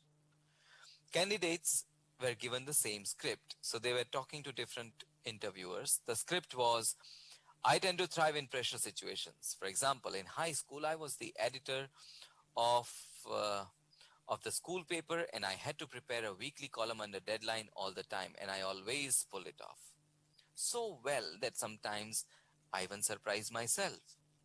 My supervisors noticed also and were quite complimentary.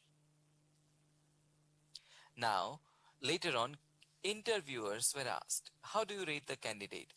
Those interviewers who had a male candidate, you can see here, thought that the candidate was confident and competent. And those who had interviewed a female candidate thought that not likable enough and probably not fit for the job.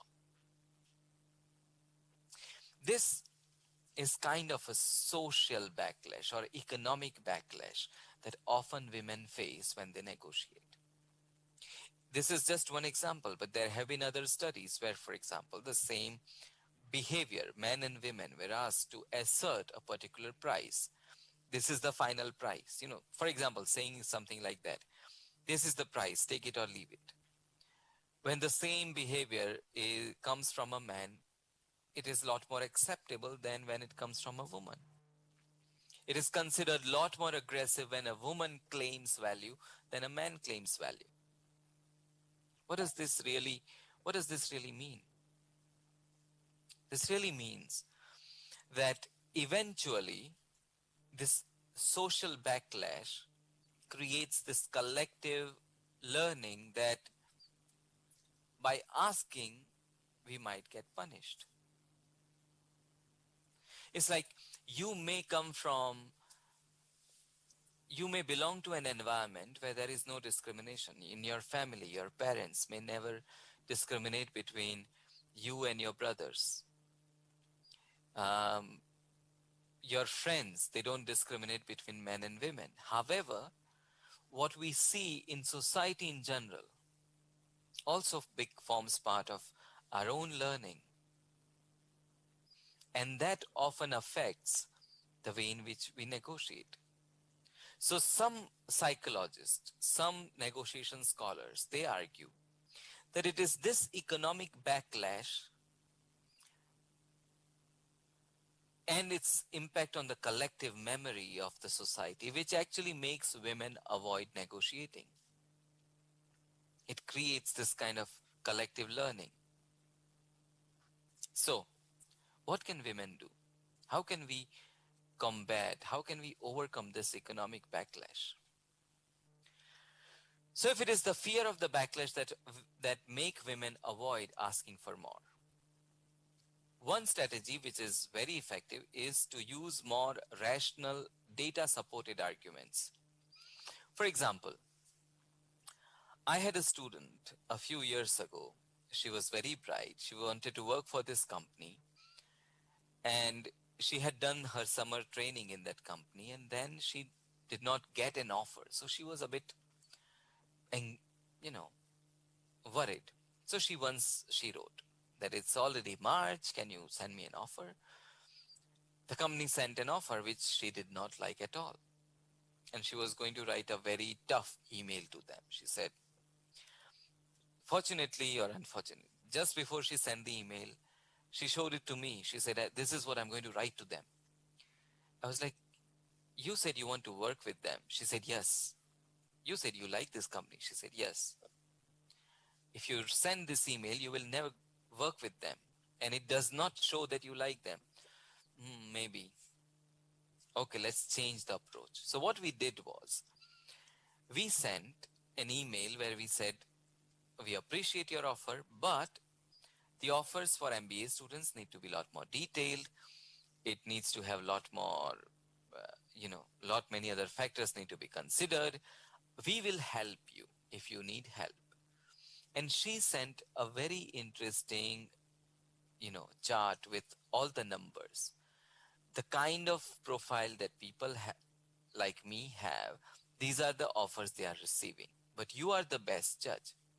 Instead of telling them that, look, I deserve a much better price, a much better offer, a much better salary or compensation, she said, this is what people are getting. People like me, people with my kind of experience, people with my kind of profile, people who have graduated from similar schools. What do you say? What is your suggestion? You are the best judge. And that helped her take the conversation into a different terrain. Instead of, yes and no, she actually built up a nice conversation. So often using data helps overcome this fear of social backlash, because you are not asking for more because you think you deserve that. You are asking for something that you think people out there or society is offering. So you are using external references for supporting your claims. Second, framing negotiation as a relationship building interaction is a very powerful tool.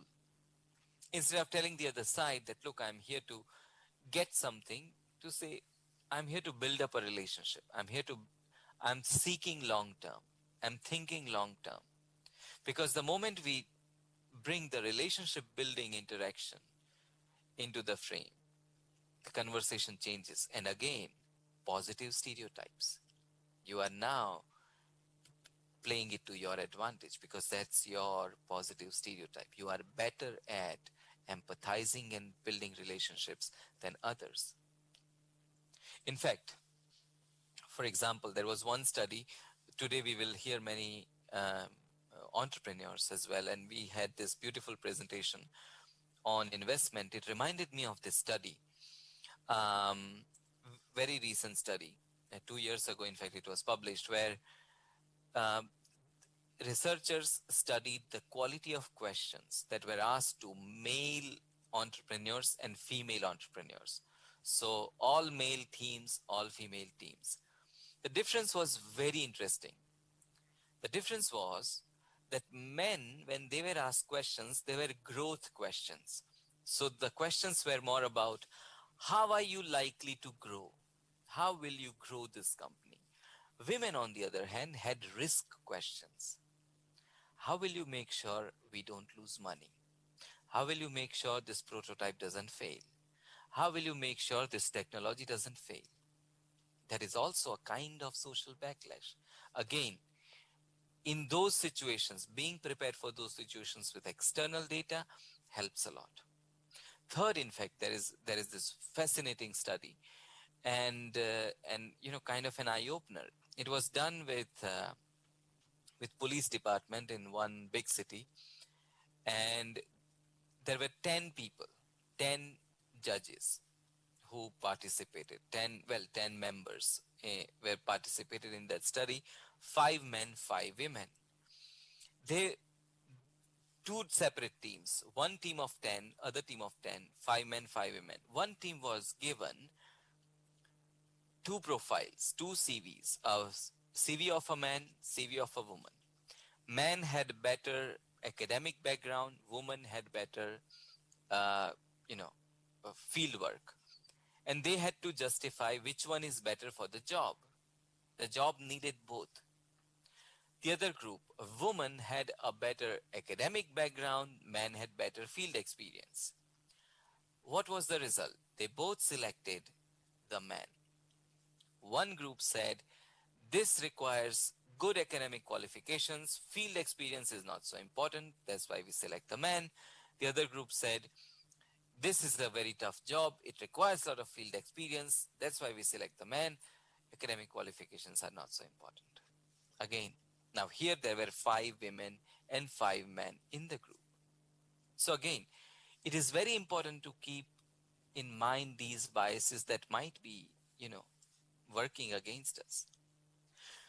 This is also something that makes women avoid negotiating. But there is one area where women negotiate consistently better than men. And that is when women negotiate for other people. Studies have shown that when women negotiate on behalf of other people, women outperform men. That means in every negotiation, if you negotiate on behalf of somebody else, you will always do much better than if you were negotiating for yourself. So often we have candidates, for example, in job interviews, we have some students who say, look, I'm single, I don't even have a family. Who should I negotiate on? Who should be my constituency? And we say, if you cannot think of anybody else, think of yourself 30 years from now. Negotiate on behalf of that woman. What life you want to give to her? What are her needs? What are her priorities? What does she want? Think of that and use it in your negotiation. That's why us advocacy, advocating on behalf of somebody else, negotiating always representing a larger constituency is a great frame of negotiation. And that is something that we always recommend our students. There is a very effective tool of combating this social backlash that we have just seen. Last but not the least, initiate. If there is nothing else that you can think of and a moment in life where you think you were in complete control. This is also known as priming for power. Now here, for example, research shows that because of fear of a backlash, women avoid initiating negotiation. This has far-reaching ramifications in job interview and in any other negotiation for that matter. Women negotiate much better when situation is less ambiguous. There is one study. So Hannah Riley Bowles and Linda Babcock and Kathleen McGinn, 3 very prominent female scholars in negotiation area, they showed that women negotiate much better when the situation is less ambiguous. How can you make it less ambiguous? Through a structured preparation. And that's why women negotiators who always have a structured way of preparing for every negotiation are much more effective negotiators than their male counterparts. And number two, what I was talking about, prime yourself for power, because some scholars say that at the end of the day, this is a power problem, that predominantly most of the societies in the world have evolved in such a way that men have been in powerful positions. And that's why traditionally it has been seen that women have less power. What can we do to overcome this? This also happens with, ethnicities and minorities. If I'm a minority, I would always, for example, with immigrants, it is seen that immigrants are always more concerned about breaking law than non-immigrants. Why? Because we see that, well, we have to be more obedient with laws and make sure that, we don't commit any mistake.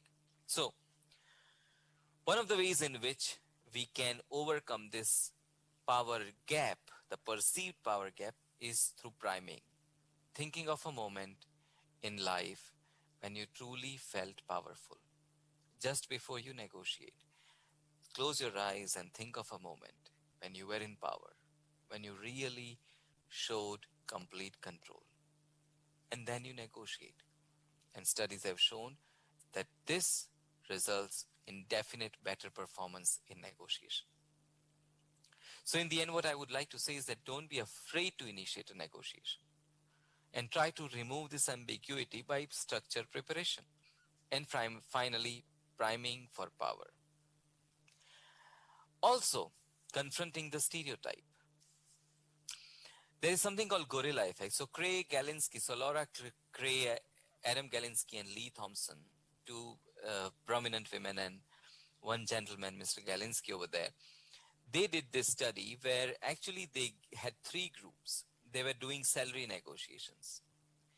So in one group, they did not give any instruction. In another group, they said, negotiation is a unisex ability. It has nothing to do with gender. But in the third group, they told female participants that there are biases and there are stereotypes, and they often affect the way in which women negotiate. And it also affects women's negotiation performance. And look at the gap. The difference you see is value that was created by women over men. Where there was no instruction, men earned higher salaries than women. Simple. Where there was this unisex ability kind of a priming happening, the gap was not that wide.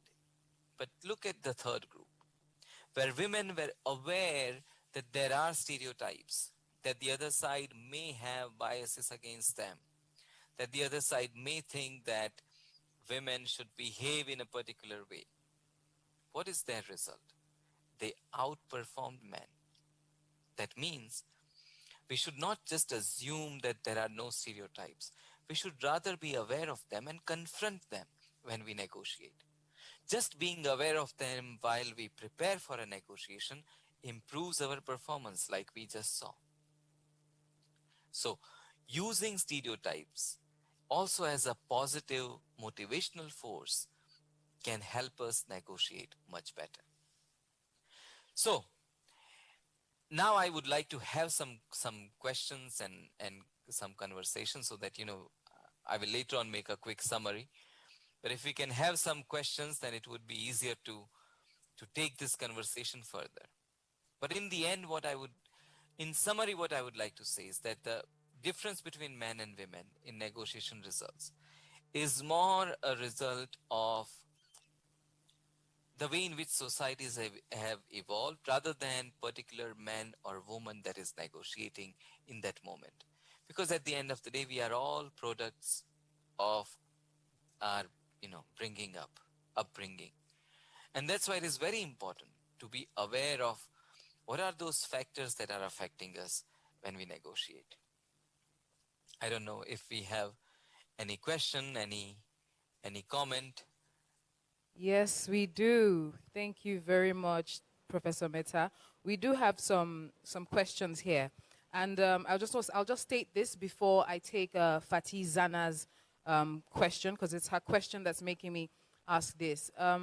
You said that women are often seen as weak negotiators, and Fatih says or asks here, why do men then still prefer to negotiate with men, even though they find that women are weaker negotiators when there's an advantage for them? You know, why do they still seek to negotiate with men? Would like to just mention both of them one by one. How can women build up their experiences rather than focusing on academic background? At the end of the day, whatever shows your competence is important. There are jobs for which academic background is important. I mean, academic background is important irrespective of every job. And there are jobs where field experience, life experiences are also important. The most important thing, however, is to make negotiation as impersonal as possible. Because it is when the negotiation becomes personal, the stereotypes come into play. I'll give you a very interesting example from this book, Lean In by Sheryl Sandberg. She has this very good anecdote. I think it is in Lean In, but I don't know whether she shared it somewhere else. But this anecdote is very good. So when she received a job offer from Facebook, and she had, that, uh, you know, the salary offer, she did not want to negotiate.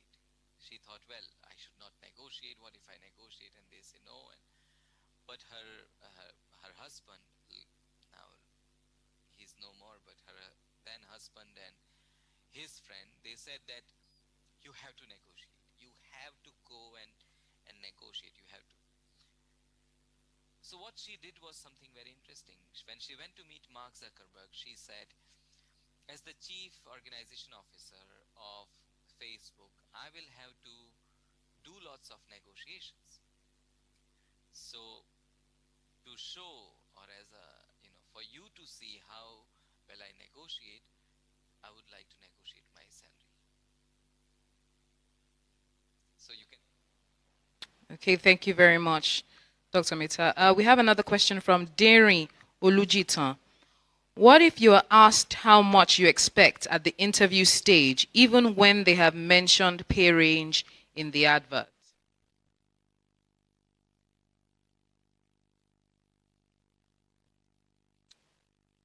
Can you hear me now?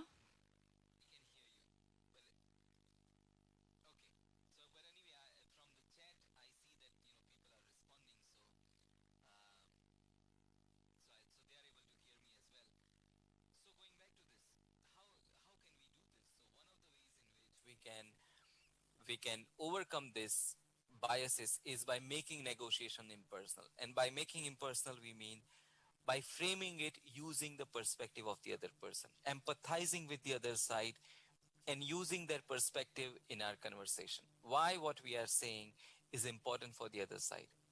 And somewhere, for example, Ekanem has asked this question: how can an enabling environment be created to allow women? I think it begins at home. It begins in academic institutions.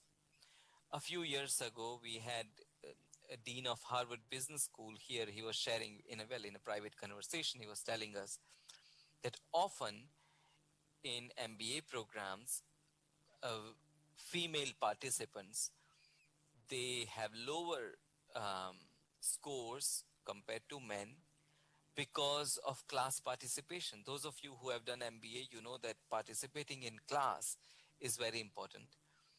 And often professors have this bias, and that's why they move to a man to respond to a question. And that's why eventually we think, oh, men are so bright and they are participating a lot. So he was just sharing this, this insight with us.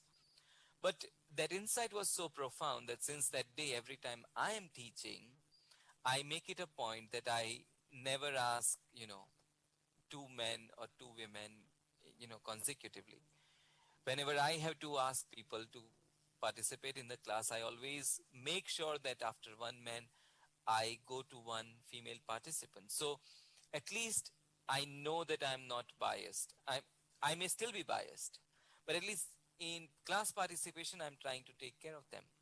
Madeleine Albright, the famous US, ex-US Secretary of State, when she was teaching in, I think in George Washington University, she had this very interesting practice. So again, she had men and women in her class, and whenever there was a question, men would raise hands, and she would then go to men.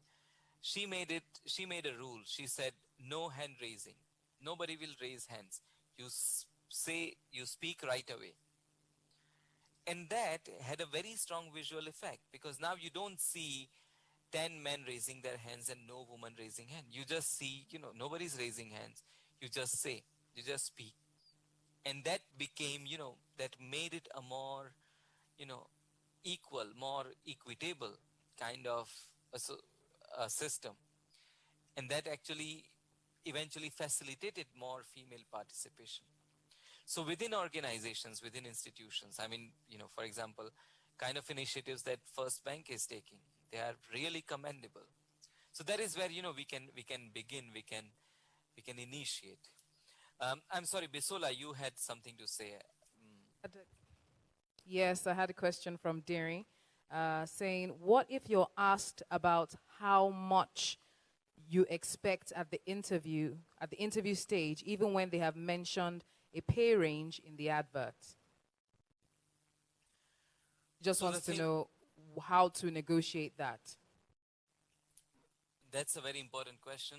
Number one, you should never avoid responding to that question. Whenever they say, what is your expected salary, you should always say that. If the company has already given a range, that, this is the range, then you should always qualify your answer that, well, I eventually would expect this, but I know what is the salary range, and I'm aware of that. Number three, if it is possible, you should always try to put it in the long-term perspective. So, for example, often what we have seen that works is students saying that, well, my initial salary expectations, they will depend on how I am likely to evolve in the organization. So how fast will I be up for promotions? How fast the salaries grow? That will determine, because I'm not looking for short term. I'm looking for a long term. Because at the end of the day, we have to understand that the employer is looking for a long-term association. Employer is looking for someone who is going to stay. So it is important always to have that in, qualify that in that way. Often, I will give you a very interesting recent example so there was this lady, she was from South Korea, if I am not wrong. So she was working in one sector, I think it was, So she was working in cosmetics, was on a very good position, had taken a break, and then was going back and was applying to a pharmaceutical company. She knew how much the company was paying. It was already known, and still they had asked this question. And what she had done was, instead of saying, this is what I expect, she has said, if I go back to my previous sector, this is what I would get. But I know that I'm coming to a different sector, so I know that, salary ranges are different. So often qualifying that answer also helps. So you say, this is what I was receiving, this is what I expect, but you are the best judge. So make sure that you frame it in the right way. And instead of just saying, this is what I expect, frame it in a proper way. And that would always, keep the conversation going. Your focus should always be in making sure that the conversation keeps going.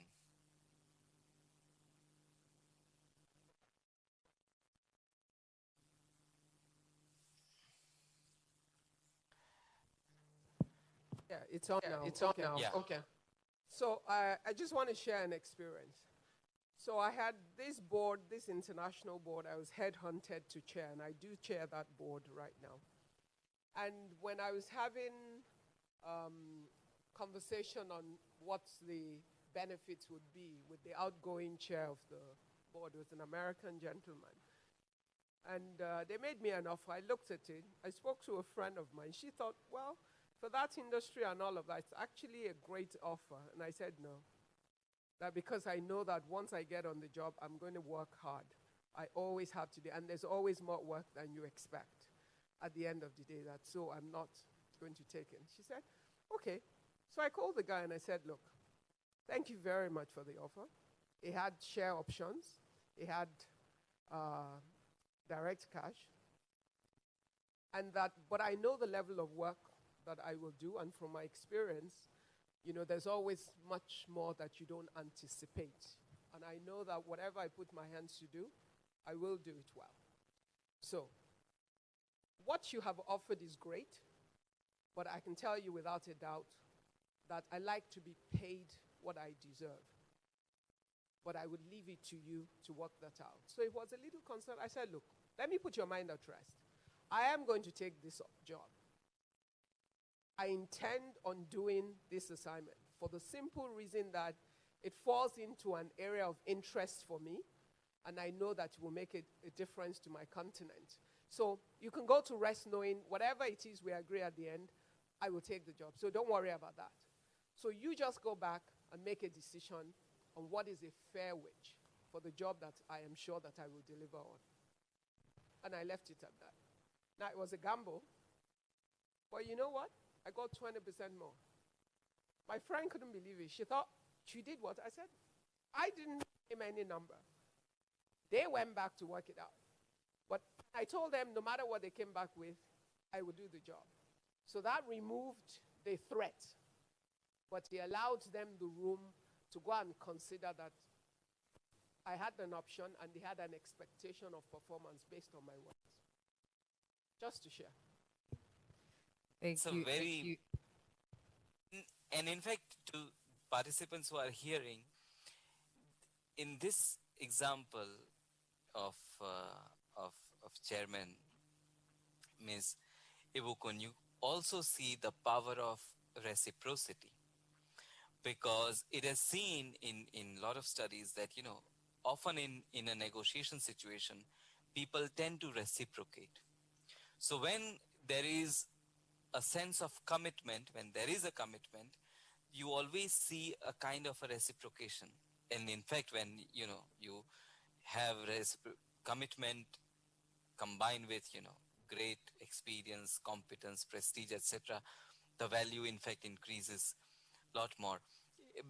I had this student who, he was in fact he was not my student, he was in the PhD program, but he was our student. And here the story is very interesting. He had received a job offer from a European university. He said yes. And then after some time, he received an offer from an American university where he had applied long back and he had even forgotten. Now, the American university was paying almost double the salary.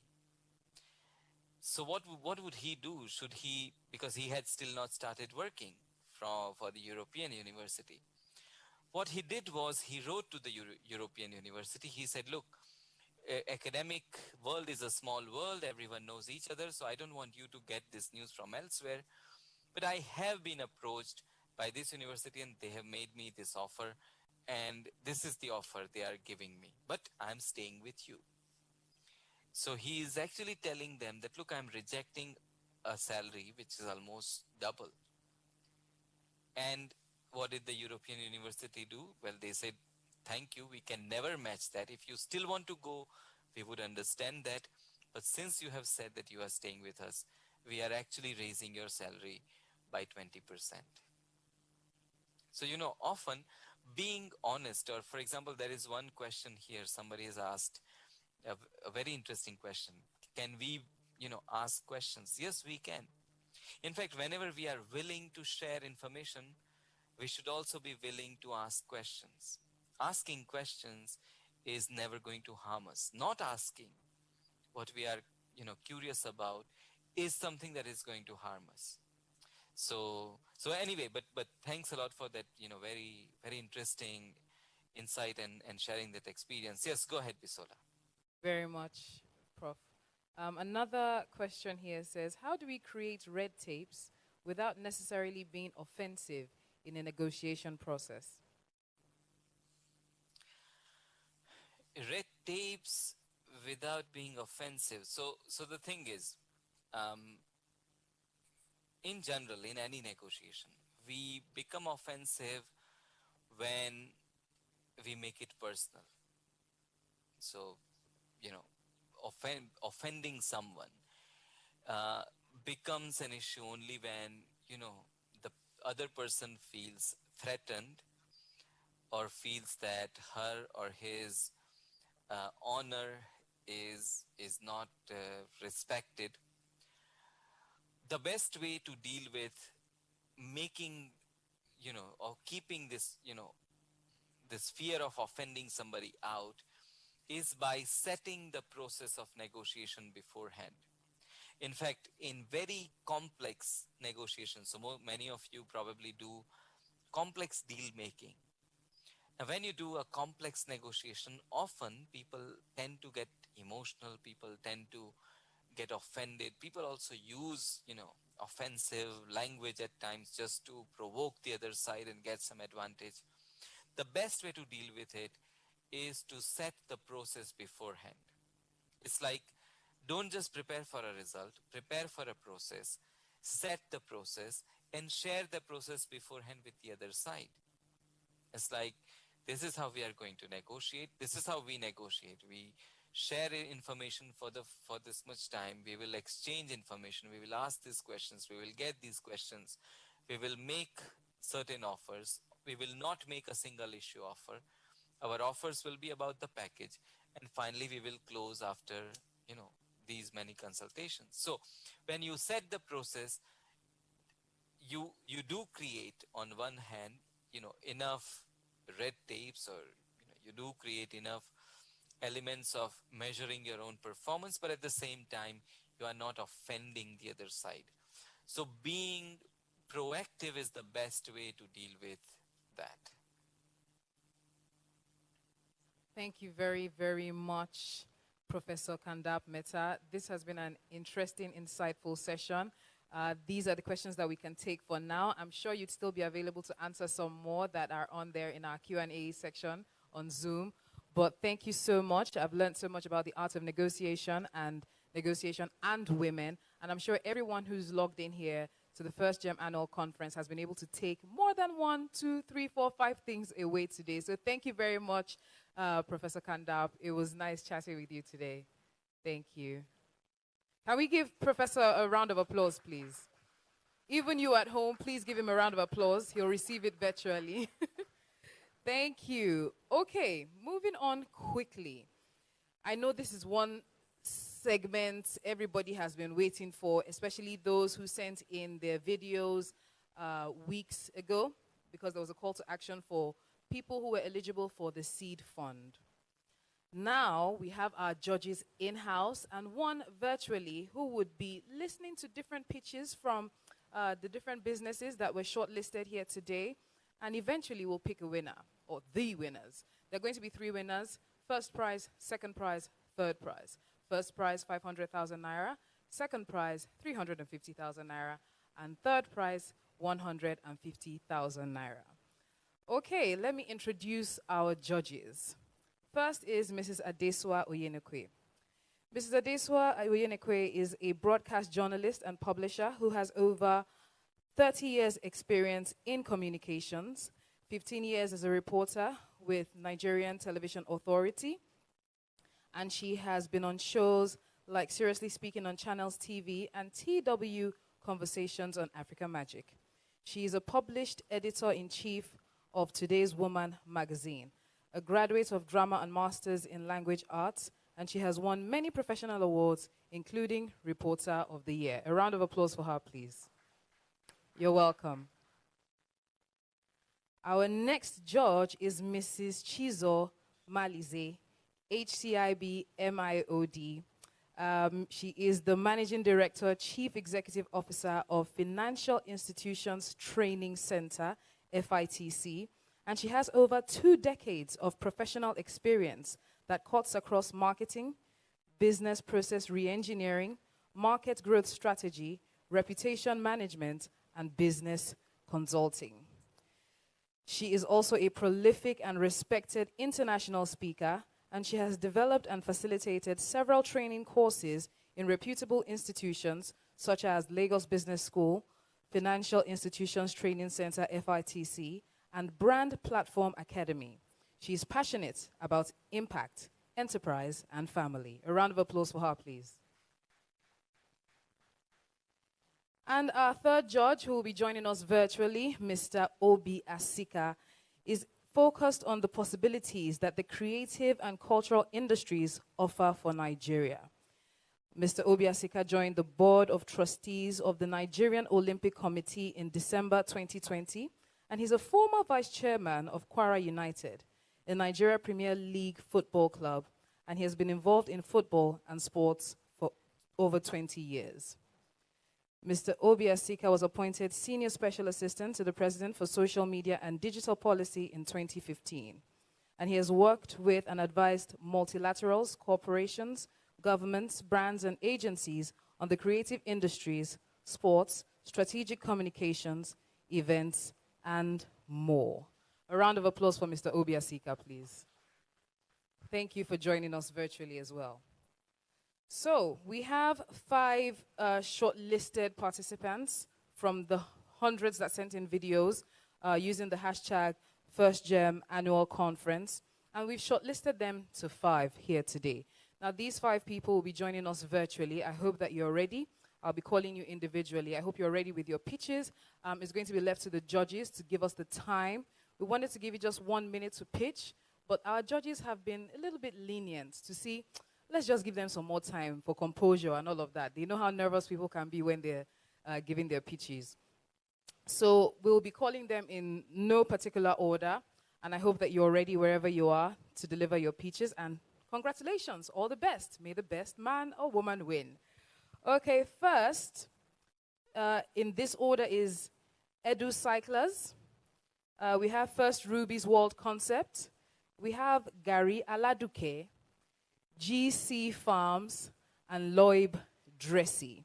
But the first person we'll be going with is Edu Cyclers. So Edu Cyclers, I hope you're ready to wow the judges, and hopefully, who knows, you might go home with something. So over to you, Edu Cyclers. Good afternoon, everyone. Thank you so much for this opportunity, First Bank. My name is Stella Adebayo.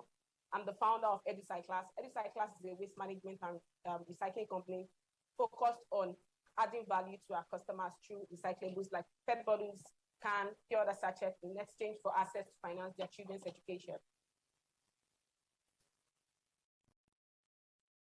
The over 1 billion people struggle to properly dispose of their waste. This waste ends up in communities causing flooding, malaria, pollution, threat to human health globally, and death of over 1 million sea animals. And you will agree with me that with the advent of COVID-19, many parents lost their means of livelihood, leaving their children out of school due to lack of finance. In Lagos, over 20 million people generate 10,000 metric tons of waste daily. Of this waste, 20% are plastic and metals. According to the World Bank, plastic consumption is expected to grow from 9.6% to 1.9 million tons by 2025. We estimate the value of plastic and metal waste opportunity for Lagos at $700 million, leaving EduCyclass with an opportunity of $630 million. Our solution, we provide access to finance, education of children of low-income earners, and other needs of our other customers who are individuals living in the poverty line and individuals who want extra source of income for themselves. Our business model, our customers bring the recyclables, we scale them with our digital scale, and then we resell to the recycling companies who bail and then sell to companies who use them to make products and clothing materials. Our customers and our partners are schools, NGOs, churches, mosques, recycling companies, local companies, educational institutions, and corporate organizations. Our competitive advantage is basically turning waste to an essential wealth and access to education for the underserved communities. Our traction in 2019, we piloted our business model at Nochirobos School with 40% of the students paying their school fees from recyclables. So between 2019 and 2020, we generated 798,000 naira. Our team is made up of passionate, enthusiastic, and charismatic social entrepreneurs. I myself am I'm a graduate of French and education from the University of Lagos. I started Notch Robot School because I wanted to contribute my quota to the educational system in Nigeria. On starting the school in the low-income community, I discovered that parents could not pay their school fees. I did my research and I discovered that plastic could actually be used to pay their children's school fees. So we are asking for the grand prize of 500,000 naira to enable us to purchase a cargo bike, like you can see on my slide. The cargo bike will help us to pick up recyclables within and around communities. The major challenge with this business is the fact that it's transportation. So with this cargo bike, we'll be able to increase our turnover, we'll be able to reach more communities, and more people will be able to get on board this opportunity. We are projecting that we'll be able to, initially, within the 2 years that we did 4.2 tons, we did 15.2 tons.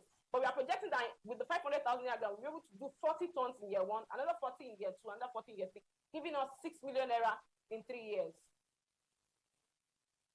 In conclusion, your investment in us will help us get closer to achieving our vision. This is a vision of EduCyclers. Provide at least 1,000 children with access to education and educational materials in the next 5 years, which is according to SDG goal number 4.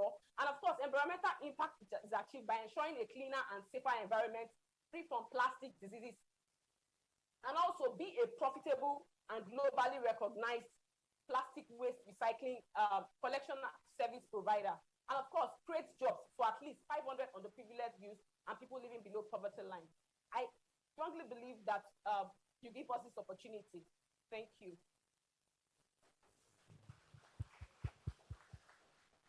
Well done, EduCyclers. I'm going to be handing over to our judges. Madam Adeswa, you first.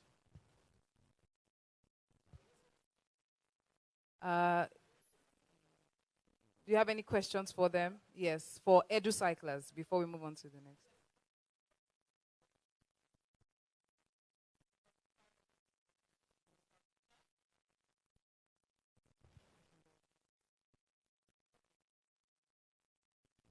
Thank you, ma'am.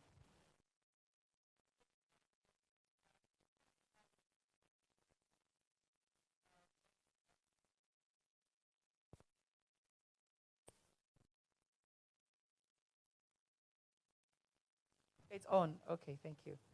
I just need to know from you. Congratulations, sounds like a good idea, but you make certain claims that I'd like you to clarify. You're going to take 500 women put them in work, and 1,000 students will be impacted. So can you tell me how that's going to be possible, and over what period are you going to be able to do that?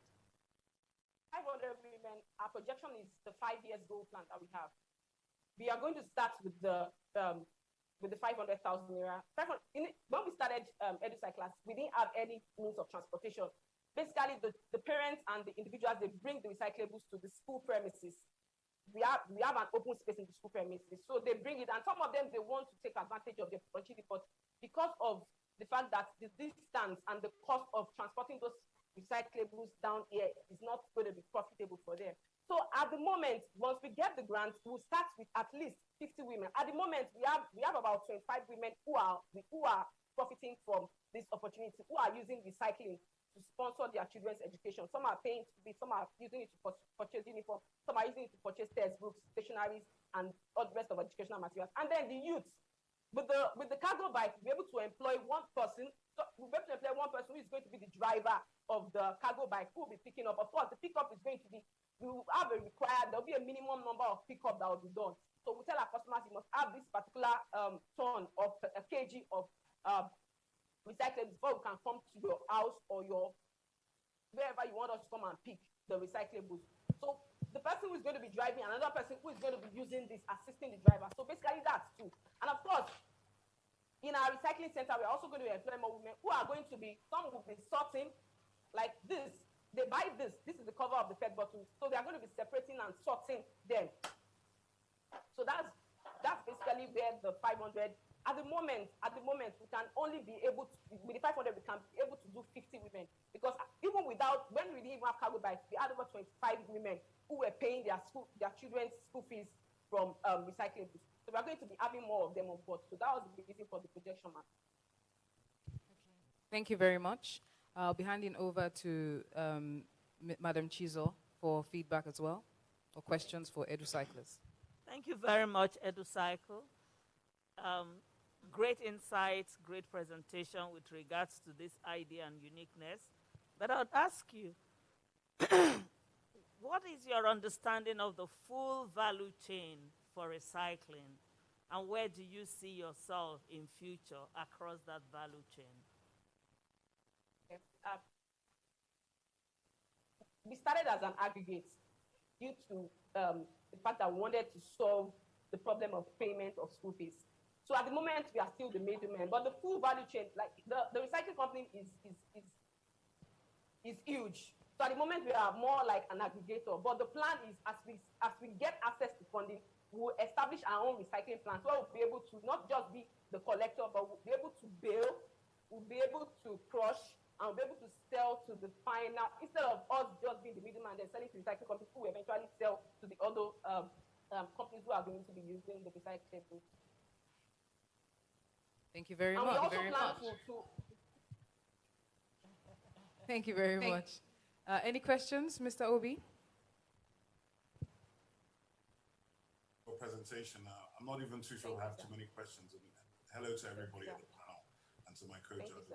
I'm just thinking, obviously this is like a social impact business. Yes. I'm just wondering, in your next 3 years, how many people are you trying to impact? In the next 3 years, based on our plan, on our business plan, we plan to impact, in the next 5 years, we plan to impact 1,000. So in the next 3 years, it should be around 600 to 700 children. And of course, we plan to impact 500 women and other individuals, youth. So from the 500, if I'm going to look at it with a 3 years projection, it should be around 300 thereabouts. Okay, thank you very much. Thank you, sir. Any more questions from our judges? Okay, thank you very much, EduCyclers. We'll be moving on to the second participant. First Ruby's World Concept. First Ruby's World Concept. How are you today?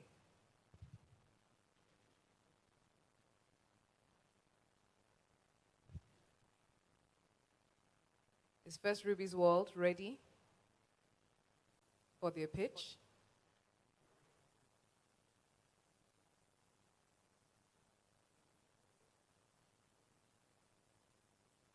Okay, while we wait for First Ruby's World to join us, please, if your friends or family have participated in this, please have them log in.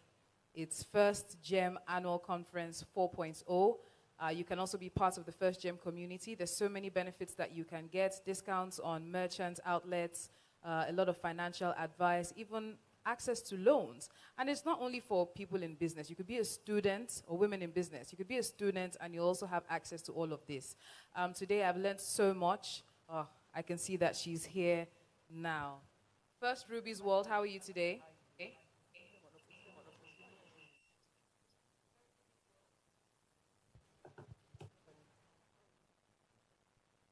How are you, First Ruby's World?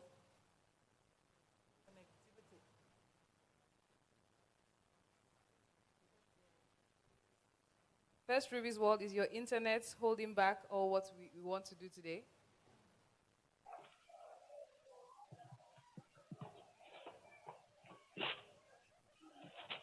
Hello. First Ruby's World. Are you happy? Are you nervous? I'm happy. I can barely hear you. Wish you all the best. Are you ready for your First Ruby's World? You are showing us the roof of your ceiling, of your house. Is that the pitch? Yes, I am.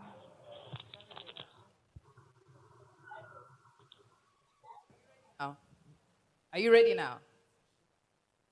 I am ready. All the best. Thank you.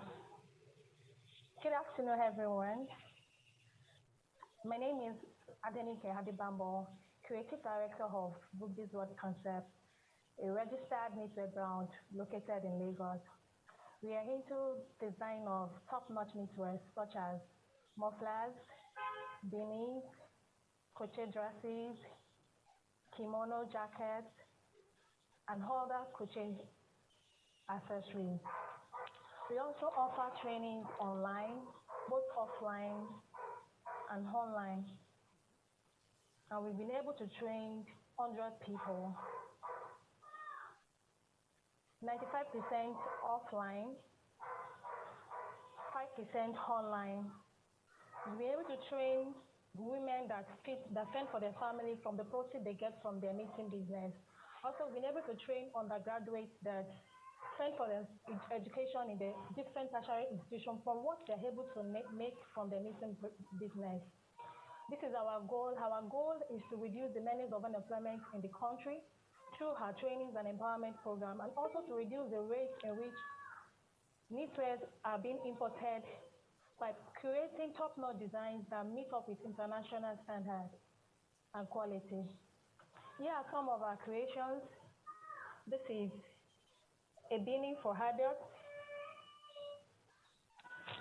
This is another design. These are mufflers, some of the mufflers created that we produce for school. We also have interior decorative items like a throw pillow. Here is a crochet skirt. And here I'm wearing a poncho. Who are our customers? Our customers are schools, political parties, organizations, and models.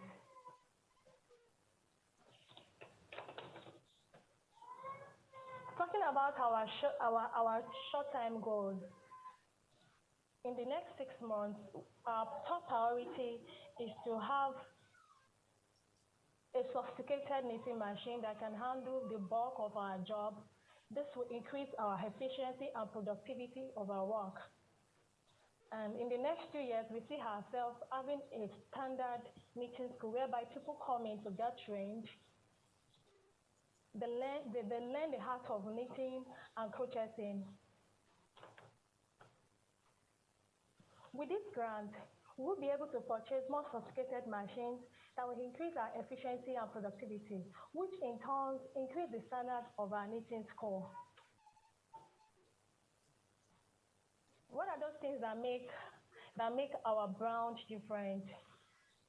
We explore every aspect of knitting, from crocheting to hand knitting to loom knitting to machine knitting. Then we expose our students to all these aspects in such a way that any job that comes in, they will be able to handle it. They won't be limited. And also we give our students mentorship. After their program, after their training, they can call us back for mentoring sessions. These are the things that make us different from our counterparts.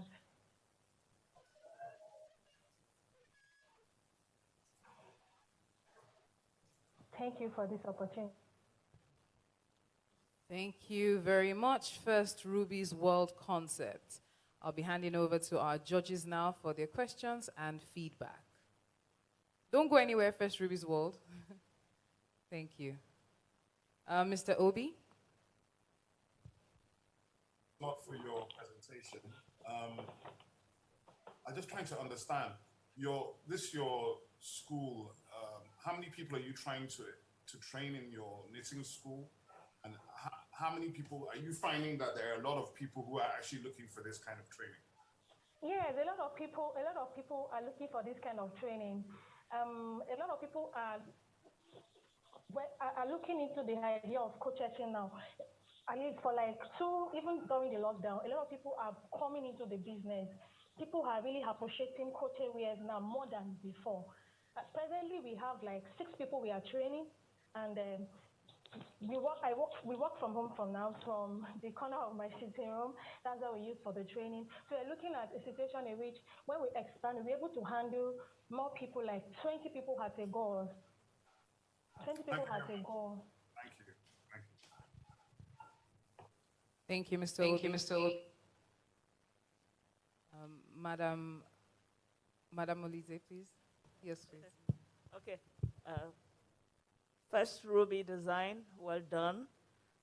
Where does scale come in for you? How do you plan to scale this to become much more profitable And how do you plan to sustain that?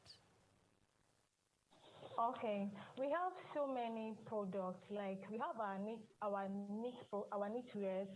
We are into sales of materials like crocheting tools and yarn machines. Then our training. So our plan is we we explore that. We do online training. Then we have a plan to have an app and a website in which people can buy and purchase things through her app. Presently, we services school. We give services to schools, to organizations. So if we put all this together, we are being positive that we'll be able to scale to, because even presently what we are handling is even beyond us. That's why we are soliciting for help, for grants.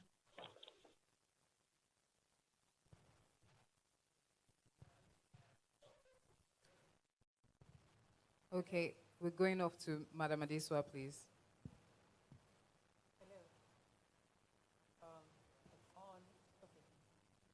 Hello? Okay, this is still on. That's right. Well done. For anybody to come out and make a pitch, it's not easy, especially with the connectivity. That would have thrown you off balance a little, I can see. However, congratulations for doing this. But what I didn't hear you say is, what are you looking for? What do you want to use the grant for? How is it going to make your business different? How are you going to apply whatever it is you get to make your business different? Let me explain. Presently, the kind of machines that we use, they are manual in nature. They are not electrical, neither are they electronic. So we can only produce like a sweater for a school. A school asks you to produce 50 pieces of sweater or 100 pieces of sweater. We can only do one at once as a goal. So we are looking forward to getting a more sophisticated machine, an electronic one that can operate itself. With that, we'll be able to handle bulk job. This will increase our efficiency and, of course, increase our productivity. So if presently it's taking us 3 weeks to produce 100 sweaters, with that machine, it will be taking us 1 week to produce the same quality of sweater. So we are soliciting for help to get a machine that can handle a bulk job. How much is the machine? The machine presently is 850,000. That one can only do like 4 or 5 in a day. So it's 850,000 naira. So you already have some money that you're looking for money to add to your money to get the machine. Because if you get 500,000, you still need 350. If you get 150, you still need 650. So, yeah, at least the business has savings. We have little savings on ground, so we can scale up from there. All right, thank you very much, First Ruby's World Concepts. Thank you. Hopefully we'll hear from the judges later. Stay tuned, don't go anywhere. Up next is Gary Aladuke. Gary Aladuke, I hope you're ready for your pitch. The judges are waiting. The rest of us on the FirstGem conference, virtually and in-house, we're waiting as well. I wish you the best of luck.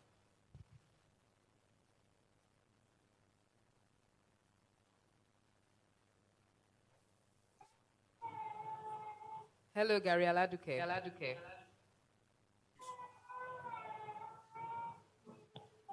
My mic is muted. Gary Aladuke, please can you unmute yourself? Thank you. Good day, ma'am. Good day. Welcome to your pitch. I hope you're ready for the judges. Yes, ma'am. All right, I'm handing over to you now. Best of luck.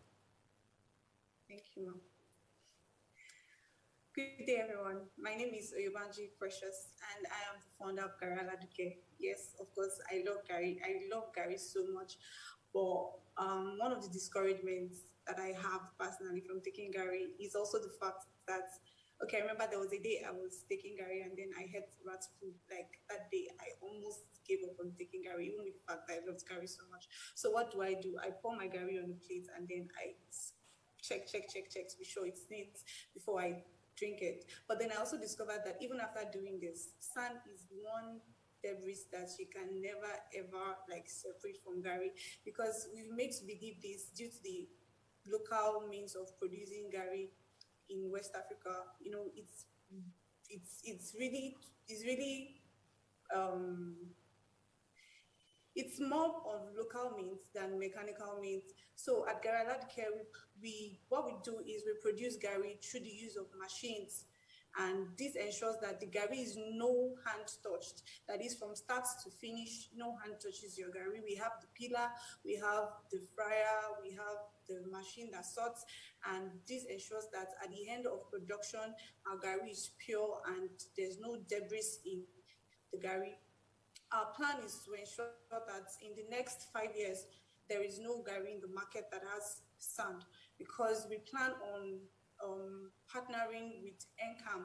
NCAM ensures that you can bring your cassava to them and then they help you produce it. That is, even if you can't afford all the machines, which is what we do at the moment. So in the next 5 years, by the time we have enough money to venture into this business, we'll ensure that there is no Gary that is that has sand and people can actually eat and then not be so conscious of not breaking their teeth or not getting infected, because from statistics that's improved that about 84% of Gary that is produced in West Africa is actually unhygienic. And even with the fact that this Gary are unhygienic, the demand for it never ceases. As of last year, the total demand for Gary was about 12 million tons, and the total available Gary that was produced in West Africa as the last year was 7.7 tons, which still shows that the demand for Gary is on the rise every day. And then from statistics of the health department, you can see that about 37.2% of people that complain of stomach upset are people who actually take Gary, and about 21.3% are actually people who complain about diarrhea are actually people who take Gary a lot. So Gary is obviously a staple food that we cannot do without in West Africa, because a lot of people drink it, use it forever, and even export it. So if we're able to get these grants, with these grants, we'll be able to get more machines to ensure that our production is faster, and then we have people eating healthy. Thank you, Ma. Thank you very much, Gabriela Duque. That was nice. I'll be handing over to our judges. Madam Chisel, over to you for their feedback and questions. Thank you very much. And thanks for bringing food to the world. Okay. What do you want to do with competition? So, your competition is very vast and diverse. So many have done the exported version. So many are doing the ones that are on stores and on shelves already. Coming from where you are, what do you want to do to rise to the top? And can I also ask you to flip yourself around to where there is light? Because it's not to your advantage that we don't even see your face. We see the lovely shirt, but we don't see your face at all. So you're sitting right against your light.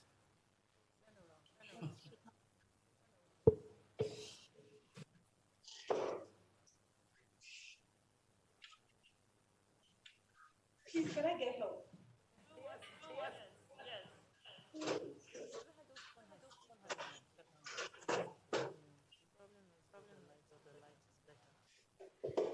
I hope it's better now. Nope.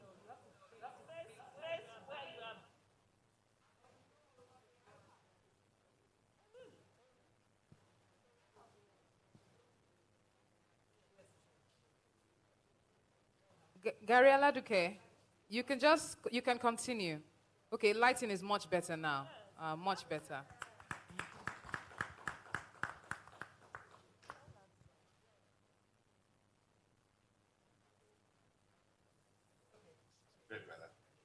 Please go ahead. All right, Ma. Even I know I shared my experience about how I ate rat poop in a Gary. So what I did after that was that I ensured that anytime I wanted to take Gary, I actually go for packaged Gary. But from what I also discovered is that a lot of people, they sell packaging. They still go to the market and still buy the locally made Gary and just package and sell at higher prices. That is what you find in most of the packaged Gary. But like I said, our goal is to ensure that even by 5 years' time, even the ones you are buying at the market, they are mechanized because, like I said, we're partnering with NCAM, which allows us to bring cassava, even if you don't have a machine, to bring cassava to them. They process it for you and return it to you. So you don't have to go through the stress of drying your cassava beside the road, probably squeezing with your hands and everything. Okay, thank you very much. Madam Adeswa, please. Well, I seem to always be the one trying to understand how the money you're going to get is going to make a difference. Because you're talking about getting gari that won't give us stomach upsets and making sure that gari is clean. Two things you have to do for me. Those statistics you pulled out, I find it very interesting. I wonder if you can back them up, that most of the illnesses that are caused in our zone, our area, 37% of them is from drinking gari. That's important if it's true. And so you need to be able to prove that most of stomach upsets, and also the money you get, how is it going to ensure that the gari that we are getting is sand-free? You know what I mean? Connect the two. Thank you very much, ma'am. According to WHO's analysis, it has been shown that about 1 in 10 people fall ill. And when you check what this illness is, it's really the stomach, and most times it's caused from food poisoning. And a research that was carried out in Nigeria, basically on Nigerian students, sometimes last year, also showed that, I don't know, can I share the documents? Yes, okay, please. I will do that now. It also shows that 37.2% of people who actually take gari end up with stomach upsets if it is traced. Thank you very much. Mr. Obi, please.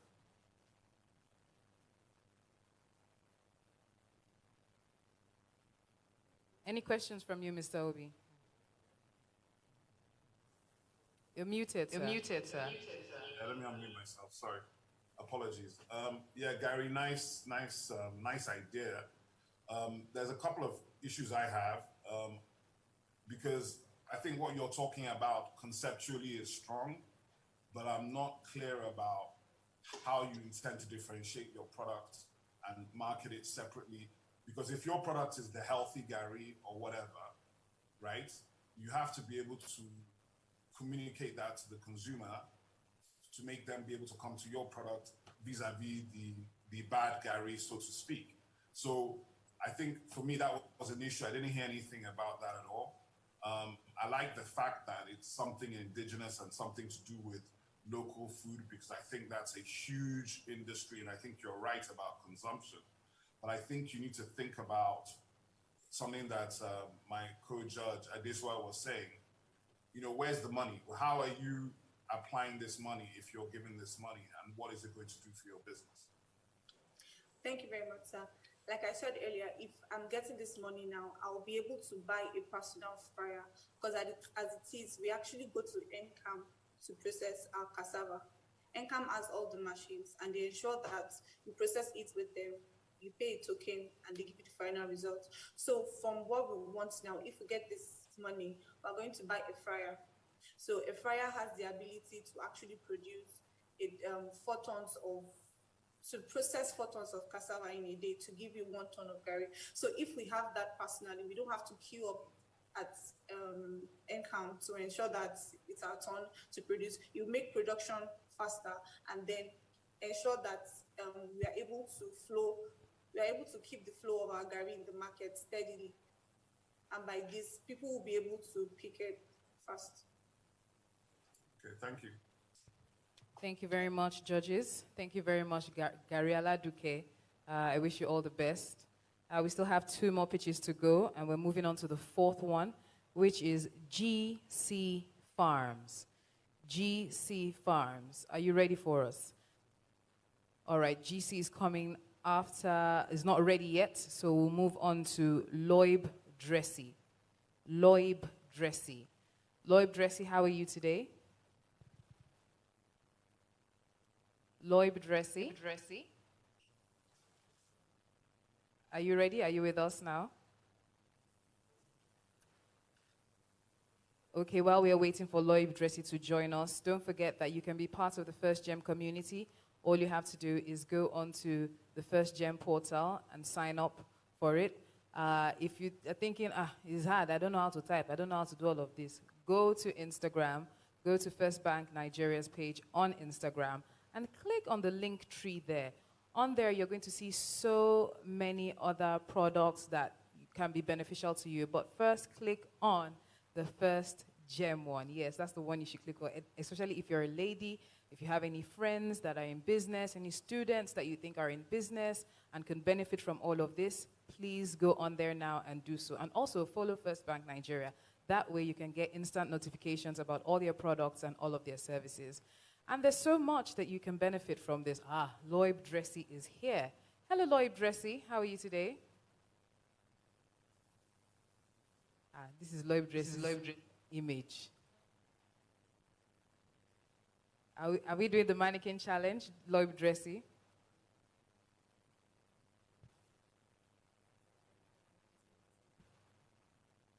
Okay, connectivity can be terrible, especially if it's raining at your end. I don't know where you're joining us from, but when you're ready, we're here for you, Loib Dressy.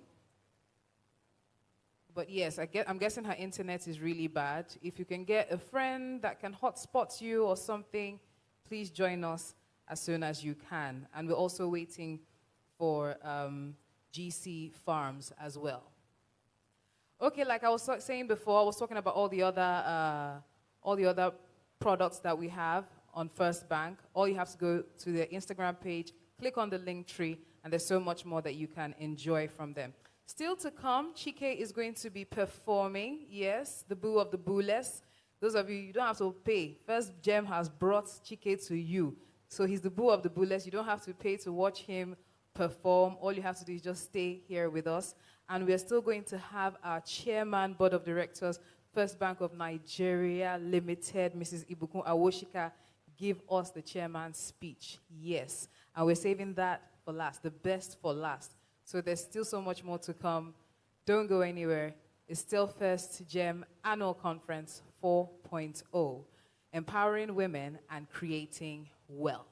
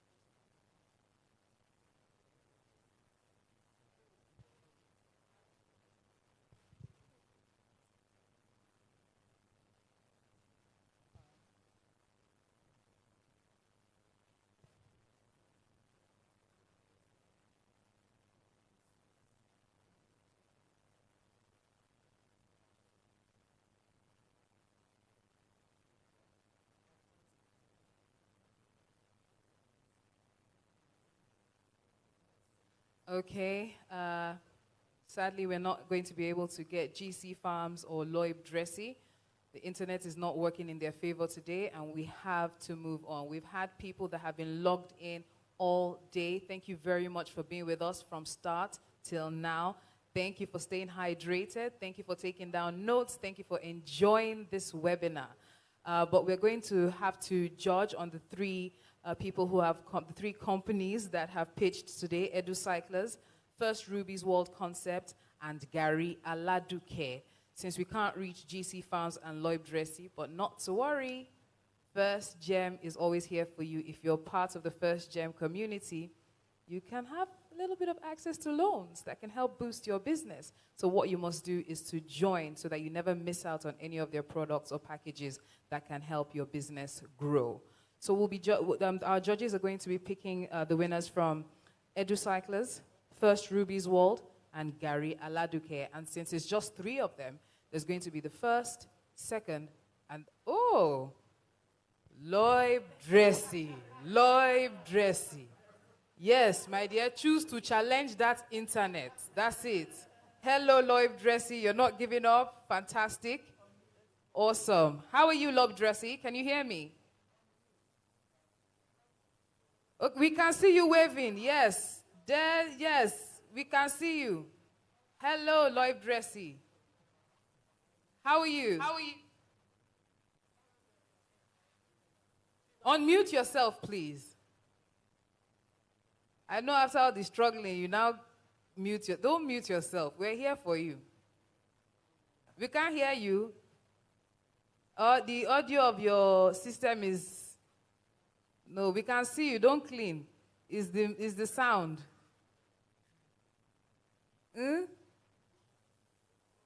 Increase the volume. Increase it. Lloyd Dressy. Lloyd Dressy, if we cannot connect with you, we'll have to move on to just pick a winner from the other three people. We can see you, but we can't hear anything you're saying.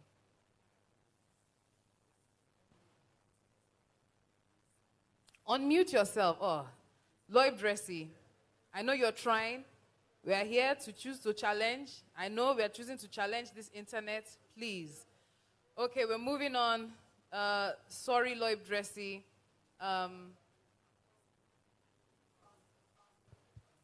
Oh, GC, I love these people. They're not giving up. GC Farms, are you ready? Is your internet good? Hello, GC Farms.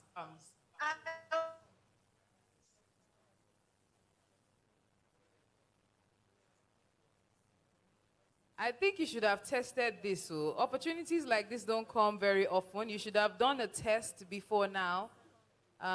Ensure that you're in the right angle of your house where the network comes in, and then, okay, we can't reach any of you. So sadly, we'll have to move on with the first three people, first three companies that have pitched. And I'll be handing over to our judges now. Judges, are you ready for us? Okay, our judges are ready for us, so I'll be handing over to them. And they're going to pick our winners from EduCyclers, First Ruby's Concept World, and Gary Aladuke. So I'm handing over to our judges. Thank you very much.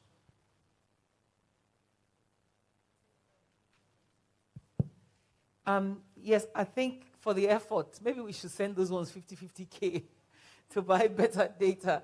But it was quite interesting, and between the three of us, we've come to some kind of conclusion. A round of applause. A round of applause for FirstGem. A round of applause for FirstGem, please. 100,000 naira each for Lloyd Dressy and GC Farms. Fantastic. Congratulations. Congratulations. Fantastic for the effort. Thank you very, very much. That should make everybody go and set up their own FirstGem account. You know. Anyway, so after listening to them, we scored them over in 4 areas. And the areas that we're looking at were presentation, originality, feasibility, and the viability. And the questions brought out all of those things. So at the end of it all, the third place goes to, what's the company now? Let's see. First Ruby's World. First Ruby's World is third. Round of applause, First Ruby's World. So as usual, when we announce the second, we know who the winner is, right? Yes, we do. So I'll give Chizo that opportunity to do it. So Okay, go ahead. Okay. All right. So from rating and based on the average. Yes, go ahead. 100. Okay, so the third prize for First Ruby's World is 150,000 naira. A round of applause for First Ruby's World. Congratulations. Okay, and so based on our averaging, the second is our Gary Aladuke. Congratulations, Gary Aladuke. Then that's 350,000 naira. Yes. Congratulations, Gary Aladuke. And we know who the winner is. We know who the winner is, but I think it's important to also declare her name and share the reason why it's her. And that first is EduCyclers. If she is there, please take a bow. And, take a bow, EduCyclers. Right. She had her homework done. So if she is coming on video, it would be nice. But while we are at that, one of the, okay, so it's It's very obvious that she's passionate about what she's doing. She understands the science of it. She's read extensively about it. She understands the value chain. She knows where she is today, and she knows where she's going tomorrow. But more importantly is the fact that the seed money she's going to win, you already know where it's going. Yeah. And she could tell that, and she could demonstrate that, and you can see the impact. So I think that she stands out clearly and deserves to win, and we congratulate her for that. Congratulations, EduCyclers. Congrats, congrats, congrats. Thank you very much to our judges, Madam Adeswa, Madam Chizo, and Mr. Obi. Thank you so much for being part of this, and thank you for picking our winners today. To the participants, EduCyclers, First Ruby's World, Gariala Duque, congrats again. So for those of you who maybe had gone out to ease yourselves and just quickly came back in third place was First Ruby's World, and she won 150,000 naira. Second place, Gary Aladuke, and she won 350,000 naira. And first place is EduCyclers, winning 500,000 naira. We have EduCyclers here. EduCyclers, anything you have to say to FirstGem family? I want to say thank you so much to FirstGem family. I want to say thank you to First Bank. I want to say thank you to the judges. And I want to say thank you to everyone listening, everyone supporting EduCyclers. EduCyclers is going global, and we are going to continue to impact lives. Thank you so much for the opportunity. Round of applause. Congrats, congrats, congrats. Any words from the other winners? Second, third? We just thought we should point out that the Gary lady shouldn't feel disappointed, or the Ruby's lady, because they do stand a chance. Just need to do a little bit more homework, and there's a lot of opportunity out there. So they could try again next year for FirstGem. Who knows? Who knows? Who knows? Gariela Duque, First Ruby's World, just a little bit more effort in anything you're doing, even your presentation. You never know. It could be better next year. You just might win next year. And who knows, FirstGem might even increase the money next year. You never know. But for GC Farms and Loib Dressy, you're going to go home with 100,000 naira each. We understand that internet at your end was bad, and that's why you weren't able to connect with us here. But the FirstGem family has decided to gift each of you 100,000 naira. Can we give FirstGem by First Bank a big round of applause, please? I also have a pitch, and my internet is bad. Will I get my 100K? All right, thank you so much to our judges, Mr. Obi, Madam Chizo, Madam Adeswa. Thank you so much for being part of this. We still have so much more to come. Our chairman's speech, our chairman's address is still coming up, and we still have entertainment by Chike as well. But earlier in the day, we talked about what investors want. What investors want. We got to learn everything that investors want when you're pitching to them. And now we're going to hear a bit about what the bank wants. So our chairman's address. Okay, we're moving straight up to our chairman's address. And this address is going to be given to us by the chairman board of directors, First Bank of Nigeria Limited, Mrs. Ibukun Awoshika. Please, I don't want the applause to stop until she comes up. Thank you very much, ma'am. Thank you, everyone. Thank you for being with us since morning. It's not easy to take so many hours from people, but you understand that it's a gift to yourself, really, because what we have done is first to give much more than the hours to you in putting together what is a world-class event with world-class speakers who are, Professor Videla was my professor of global economics when I was in business school. And it's a world sought-after global economics professor who consults for Fortune 500 companies and all of that. And when I asked him, and he said, no problem. He'll be glad to do it. I knew that, okay, we're in for something good. Sometimes, we have to learn what we're not used to learning. Because, as I read through the comments that people were coming forth with, I realized that, we like easy diets, and we like what we like.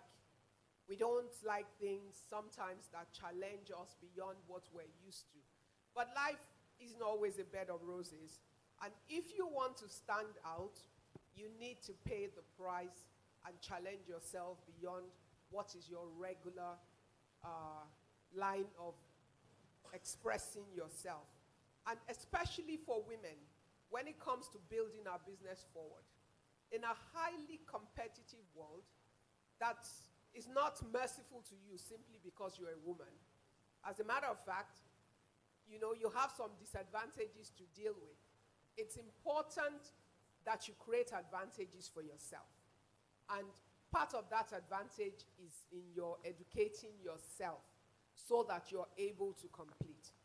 And the way the world is structured, businesses right now, it doesn't matter how little your business is and what product you're dealing with. There's a global reference point that affects what you do in the corner of your room. Because every action somewhere has a ripple effect that will eventually land at your doorstep. And your ability to survive situations like that, I think COVID is a perfect example for showing us how the world works. It started in one place that most people didn't know the name, Wuhan, China, before COVID came. And from there, the interconnectivity of the world took the virus across the world, even to the farthest end, corners that people thought, oh no, it's never going to get here. At the end of the day, it shows us how, and people were the carriers. COVID didn't travel by itself. It has no means of traveling. It only traveled through human motion. And that's exactly what global business is. No matter how little your business is, there is connectivity across the whole world that will affect it. So it's important that you pay attention to what is going on around the world. Pay attention to political issues, because political matters from around the world and in your local environment impacts the economics of your nation and impacts your business. If you don't know the direction of government's policy, you cannot know if you are working against direction of government policy or not. And that would leave you in the dark, such that you're not proactive. You cannot take actions to forestall the situation in advance of it. We as women tend to be behind the curve. It's not all women, but generally, women are more behind the curve. Most times, when other people have already taken value and are getting ready to exit, is when we just notice that that area is a viable area. By that time, the ship has sailed a long time ago. You are buying what people are exiting from. Therefore, you end up with the problem. It's how the stock market works. You know, some people are buying at the time that is at its highest price. It's time to sell. It's not the time to buy. The people that bought have already bought. They are taking profit, and you are buying the liability of the profit that they are taking. So in terms of our business, we want to force you to be a lot more engaged. Information is power. Knowledge is key. Your ability to understand what that information represents and to bring it home into how it impacts your business is key. And that's why we started with Professor Videla, to give us a global view of the interconnectivity of world economics and how, at the end of the day, it comes back. And then we had the gentleman from Augusto, who very beautifully tied it all together and brought it home. Oil is a global product, but its impact on the Nigerian market player business to the least business is important. But if you don't understand how the market is playing, or how what is going on in one country or the other will impact the oil market, then you clearly have no understanding of how Nigeria is going to respond and what parts of our economy it will impact and how it will impact your business.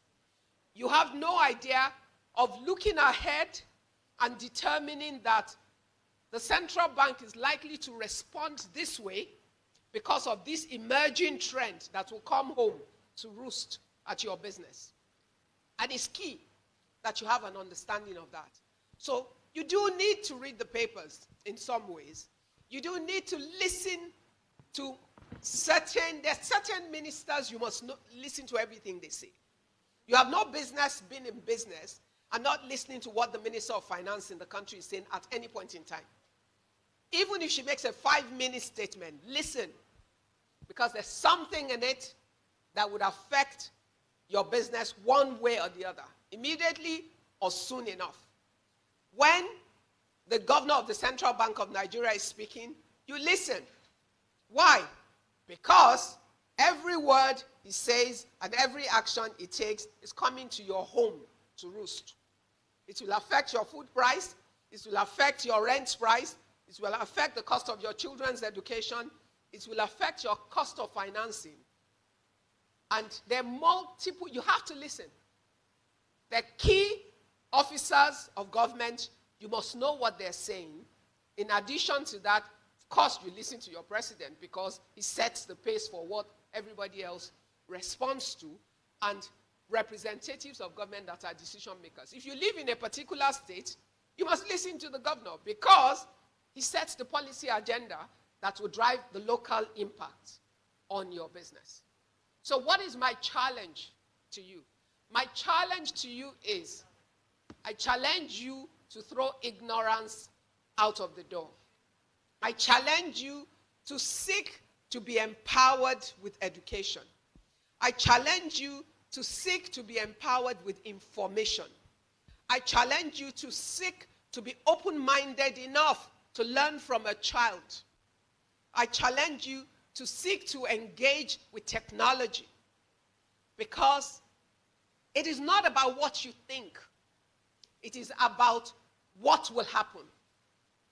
I don't like technology. That's your problem. Because technology is going to happen or is happening, and it will affect your life whether you like it or not.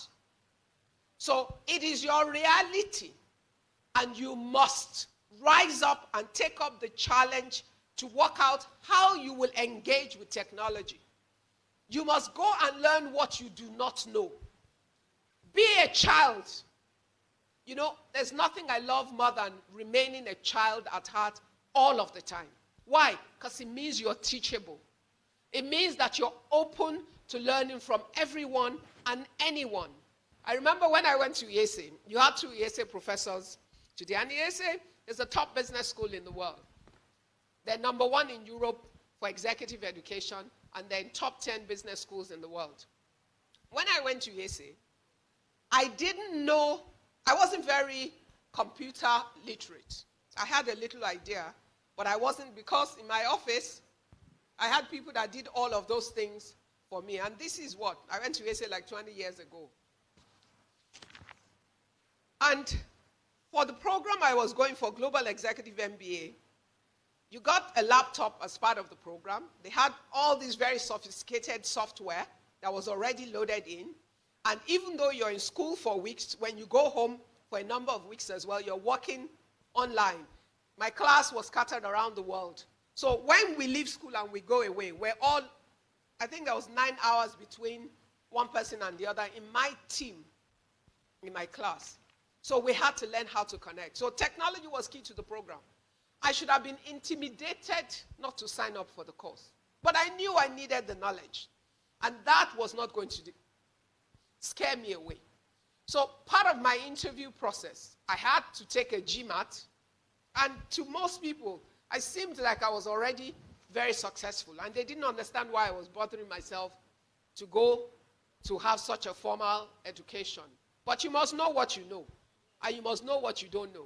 And you must know what you need. It doesn't matter what other people think. It's your call, because it's your life and your future. And you must understand the long-term value of knowledge and information. So I told them that, look, I'm not very computer strong, but I'm ready to learn. So they made an arrangement for me to come to school a week ahead of my entire class. And guess who was my teacher? There was a young 18-year-old boy, 18-year-old Canadian boy, had already built 2 tech companies and sold them. Yes. And he had just graduated from high school and was waiting to go into uni. But he really just wanted to continue to build businesses rather than going to uni. So his parents decided that, you know what? I think they had relationships with the SA and asked them, can they please let him intern with them for a year so he can sort himself out as to what he would really like to do next.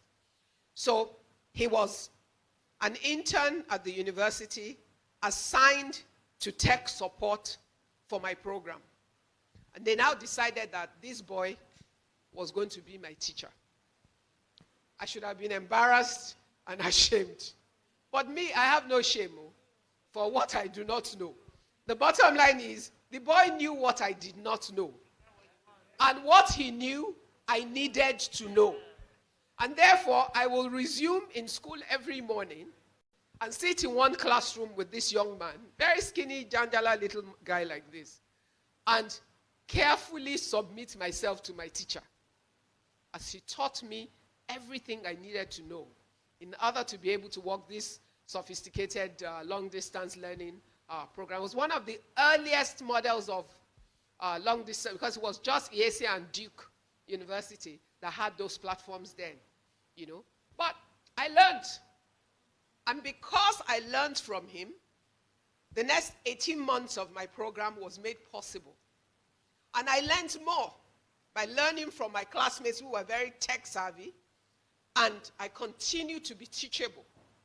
And that totally improved my life, improved my opportunity to learn, and continues to serve me today. There was a time I used to pay my son to send my SMS until he went out of business because I went to learn it myself. I decided, what exactly am I doing? Just teach me what I need to know. I put him out of business and I started doing it myself. So we cannot be afraid to confront the things we do not know.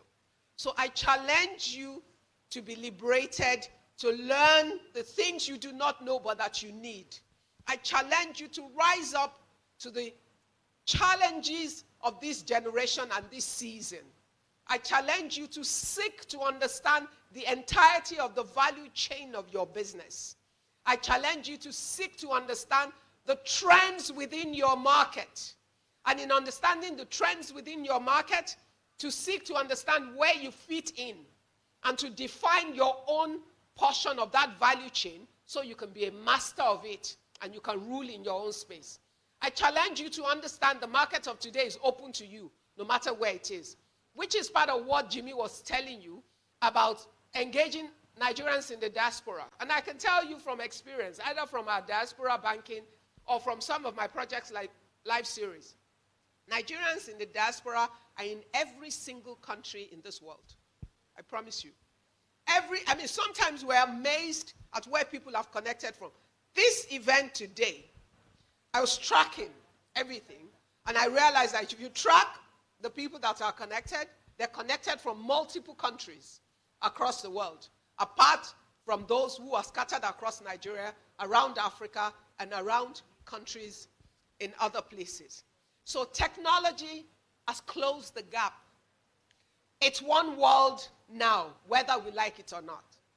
I know that there's a tendency towards people trying to move away from globalization because of sense of national protections post-COVID. But ultimately, it's an impossible task because the train left the shore, it left the station a long time ago. No matter how much we try, we are going to need ourselves and we're going to need to work together. Now, how do you make that an asset for your own business? You need to understand how the product you sell, how it's useful to both your local market and to a global market. And when we say global market, we don't mean everybody in the globe. We mean every person in the globe who needs what you sell, wherever they are.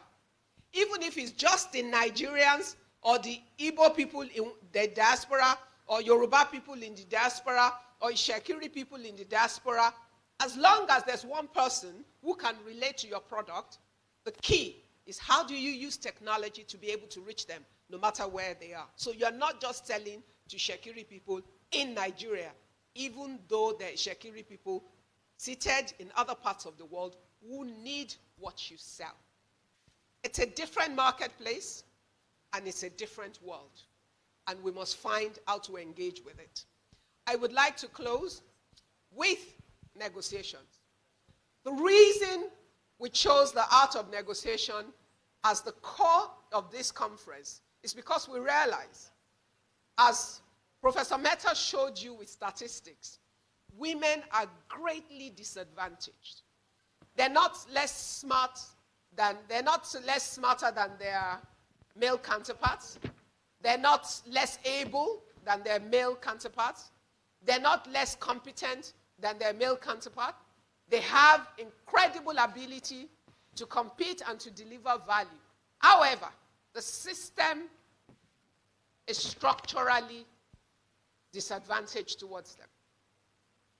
Now, the bottom line is, as a person, once you understand the context under which you operate, it is important that you then set up a system to counter that context so that it works for you.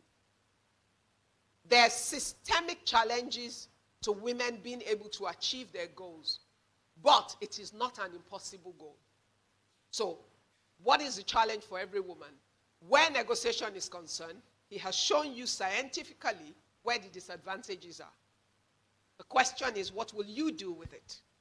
How will you take on those issues? How will you spend time thereafter to reflect on the things that were shared and work out your personal strategy that works for you in terms of you negotiating in the different spaces that you occupy? You have to do more than what you've listened to today. You have to spend time aside, meditate on it. I remember when we took this negotiation class at school. Professor Mehta was not my professor. There was an elderly professor who took my class negotiation so many years back. We all left with a little card that we were given. He only had 4 points on it. And as far as that guy was concerned, all you need to remember is subject your entire learning to those, your entire approach to those 4 points, and go and work how that works for you. So I want to challenge you to go back and think of everything that you have heard today, and think of your personality, your person, how you think, how you respond to situation, and think of your likely situations, and strategically map out how you will respond when you find yourself in a negotiation situation. You know, the people that will benefit from today will be the ones who spend the extra time to work it into their own situation, internalize it, personalize it, and practice it. Negotiate with your friends as a practice session. Negotiate with your colleagues. Learn the skills. Do the interview before the interview. Learn how to respond to the situation, and play different scenarios, so that when scenarios don't work as you plan, you have alternative scenarios with which you respond to the situation. You have to do the work. There are no free lunches. What we need to do to make a difference, we need to do our work in order to make it happen. And what First Bank has done today is to be a facilitator of empowering you with tools and knowledge that improves your ability to do what you need to do. FirstGem is the vehicle. First Bank is the facilitator institution. But our goal ultimately is that as an institution and a firm believer in women, that both our women in the institution are women who are customers and women in the larger society, because we did not limit this program to just our customers or to just our own women. It was open to every woman, because when every woman wins, we win. And that's our commitment. Check everything we do with FirstGem. Reward us by participating in what we do. We didn't ask you for a prize. I've read all sorts of comments. I can't believe this is free. It is, because for 127 years as an institution, we have been committed to adding value to nation building and to the world. And as a bank that operates in multiple climes, it's in our interest to continue to build equity and value for the people that we do business with. Thank you very much. for being part of today. And I challenge you to take up all the challenges that have been thrown towards you today. God bless you. Thank you. Thank you very, very much to our Chairman, Board of Directors, First Bank of Nigeria Limited, Mrs. Ibukun Awoshika. She has challenged all of us, everyone who has logged in on Zoom, everyone on YouTube. Have you accepted these challenges? Now, what will be a waste is if everything that you have learned today, everything that you have heard today is not practiced in your life. Like I said earlier, if you were to pay for all of this knowledge impacted to us today, it would cost you so much. Many of us cannot afford it. But here it is. FirstGem has given it to us free of charge. You can connect anywhere in the world. And I even think that this video would still be live on their YouTube channel, so you can go back anytime to get, relearn any of the things that our speakers have said earlier on. But the most important thing is, have you accepted all the challenges? Are you ready to learn? Always open your mind to learn everything that the world throws at you. Thank you very much once again to our chairman, Mrs. Ibukun Awoshika. And yes, we'll still progress. There's still so much more to come. Well, not really so much more. You've been here since morning. You've been with us. You've learned. You've gone to take bathroom breaks. You've come back. You've eaten. You've drank, all in the comfort of your space. But don't go yet. Chike is going to be here, boo of the booless, and he's going to entertain us, serenade us, kind of wrap the whole evening up. But before he does that, remember I wanted to call on Helen Ihore. Helen Ihore. Yes, Helen Ihore is the head other SME products, First Bank of Nigeria Limited. And she's going to be speaking to us about what your bank is looking for. Earlier, we heard Mr. Ituji talk about what investors are looking for, but now Helen is going to be speaking with us on what the bank wants. A round of applause for Helen, please. How are you today, Madam Helen?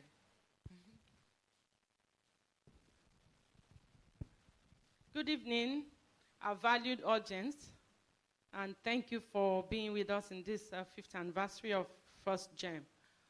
So before the presentation slide comes up,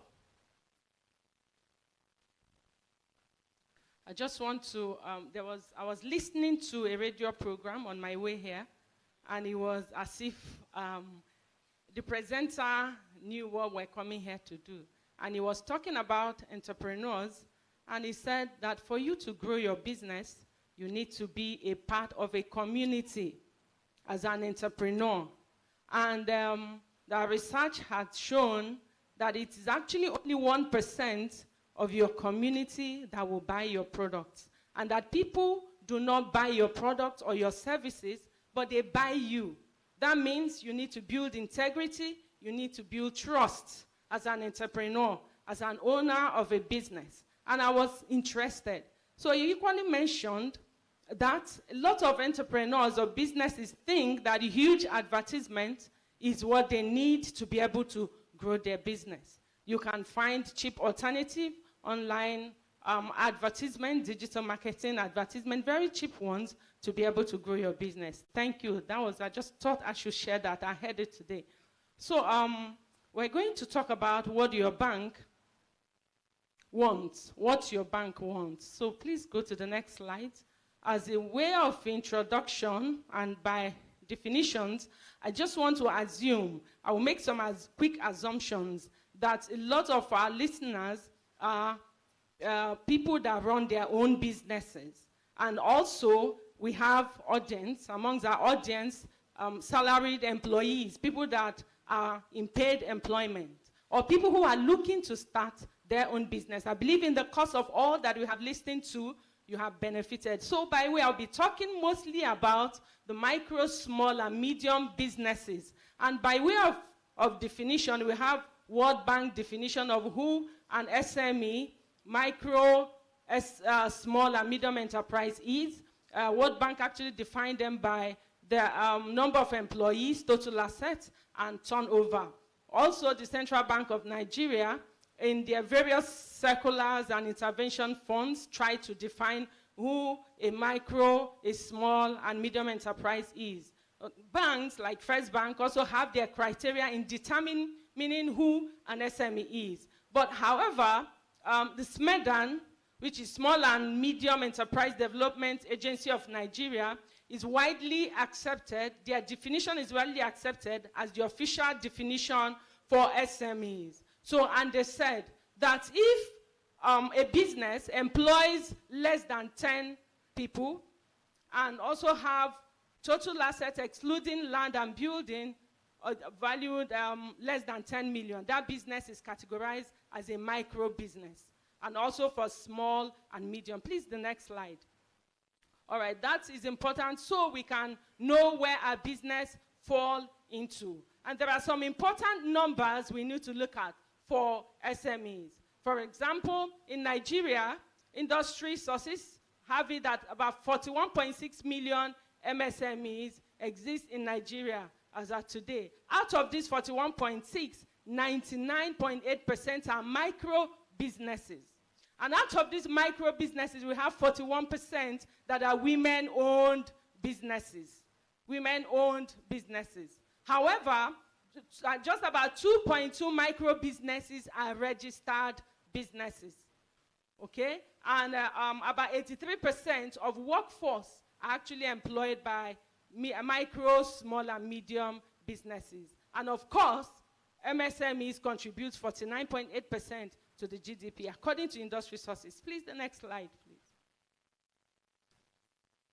All right, so we'll be talking about the challenges. What are the SMEs saying? What are businesses saying? People that run their businesses, what are the challenges? Of course, we know that access to finance is one of the challenges, and inconsistent government policies, lack of infrastructure, are also part of the business challenges. All right? Lack of business structure is also a problem for businesses, and multiple taxation system in the country also pose a challenge to our businesses. So, having seen these challenges, how do we come in, and what do we expect from our customers? How do we come in to help, to empower, to support our businesses, to provide access to finance, to be able to grow your business? Our chairman, in his MD CEO, in his opening remark, mentioned that the bank, First Bank, we have disbursed over 50 billion facilities to women, just women as a whole, women businesses, individuals, women in paid employment. Let's go to the next slide. All right. So, having seen what the challenges are, having categorized us, what do we expect from our valued customers? How do we support our customers? We expect as a bank that our customers understand their business. That cannot be overemphasized. We heard our chairman say that. We expect that our customers know their competitors. We also expect that you understand your market environment. We expect that you constantly build capacity by learning. By learning. Okay? So, in order to qualify for a loan as a business, there are some criteria we have summarized here. What we need from you as a customer, as a business, or even as an individual who want to obtain loan from the bank. Number one, if you are a business, you need to have a business name registration, either as a sole proprietor, a private company, or a limited liability company. Okay, you need to have proper financial record, bookkeeping, have your accounting records, and most importantly, have your bank account. Okay, you need to show adequate sales turnover. How do we know what your sales turnover is? It's from your bank account statement. Okay, you have a strong cash flow from your business. When we listened to Jimmy from Augusto, he mentioned that, it wasn't, I think it was the presentation about what investors want. She mentioned that actually one of the challenges of equity financing is the pressure it puts on your cash flow. So you need to know what your cash flow is. You need to have a strong cash flow before you can access finance. Also, you need to register. You need to have your TIN, tax identification number, and properly file your annual returns. And of course, you need to have your BVN for the prime mover and your directors, if any. Okay? And we expect you, as a customer, to adopt our e-channel or e-payment platforms. I heard today from Jimmy from Augusta & Co. that e-payment is even becoming bigger than the GDP. So you can see we want you to have our e-channels, our POS, our merchant codes, all this will help you in your sales collections, so we can see what your business is doing at a glance. Of course, your KYC document is important, your valid IDs, your address verification, your clean credit report. You need to have clean credit report with the credit bureaus, at least 2 credit bureaus and the CBN CRMS. We also expect that your business proceeds or your salary, if you're in paid employment, is domiciled with the bank. So these are in summary, what we expect from our customers. Okay, please, the next slide. All right. In addition to what we have said, if you are in paid employment, we want you to open your salary account from the bank. When you're with the bank, when your salary account is open with us, you actually stand a chance to enjoy our loans. We have our digital loan, salary advance loan called First Advance. We have our personal loan against salary. We have mortgages that you can enjoy as a salaried person. So, and this salary account comes with 0 AMC and also free first debit card for you. As an individual, you should also have clean credit report. So other tips for your business of course, they've been mentioned. Of course, you need to have your business plan. If you're coming into a business, and we expect you to practice profit retention, imbibe a savings culture. Do not consume everything you earn from your business. That is why the FirstGem account is there. Our target savings will help you to save from your business. So that way you're building capacity to expand your business. Of course, we expect you to have succession planning so that your business can continue. We are interested in the continuity of your business as a customer.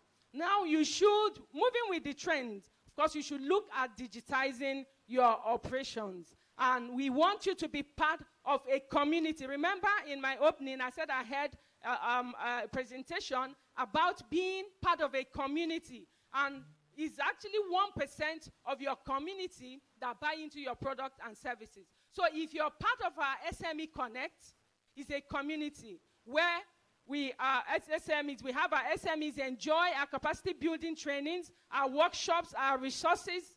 You know, we have resources to help grow your business. So you see regular webinars, education for SMEs. So, and if you go to the next slide, we have how we can connect and be part of SME Connect. There's a website there that you can log on to www.smeConnect@firstbanknigeria.com. So you can be a member of our SME Connect community, and you can sign up free. We do not charge for that. So there are common mistakes that businesses make. What are those common mistakes?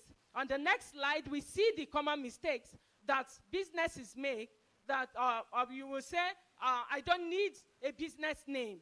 I can run my business with my personal account. If you're saying that as a business owner, the implication is that the growth of your business will be limited because major business loans are not granted on individual accounts. Remember that as an SMB, small, medium business, you are categorized as micro, small, and medium. And we would like to see you grow from a micro business owner to a small business owner to a medium business owner. So when you get to that level, we cannot give any loan on a personal account. Also, some have said, I prefer to open a savings account because I don't want to pay AMC charges. I don't want bank charges. So I'd rather run my business with a savings account. Currently, we have a CBN regulation prohibiting businesses from operating a savings account. So that is a disadvantage for you now. But the good news is we have our first SME account that is available. And the behavior is that you don't get to pay AMC if you meet the conditions to that account. So you can open a first SME account and you can get to enjoy 0 AMC. So it's like you're running a savings account for your business as long as the conditions are met. Okay? Some other mistakes is I can quickly turn around my sales proceed before paying my bank loans. So you've taken a loan from the bank and you don't want to pay. You want to divert. You want to quickly, attend to other things before you can come and settle your obligations. The implication is that it can lead to a non-performing loan and a bad credit report or history for you. And when that happens, you will not be able to take more loans for your business, either from First Bank or any other bank. Your BVN may also be blacklisted, so it doesn't pay you. So it's good for you to build integrity and trust. You must meet your obligations as at when due. So there are some other business owners that would say, I don't need bookkeeping records or accounting software. I have all the information in my head because I cannot afford the cost. We heard about input cost today. The cost of your business is not just the cost of the product that you sell, but the entire cost of your operation. So once you acquire that, they all come in as part of your cost, which you will eventually translate to your own customers. Having a good bookkeeping record or accounting software will help. The implication is if you don't have it, to track your sales and your expenses or your revenue will be difficult, and you will not be able to make future projections. Finally, some other people say, I don't care about my employee. After all, so many people are looking for jobs. If you say that, you stand the risk of losing good employees, and you will have what is called high turnover rate, which means your staff will be leaving and you would have lost good hands. The opportunity to grow your business will be limited.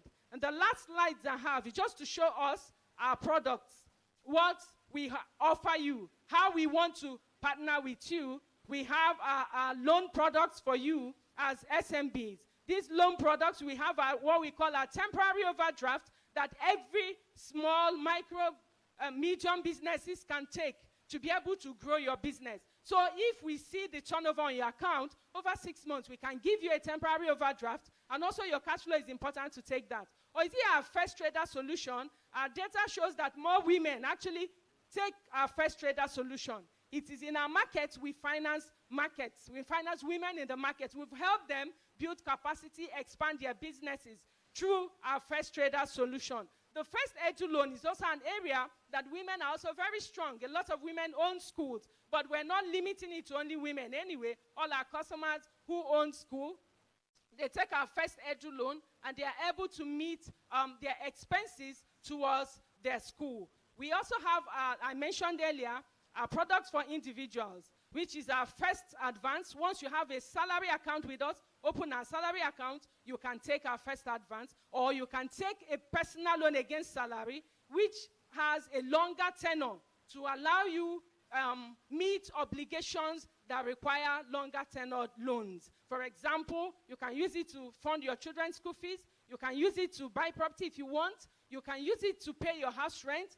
That is our first our personal loan against salary. What about our agent, digital agent credit facility? These are for first money agents. First money agents, if you're a first money agent, we give you a facility up to 1 million naira to be able to support your operations as an agent. Operational vehicle is there. Our first SME current account is there. So as a customer, valued customer, we're interested in growing your business. We want to demystify the myth that the bank does it is difficult to get a loan from the bank. Once you know what documents to provide, once you have a good credit history, once you have your record straight, your KYC is in place, know your customer document, the bank will finance your business. Because if you are a customer, if you're growing, we are also growing as a bank. We've been there for 127 years just because of you, our customers. Thank you, and God bless you. Thank you very much, Madam Helen. Do we have any questions? Questions? All right. So we have one here. Is it possible to make my personal First Bank account my business account without having to open a different account for my business? Okay, it's possible, but we need you to provide certain documents for a business, because Opening a business, having an individual account, a personal account, the requirement is different from a business account. So once you provide that, we should be able to open a business account for you.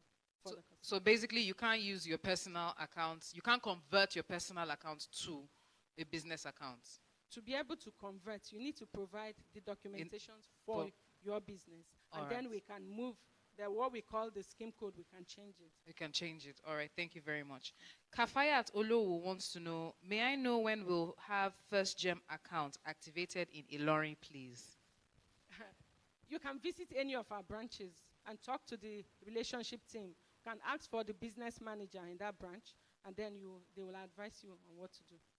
Okay, dear Kafayat, all you have to do is to visit any First Bank branch near you in Ilorin, and you'll get all the information that you need. Thank you very, very, very much, Madam Helen Ihore. Thank you. A round of applause for her, please. Thank you so, so much. It's been a wonderful, interesting, insightful, beautiful day for me. I got to learn too much that I'm going to apply to my life. And to all the people that have been telling me, Bisola, I don't want to talk to your manager. I want to talk to you. My negotiation game has changed. You will beg me for my manager. Thank you so much, First Bank. Thank you so much, FirstGem. For everyone who logged in virtually, thank you so much. Now we're going to be closing this lovely conference. But I'm not going to be doing the closing remark. I'll be calling on the DMD First Bank of Nigeria Limited, Mr. Gbenga Shobo, to give us the closing remark. A round of applause for him, please. Thank you very much, sir. Yes, please.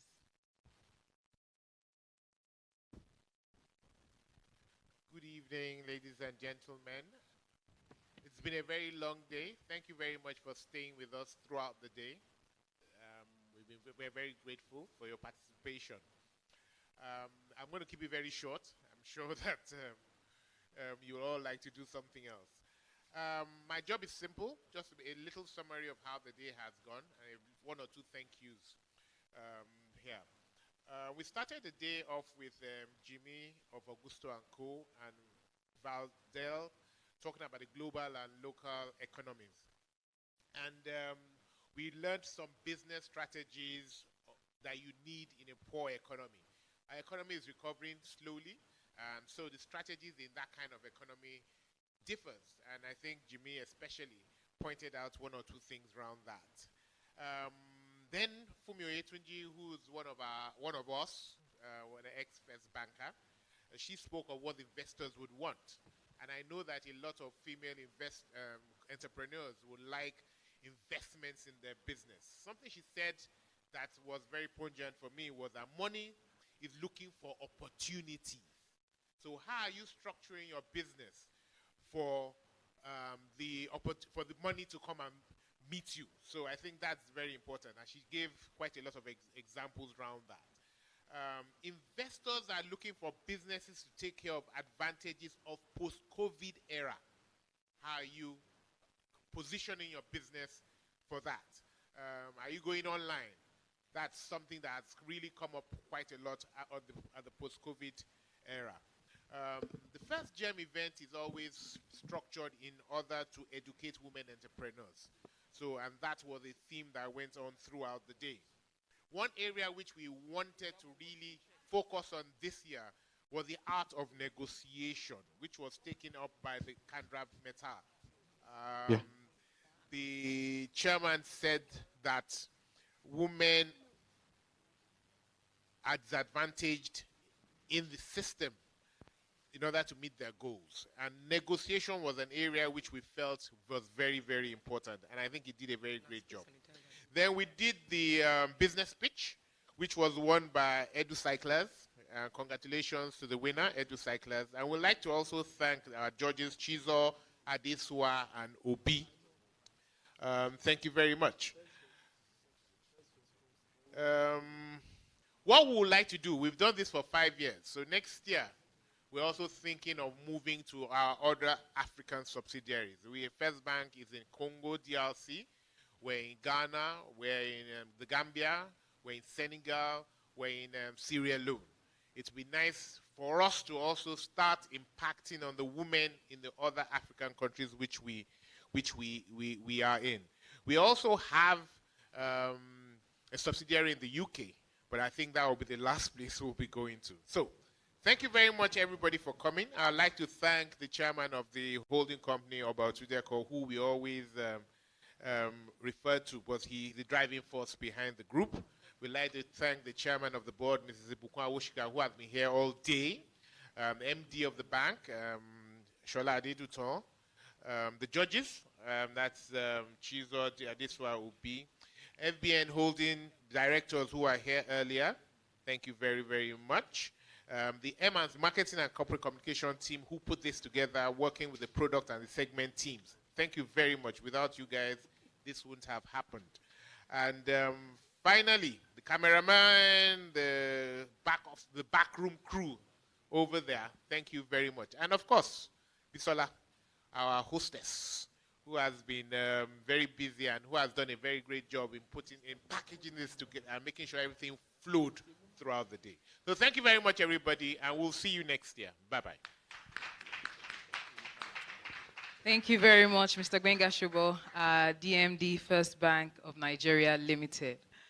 And yes, we have come to the end of the FirstGem Annual Conference 4.0. To everyone who registered early and got the Zoom links and got to send in questions and got answers, thank you so much. You've been with us since 10 a.m. till now, and it's time for some entertainment. But don't forget that if you're not yet part of the FirstGem community, all you have to do is to visit the FirstGem portal and you can sign up. And you can also follow us on Instagram. Go to Instagram and search First Bank Nigeria. Click on it, click on the link tree, the link in their bio. There's so many other products that you can enjoy from the First Bank group. So please do that by all means.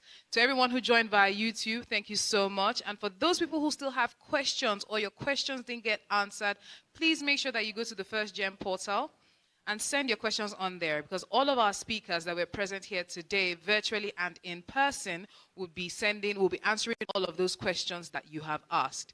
So once again, I want to say a very big thank you to First Bank and to FirstGem Annual Conference 4.0. Thank you for having me on this journey with you. Thank you for all the knowledge that you've impacted to me and thousands of other women around the world. Thank you so much.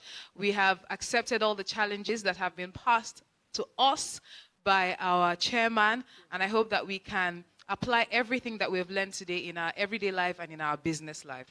Thank you so, so much. My name is Bisola Ayola. I had a wonderful day with you today, and now I'll be handing over to the boo of the booless. Yes, so. The wonderful Chike. A round of applause for him, please. Say mekano, mekano, mekano, mekano. Mekano. Calling me the sugar right there for your tea. Calling me the honey right there for your beer. Baby, see me, I don't believe oh. Showing me around like I lost my way. Telling all your friends and I me be your bail. Baby, see me, I don't believe oh. I make you tell me now. Make you tell me now. Make you tell me now. I said, Bisola, make you tell me now. I wanna know, nah. I be you like the bobo. Hey, make a know, nah. If you know, love me, no, nah.